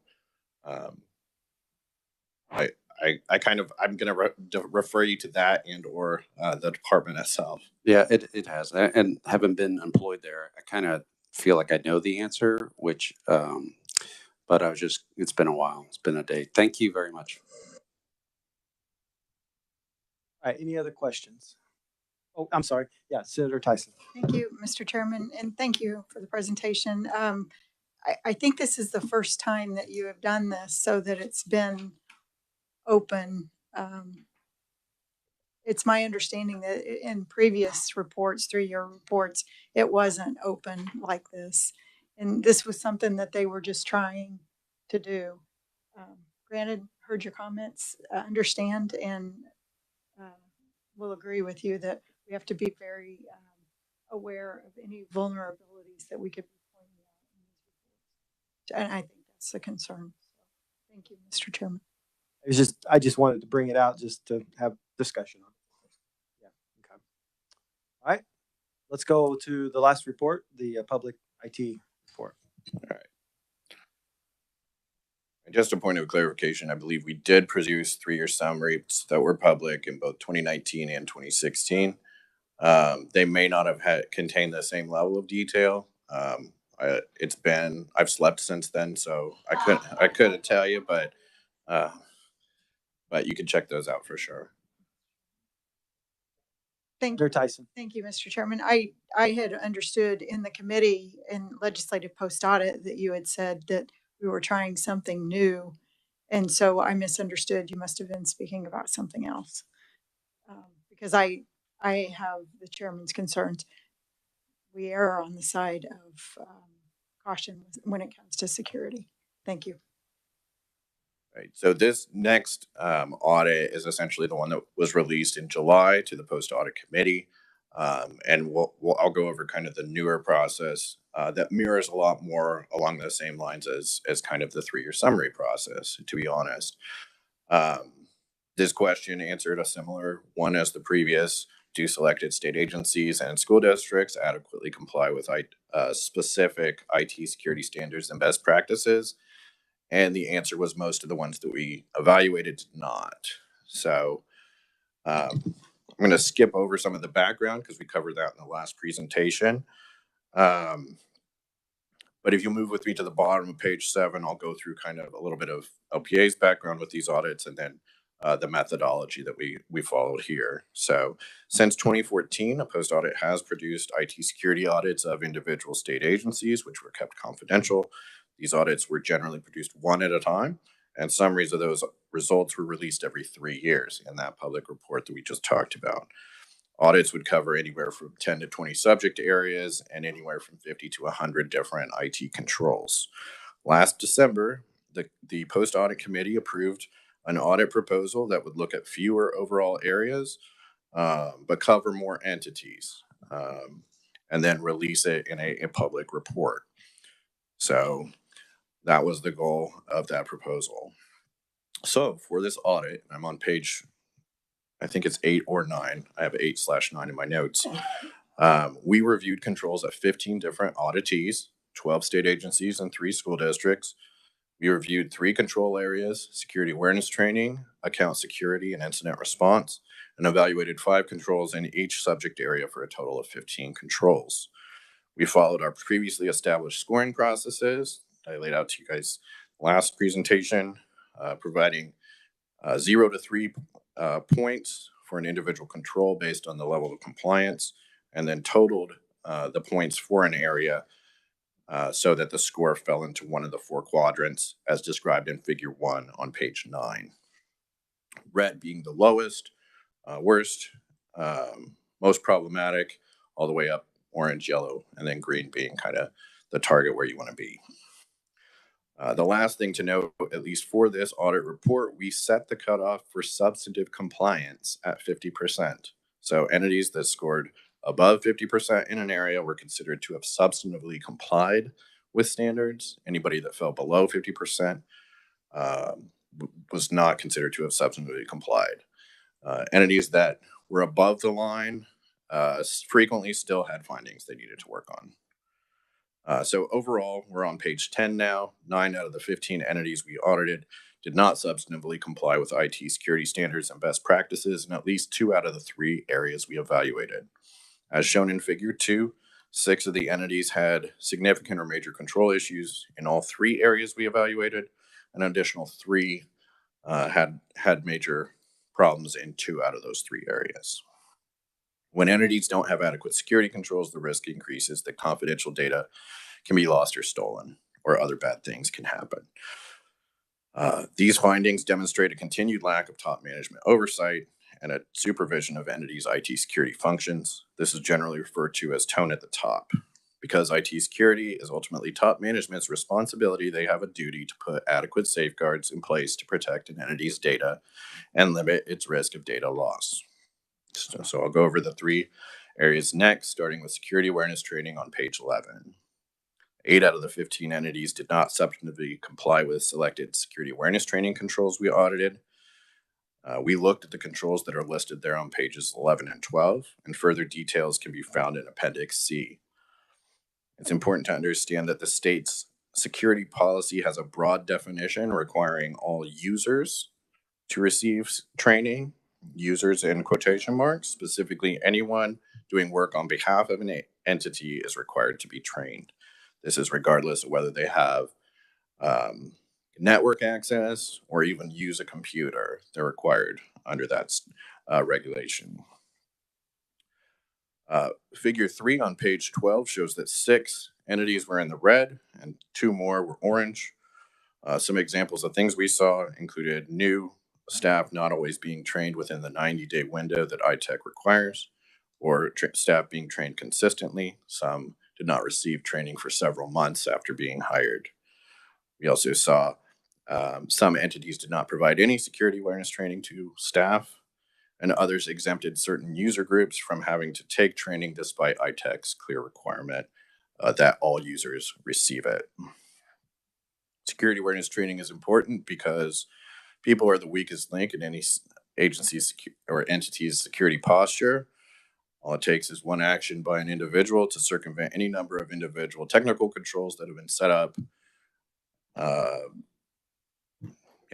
So the main reason that we found for poor outcomes in this area comes down to top management not sufficiently prioritizing compliance. In many cases where entities had training processes in place, leadership did not sufficiently monitor those processes to ensure they were working like they were supposed to. Account security is next on page 14. 10 out of the 15 entities did not substantively comply with selected account security controls we audited. We looked at the controls listed there on page 14. And again, further details on those specifics can be found in Appendix C. Some examples of out of these 10 entities, 1 was in the red quadrant and the other 9 were orange. So examples of some issues we found. We really found issues at each one of the 5 controls that we looked at. We found issues with password configurations. We found issues with deactivated accounts or accounts not being deactivated, rather. Folks that no longer worked at the organization still having active accounts, or those accounts being active for weeks or months following their departure. When these controls are weak or non-existent, it does become easier for an unauthorized individual to access or steal sensitive information or sabotage entity processes and infrastructure. We think the main reason behind these poor outcomes in this area, again, is inadequate management oversight to ensure the controls are followed. We noted limited IT staff or expertise at multiple entities, which suggests that top management is not sufficiently prioritizing IT security. The last area, area 3, incident response, starts on page 16. 8 out of the 15 entities did not substantively comply with selected incident response controls that we audited. Again, those example controls are listed pages 16 and 17. One thing to point out before I get into kind of some examples is that 5 of the entities we evaluated created or finalized their incident response plans during our audit. We did accept those plans if they were finalized and deducted points only when they had issues. But we did think that was interesting enough to note. Examples of some findings in this area. Examples of, 6 out of the 8 were in the red area, red quadrant, where 2 others were orange there in figure 5. We did see entities that did not have an incident response plan, or entities that did not sufficiently clarify what a security incident was or what it could be. The one control that was a shining silver lining was that All the entities that did have plans in place prior to our audit had tested them in the prior calendar year. So that was a really good thing to see. Incident response plans are a game plan for how to operate when a security incident is suspected, and having adequate controls here increases the likelihood that your game plan is going to go like you think it will. In terms of causes, really, incident responses, there were three that I pointed out here, or that we pointed out. The first, incident response, is kind of a form of strategic planning that sometimes is viewed as theoretical work versus actual work, just because it's kind of more planning and forward thinking. And some staff, when they are overburdened with other things, the actual work takes precedence over the theoretical work. We also heard multiple times that IT staff sometimes just believe that they can handle it when it comes up, whatever it might be, and don't appreciate the value of having a documented plan. And lastly, top management may view incident response as an IT specific responsibility, and maybe not a responsibility that they need to be part of in terms of providing feedback and input on.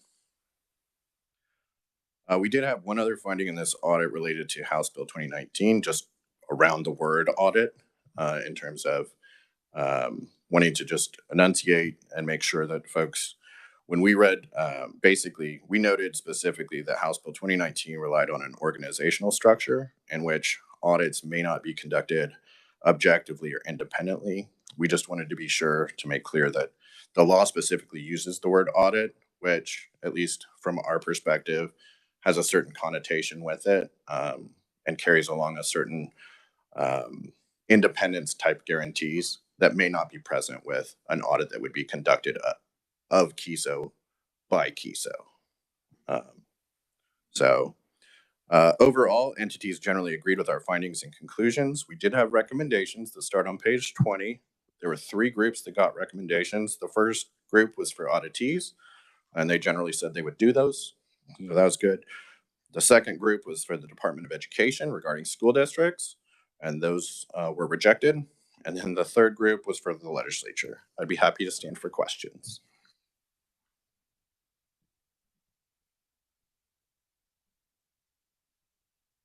Any questions from anybody? I'm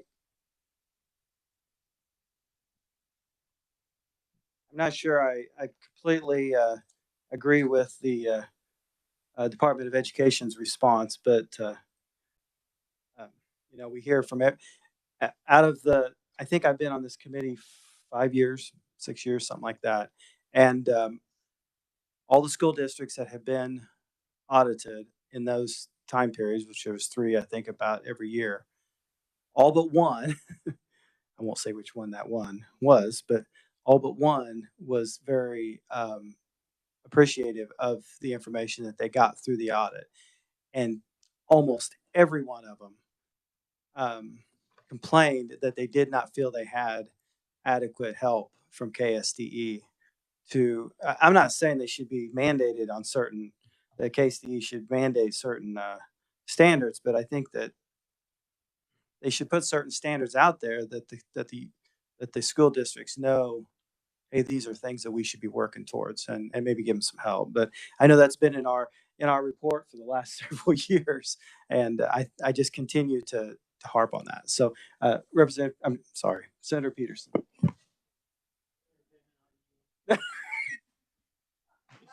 Well done. Well said. Well played. Hey, thank you so much for all the work from the post-audit team on this.